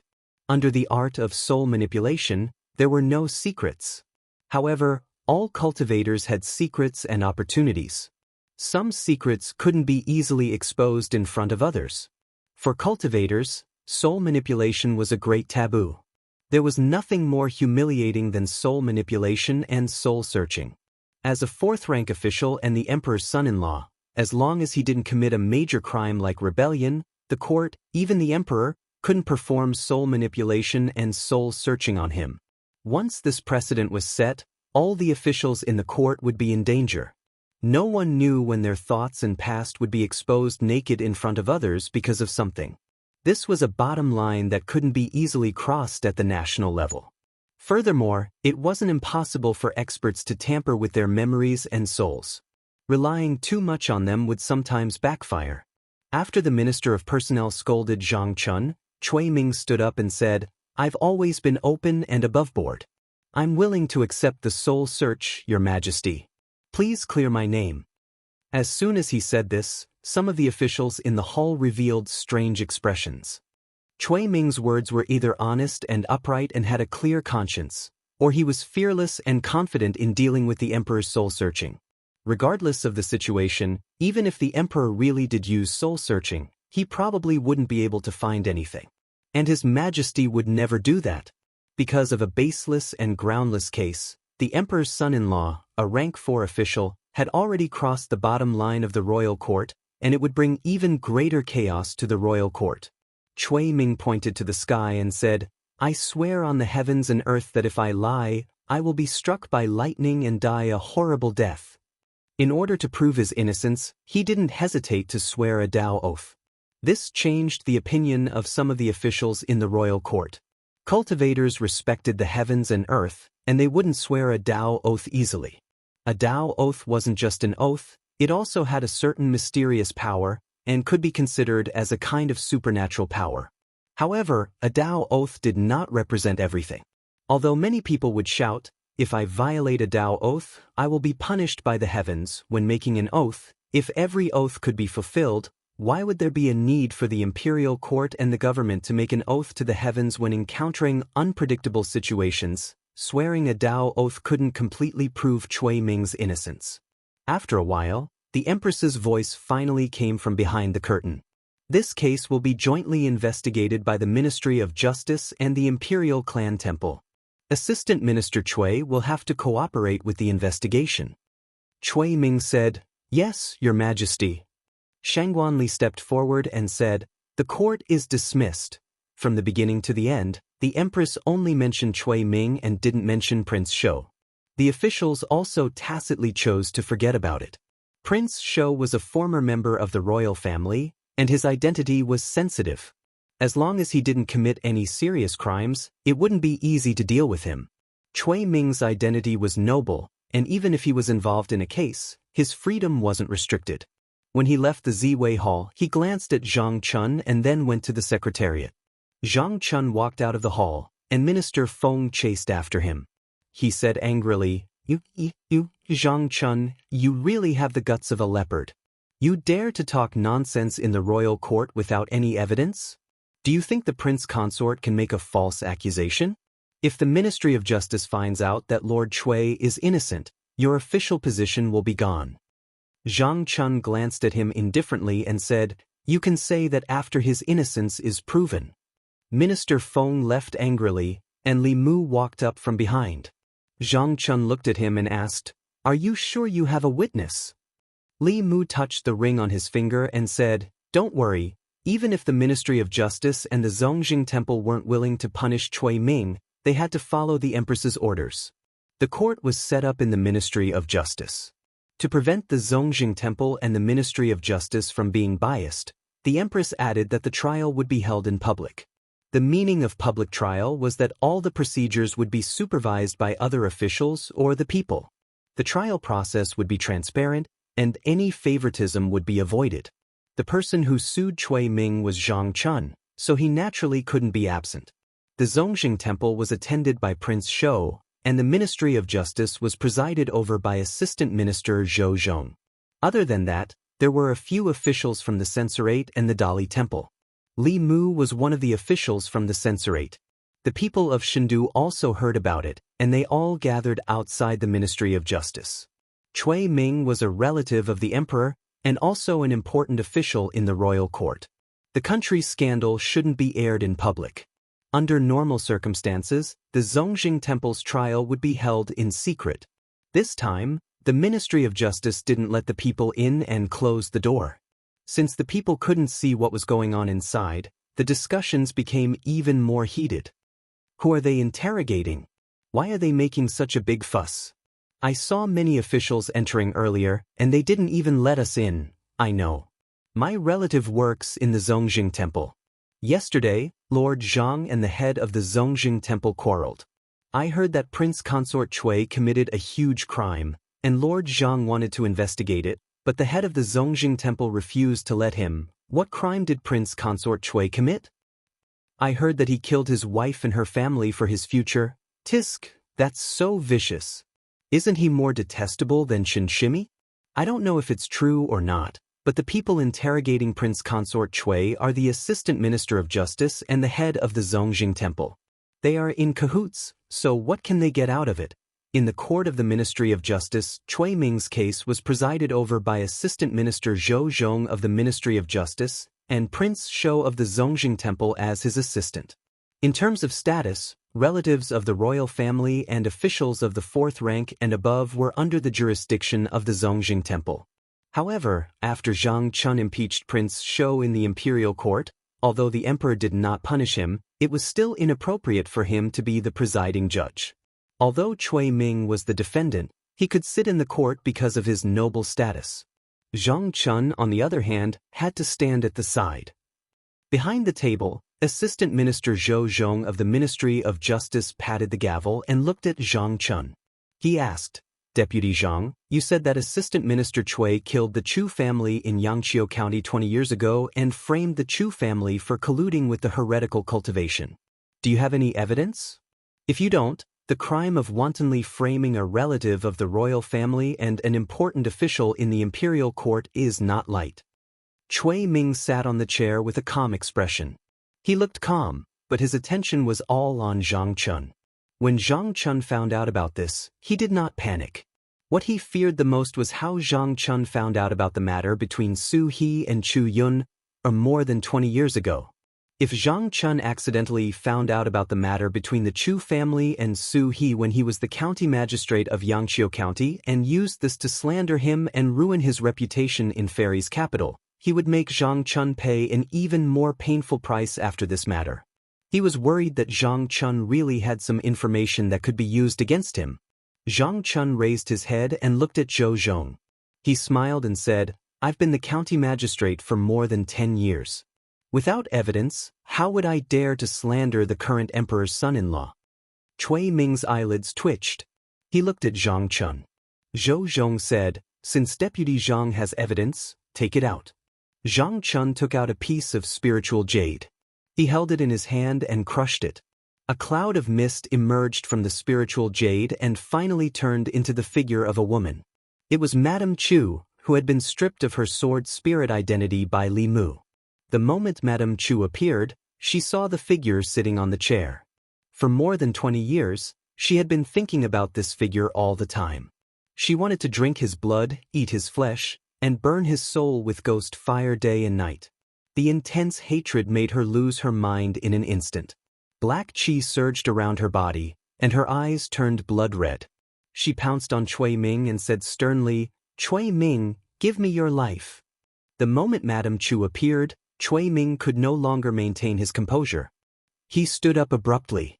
The next moment, Madame Chu's ghostly figure pounced on him. Cui Ming was not shocked.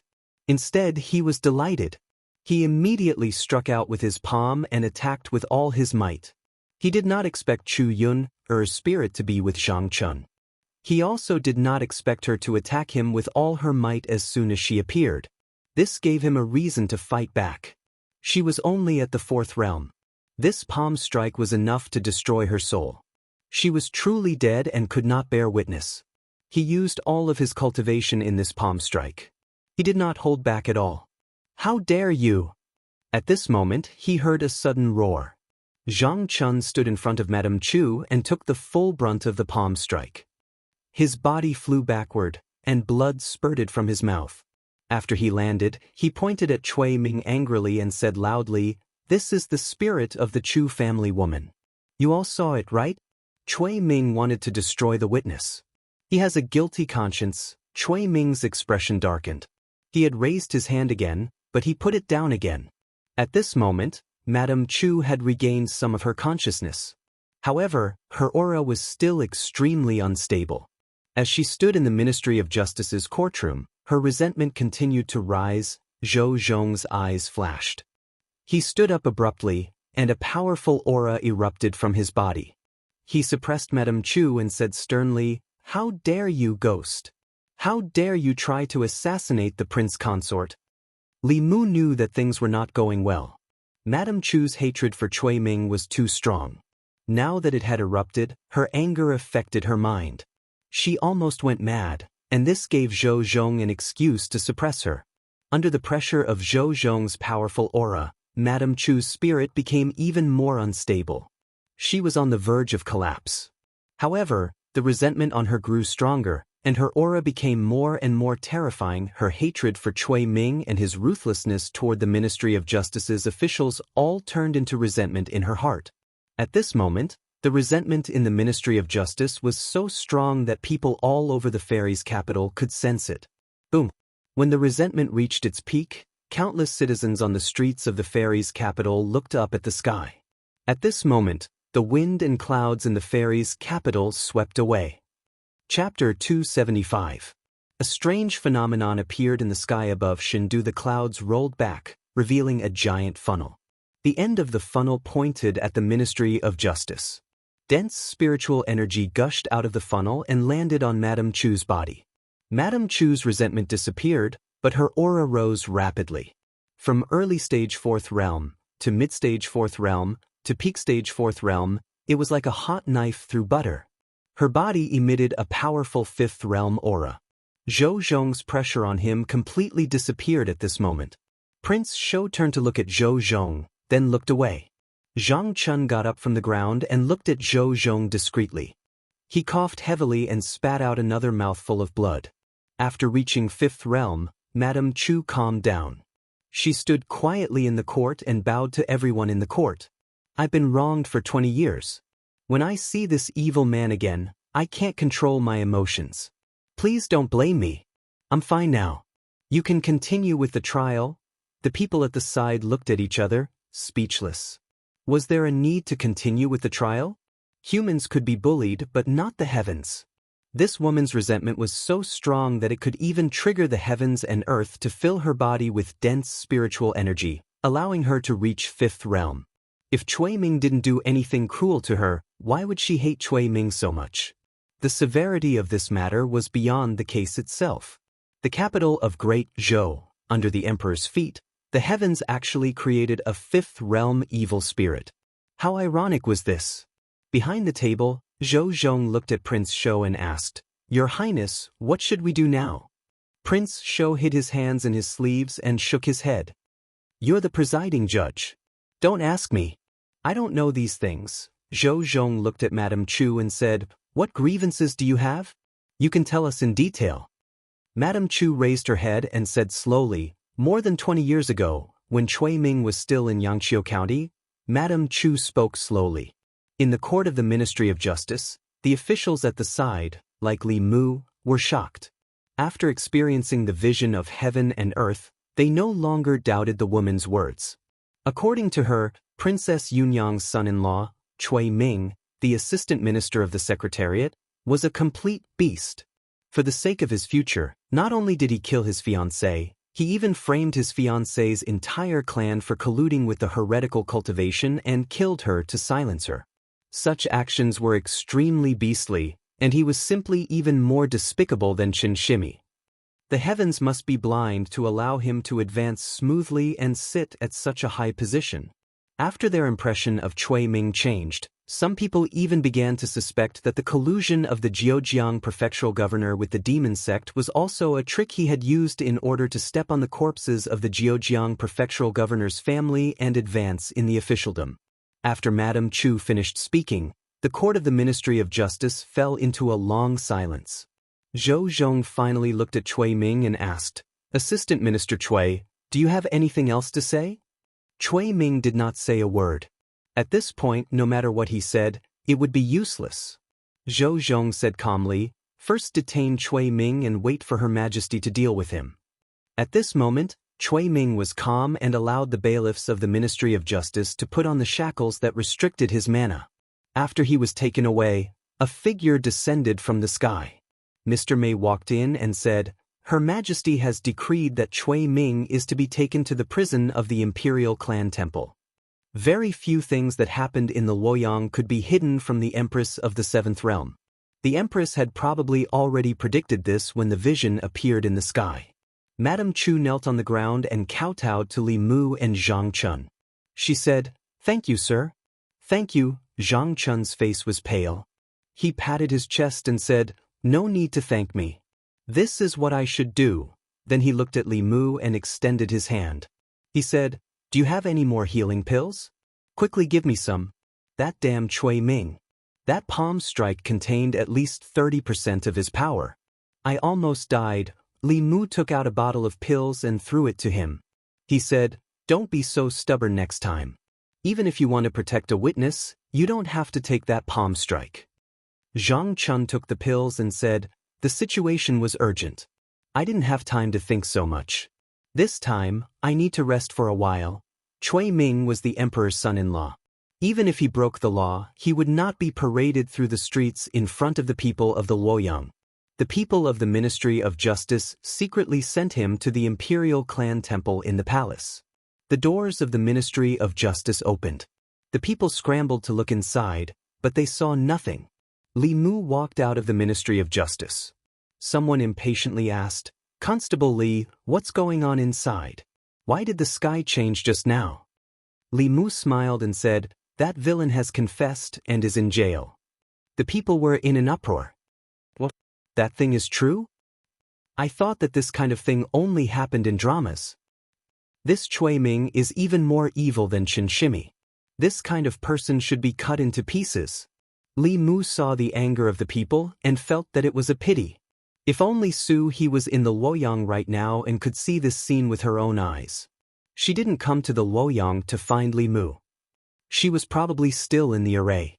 After this, he would immediately return to the northern region and tell her about Cui Ming's fate. Then, he would go to Baiyun Mountain to reunite with Lu Hanyan. "Constable Li, good job. Thanks to you, this villain can be punished. You really are the justice of the Luoyang. Please accept our respect." Sensing the strong psyche power from the people, Li Mu was stunned. Usually, he would redress the grievances for the people. Perhaps the people were used to it. However, he had been plotting behind the scenes this whole time. The person who contributed in front of the stage, spoke out in the Golden Palace, and was almost killed by Cui Ming in the court of the Ministry of Justice was someone else. Zhang Chun stood beside Li Mu.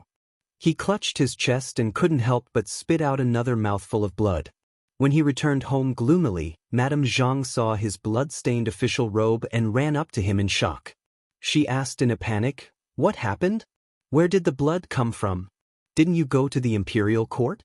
How did this happen? It's just a small injury. It's not a big deal."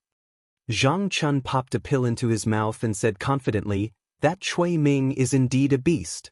Just now in the court of the Ministry of Justice, seeing that the matter was exposed, he actually wanted to destroy the witness. Fortunately, I stepped forward bravely and saved the witness.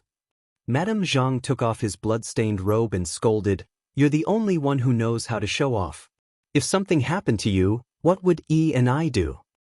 Zhang Chun snorted and said, I'm not showing off. This is what I should do as an official and a man. It's useless for a man to be handsome. He must be righteous. If Cui Ming wasn't handsome, he wouldn't have been able to deceive those women. Some women are just short-sighted. They only care about a man's appearance and don't understand the inner workings of a man. Madame Zhang's heart ached. Yes. You're right. Sit down first. Do you feel any discomfort? Or are you hurt? Does it hurt? Ministry of Justice. After Cui Ming was taken away, the Shao royal family and some officials from the old party came to inquire about the situation. The Minister of Personnel frowned and said, How did this happen? Zhou Zhong shook his head and said, I also didn't think that the woman's resentment would be so deep. I originally wanted to force her into becoming a demon and kill her while I was at it, but I didn't think that it would stimulate her resentment and allow her to reach the fifth realm. It's all my fault, the Minister of Personnel said. You can't blame Lord Zhou. No one expected this to happen. I didn't expect Assistant Minister Cui to have such a terrible past. He's in big trouble this time, Prince Shou said. Since he's in the Imperial Clan Temple, I'll think of a way to get him out. You can't. The Minister of Personnel said hurriedly, Heaven and earth have shown signs of abnormalities. Your Highness, you can't interfere in this matter. I think Princess Yunyang will think of a way. We can only watch. Prince Shou put his hands back into his sleeves and said, Then there's no other way. I've done everything I can. After leaving the Ministry of Justice, Li Mu did not go home, nor did he return to the divine capital Yamen. Instead, he brought Madame Chu and Mr. Mei to the palace. The situation in the court of the Ministry of Justice was very dangerous just now. Li Mu breathed a sigh of relief and said, It was too dangerous just now. If you were completely possessed in the court, the Assistant Minister of the Ministry of Justice could kill you directly. Madame Chu was silent for a moment before she said, Young Master told me that I must be rational in court. However, when Lord Zhang let me out, I suddenly lost control of my emotions. Now that I think about it, someone must have controlled me. Li Mu paused and asked, Who? Madame Chu thought for a moment and said, It was that Assistant Minister. Li Mu was shocked. The Assistant Minister of the Ministry of Justice, Zhou Zhong? Madame Chu nodded. Li Mu murmured, Why did he control you? Did he want you to lose your rationality and be killed by Cui Ming? Dead people tell no tales? Madame Chu shook her head and said, After that, he used his aura to suppress me. With his strength, he could have easily destroyed my soul, but he didn't do so. With Madame Chu's cultivation at the fourth realm, to destroy her soul with aura alone would require extremely strong strength. Li Mu was shocked. Zhou Zhong is that strong? Madame Chu said, I can feel that he's very strong, very strong.